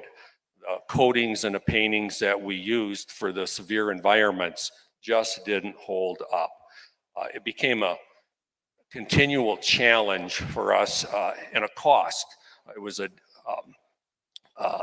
factor that you would have to work in more maintenance dollars. You would have reduced operational capabilities. Your customers weren't happy. And it dealt with this for years. Well, we decided that I wanted to find something in that area. It became kind of like a quest. So about 2013, I started working with an inventor on very disruptive technology. And that technology is based upon nanotechnology developed coating that uses dendritic research that it's based upon giving extreme covalent bonding. All that engineering stuff. You know what it means? That stuff works. Very simplistic. It works. It convinced me. I'd never seen coatings like that. I liked it so much, I said, I got to help you market this. You know, we were a venture, worked with the inventor. So we started marketing it. I liked it even more. I became a distributor. I liked it even more. I started Strategic Visionary Solutions. I even liked it more. I own part of the plant now manufacturing the coating. So we got this great coating. We built a family of coatings with it, different things that it's specialized for and the things that it can do. We started marketing it. And as we marketed it, we did the old traditional things. The knock on the door, go to conventions, Shoe Leather Express, on and on and on. We weren't making much progress. So we found that our best luck with new customers, because it was such disruptive technology, was pilot tests and getting one-on-ones. Well, by 2019, we started to build up a little steam. We started getting repeat customers. We had a few foreign customers. And at that point, we said, we're going to stock up on inventory. We're putting it in an aerosol can. It took us 5 years to figure it out how to get it in a can. And we're all set. We bought all of this product, and we were rolling into 2020, and guess what happened? Bang. We got shut down like everybody else. And it was a tough year into 2020 and 2021. We said, you know, all these traditional ways that we're using on marketing aren't working. We went to Alibaba.com in 2020. We've been with them for 3 years. We now sell product in Saudi Arabia, Germany, Ireland, Great Britain, Israel, UAE, China, on and on and on, around the world. Our first customer, when we started the program, it took us 3 months, and we were really tight on the funding. Our first customer was with China, and it paid for everything that we had put into the program, and it kept us going for the next year. One customer, it proved itself. We said, this is great. I'm now marketing around the world. I get calls sometimes that aren't well liked around the office from at certain times of night and day, because we're 24/7, 365. That's what Alibaba does for us. These are some examples of how our coating works. We coat a lot of different things. We mentioned rail, industrial, offshore oil platforms, fleet equipment, and some very unique things. We're at Disney coating some different areas. We coat Carnival cruise ships. We coat 3,000 rail cars a year. We started coating Caterpillar gensets, John Deere farm equipment, a multitude of other things. And our coatings are very unique. Customers come with us and they want a solution for something because their paint or their coatings don't work. We provide them that specialized coating. We reach out to them Customer service to us is very important. We work neck and neck with them to make sure that they get the right product. And sometimes we have to tell them we can't recommend our product because we're not out about a quick sale. We're about a long-term relationship with our customers. We're about developing that back and forth and where we take care of them, and then they've got a great respect for our product and for us. Some more things where we've coated. This is a foundry. Nothing would stick on that foundry. It would literally burn off the coatings. We coated it with a nano clear line. It's still there. We've done some ships. We do John Deere, and we have a lot of solar fields that we're coating because solar panels are soft. So we put a coating on them and we protect them where they can be protected from the ravages of dirt, sand, hailstorms, whatever. Customers come to us because they have some challenges. We work with them and we'll find them a solution. Very important for us to get them the right solution. I wanted to mention a couple other things. We've tried, as you've heard today on all this electronic marketing and things, this stuff works. We've tried all these other tactics, all these other methods. We didn't get great success. We got success with Alibaba right up front. It's paid for itself, and I'm worldwide. That's something for a very small firm in a very unique coating. We are on GSA catalog where we market to government agencies worldwide. And if I had to tell you, going to a GSA catalog, what it takes to put a product on it versus Alibaba, I would take Alibaba night or day over having to work with the government. The program is easy to get loaded up on. It does have a learning curve, and you can learn really quick. The staff is there to help you. Miguel, that works with me. I probably drive her crazy because I've screwed a lot of things up and she fixes them. But it works great, and it's so powerful. We've been on the program for 3 years. I still probably haven't learned 70% of what its capabilities are. I keep learning every day, and that's part of the process in this business. You have to learn, you have to product improve, you have to get better because that's the best way of making your customers happy. If you're looking for a coating that can run 10 and 15 years, better protection of your asset, pushing your maintenance cycles out, cutting your indirect costs, that's us. And we recommend to our customers, try us.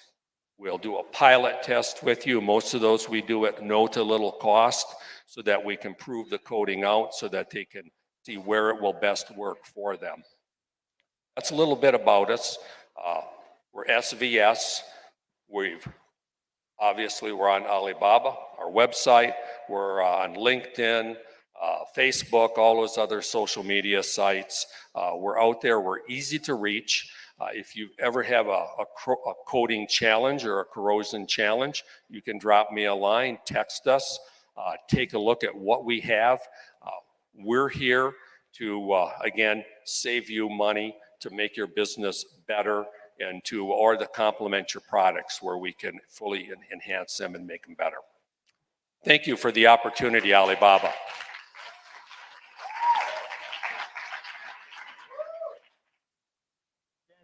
He is the CEO of Strategic Visionary Solutions, a supplier on Alibaba.com based in Michigan, USA. And up next, our last but not least supplier of the day. His name is Sam Barron. He is the co-founder of Shop the King and a supplier on Alibaba.com based in Ohio, USA. Let's give it up for Sam.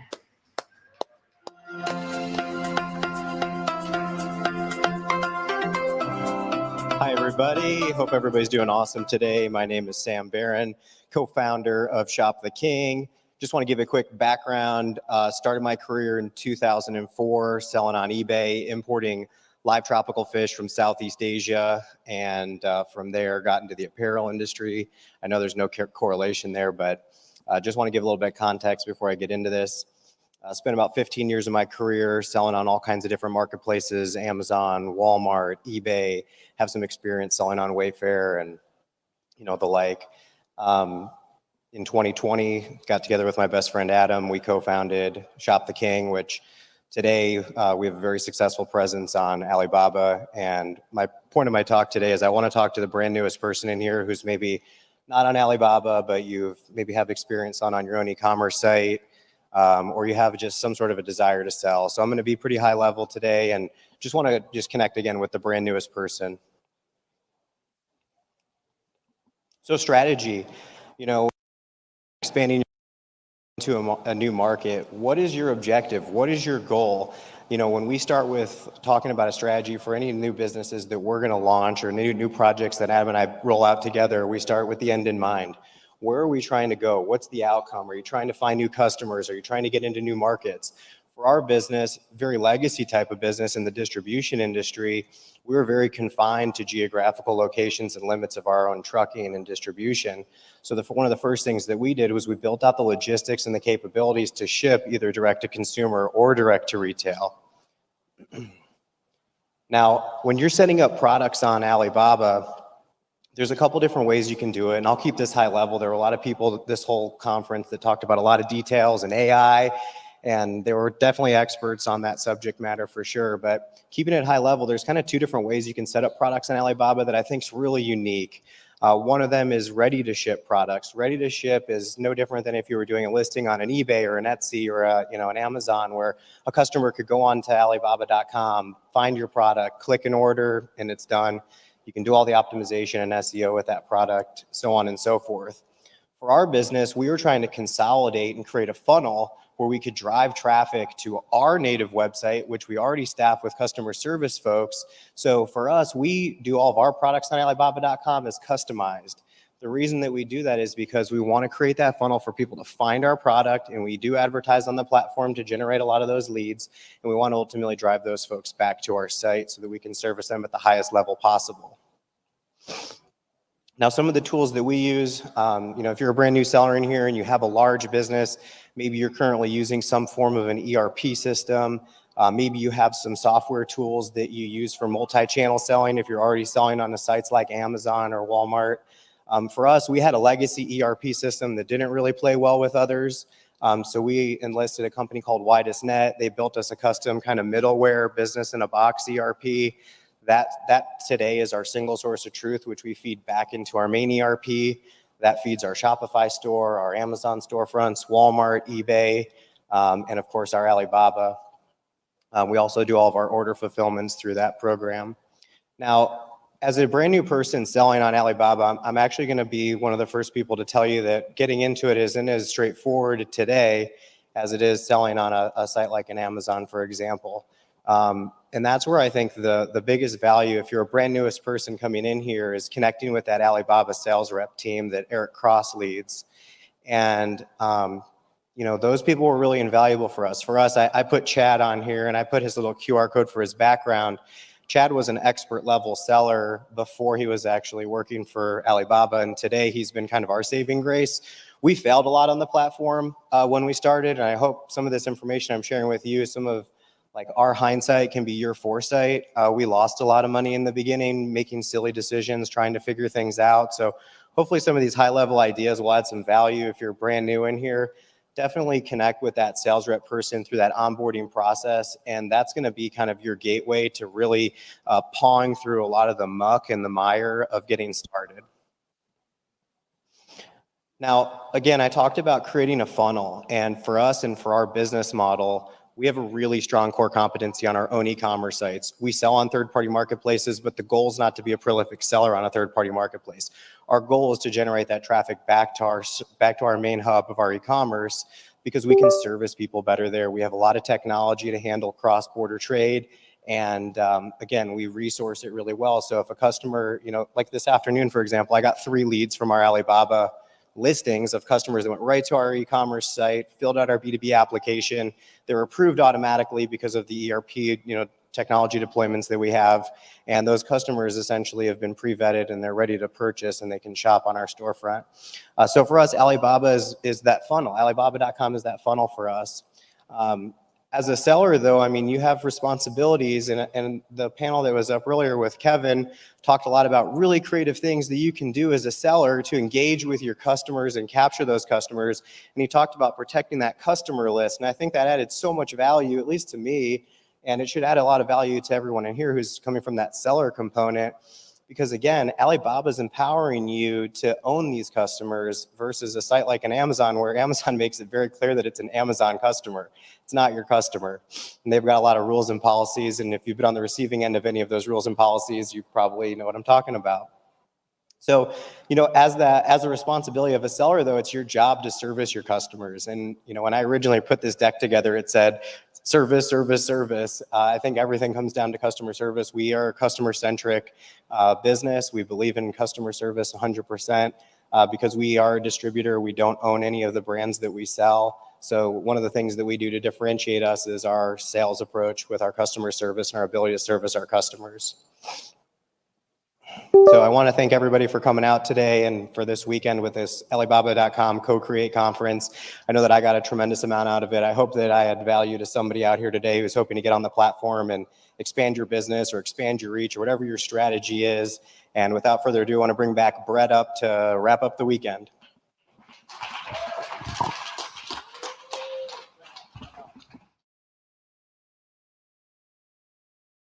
Sandra Craven, and I am the social media director of social media marketing for PackU and Helium 10, and I am so excited to be at Alibaba.com's first ever inaugural conference, Co-Create 2023, and I am joined by a very special guest. Hamza, please introduce yourself for the viewing audience. Hey Cassandra, thank you for that great introduction. So my name is Hamza Naqvi, and I am the co-founder and CEO of Naqvi Brands. One of our biggest brands is Bostock Games. We create family fun card games for people around the world to enjoy and play. This is incredible, and how do you feel to be at the first ever Co-Create 2023? It's amazing. This event that Alibaba invited me to come and speak on stage with Damon John, since I have a Shark Tank, two-time Shark Tank entrepreneur, the event is first class. It's amazing. The amount of people that we're meeting here and learning about the future of what Alibaba is giving to entrepreneurs, it's amazing. It's a first-class event. Absolutely. When you first walked in those doors, what was your immediate thought? Wow. It was literally wow. The stage, the roster of speakers that are speaking here, the quality was just like, wow, this is a really amazing event. And I hope we're doing this for many years to come with Alibaba. Absolutely. I would sign up for many, many years. This is incredible to see all the influencers, creators, buyers, sellers, Amazon sellers, Walmart sellers, different walks of life.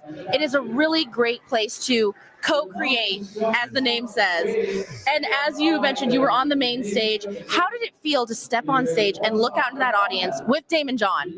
It was, believe it or not, for me, it was amazing, right? And the packed show here, I think Alibaba has over 1,000 people here, a lot of entrepreneurs, and to go in front of them and talk about the world and co-creating and Alibaba and how our little company utilizes this global conglomerate, Alibaba, to help with everything is just amazing, right? Absolutely. And the tools that they're offering has been life-changing. So we, Cassandra, have been using Alibaba for 15 years. I've heard 15 years. That's an OG record, I'm pretty sure. 15 years we've been using Alibaba, multiple different brands we have. Yeah. I think we have over 20 suppliers that we use for everything else.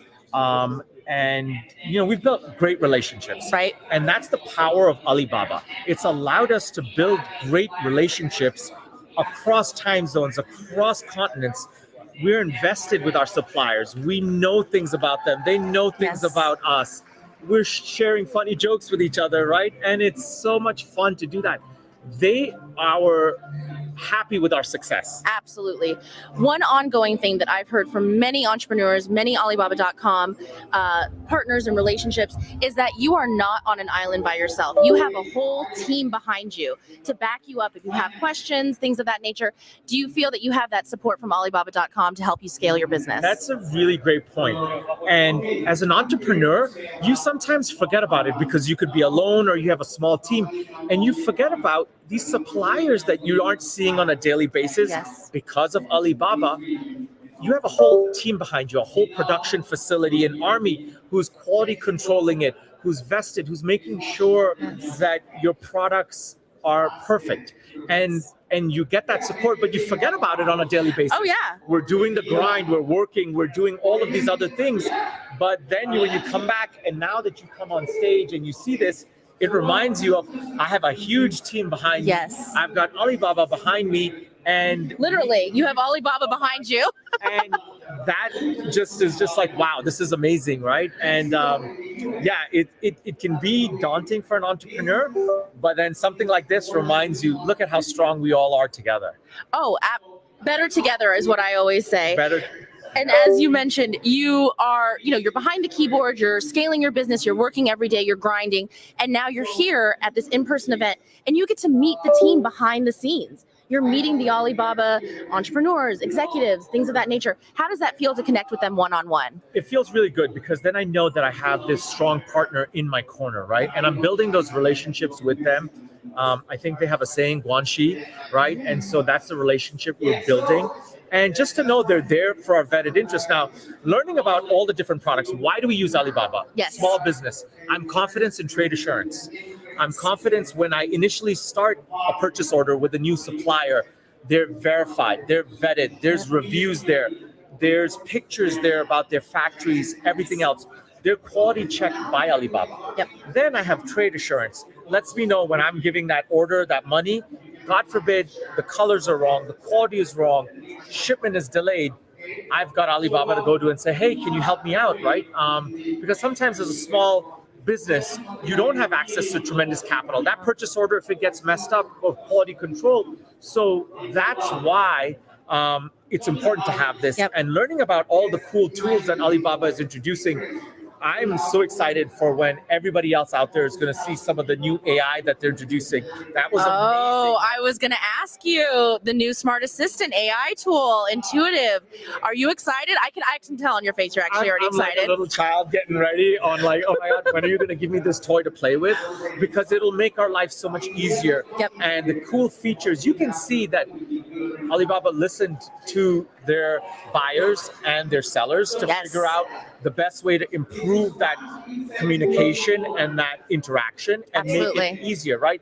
Time is so limited for everybody. And time is money. And time is definitely money. So if you can improve that in every step for everybody, but and the app, the logistics, all of it, I was just like, it was a fancy new car.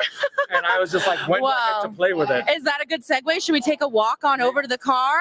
Yeah. Let's take a look. We're going to go and shift over here a bit. This is actually an Alibaba car made out of all supplies that you can find on Alibaba.com. Wow. Isn't that incredible? This is incredible car. Have you ever seen anything like this? Look at the details from the record on the steering wheel. Wow. Have you ever seen anything like this? Nothing. Speechless. There is water in. There's even a fish tank. Tire. And all of these items are available on Alibaba.com. So, does this car run on fish power? Oh! Funny. That's good. I like it. But I love the ingenuity because it's so cool. All the different supplier products here. Yes. From that, you could even build a car. I mean, literally. Isn't this incredible? And I've never seen any kind of activation like this at any other event.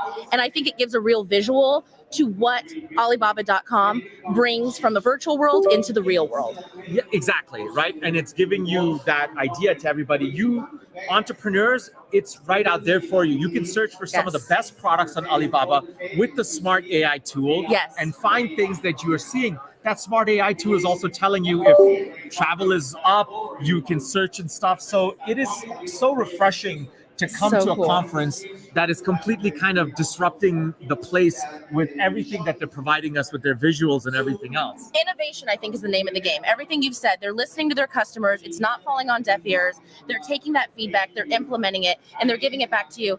And what that helps tell me about your business, give back to the next generation. How are you leveling up that next generation of entrepreneurs and empowering them? That's really important, right?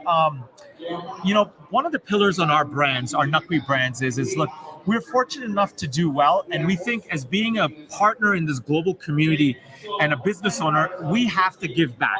And whichever way we can give back. So with Boss Dog Games, we give back by donating every one game we sell to a children's hospital. We donate a game. Wow. And one of the reasons why we can make it happen, Cassandra, is the suppliers at Alibaba. Yes. The great margins that we are able to get to work beautiful deals. So we are able to then incorporate that and give back as part of us. And I feel like as the next generation of business owners Right. who are going to be and to inspire other people, you know, if other businesses, entrepreneurs that are looking to start and finding suppliers on Alibaba or starting a business, we think if we can show them a path towards that, Right. it's an important part to give back to humanity. Oh, absolutely. And I think that really sheds a light on the bigger ecosystem that is entrepreneurship in the e-commerce space. I think sometimes people can get a little myopic. Yeah. And what you're showcasing there is because of Alibaba.com, this is how the chain is effective and what you can actually give back down the line. Exactly. And that chain is, you sometimes forget, is so big and everything has an impact. One of my sayings is, is that I like to say is, profits are in the pain, right? Right. So as Alibaba and as Stephen was telling everybody, work with your suppliers, reduce your costs, continuously get more orders out with them. As you increase, your cost goes down. Yes. Who does that benefit? It benefits everybody. Everybody. It benefits the end users so we can give greater products with great superiority with a lower cost for everybody, Absolutely. And I think that goes back to them listening to everyone, what your feedback is and how that can better your business, but again, the greater business as a whole. And with the tools that they're implementing, what are you most excited about coming out of this conference? It's so refreshing. And, in the networking that I've met with so many great entrepreneurs has really, again, sparked ingenuity and innovation. And I think the theme of the night is, co-create and innovate. Co-create. I've already met so many great entrepreneurs that we have ideas that we were like, what if we did this together? What if we did this together? What if we hopped on this idea? And it's such a beautiful family atmosphere here that you're just energized. Tools-wise, you already heard me say, Smart Assistant. Smart Assistant is going to make my life so much easier that I can't wait to get into it and start playing with it when I'm doing everything. And going back to the theme of co-create, I've heard many different people interpret this term in many different ways. What does co-create mean to you?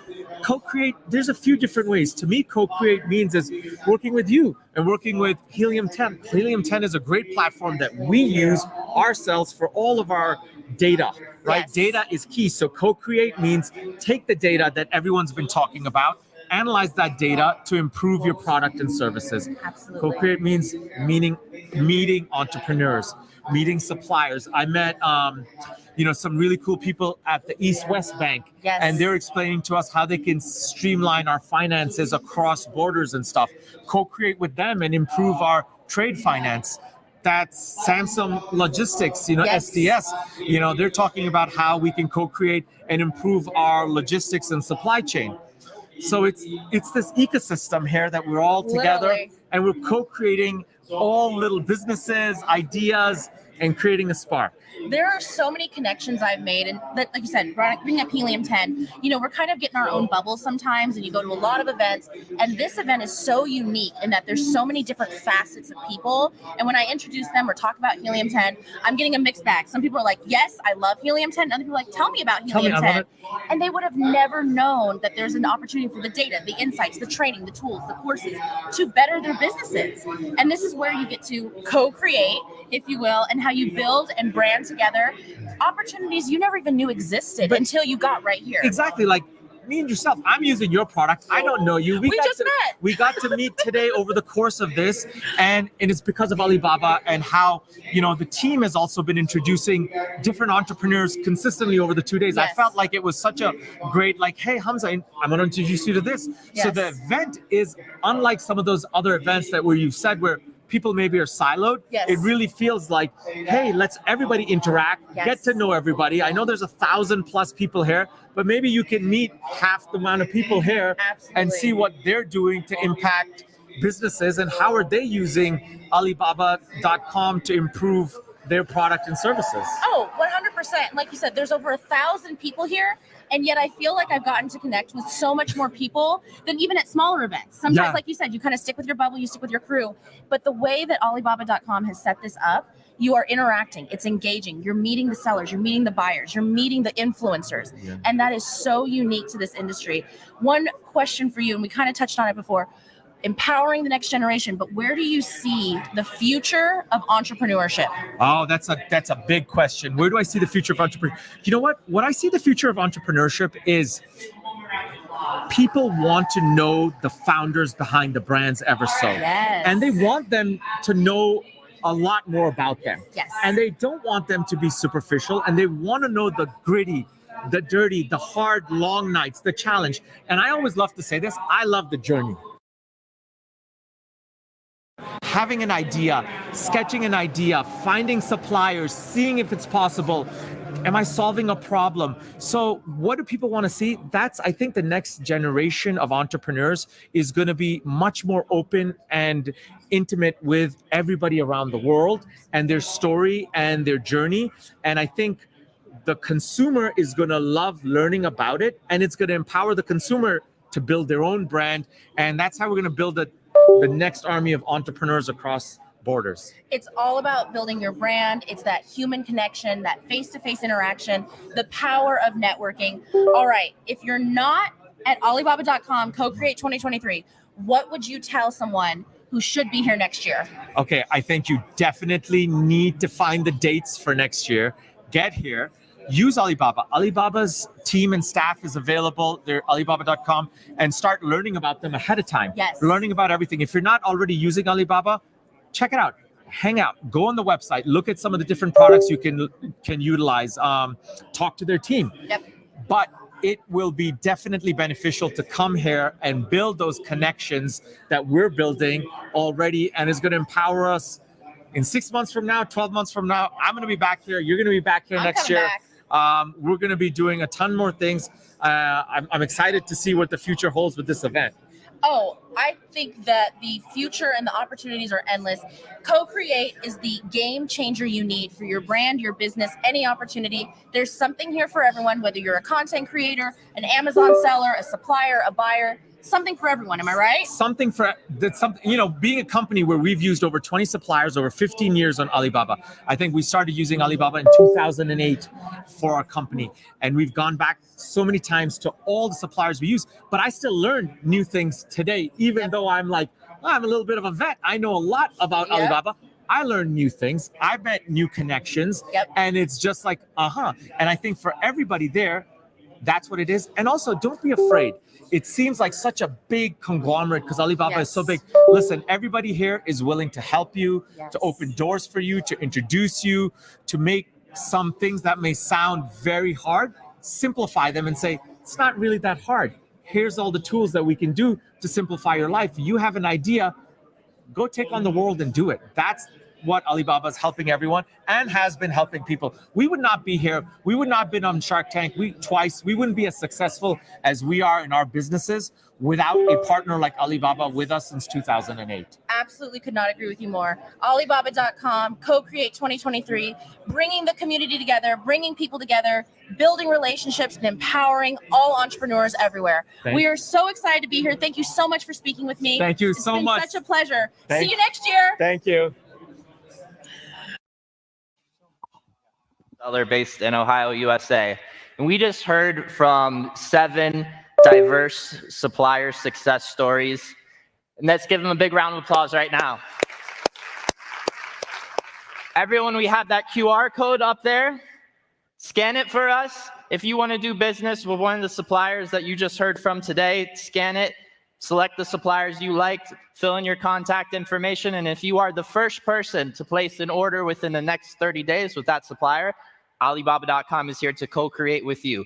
We will provide a $500 coupon to kick off that business. All right, so ladies and gentlemen, we're about to finish the day here. And as the sun begins to set here in Vegas, and our time at Co-Create 2023 begins to draw to an end, I am truly filled with gratitude and inspiration.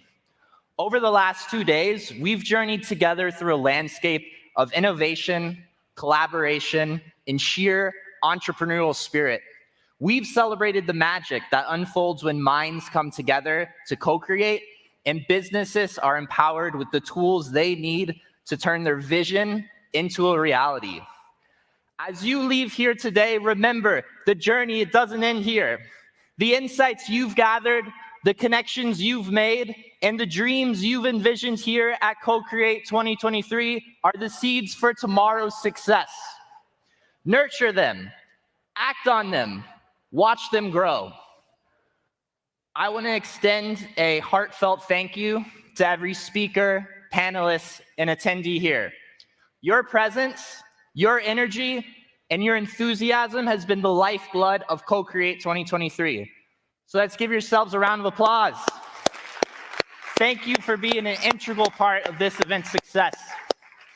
And be sure, share your memories, your experiences, your insights on social media. Hashtag Co-Create 2023, and let's continue to dream big. Create together. Let's shape a future as inspiring as the stories we've heard these past 2 days.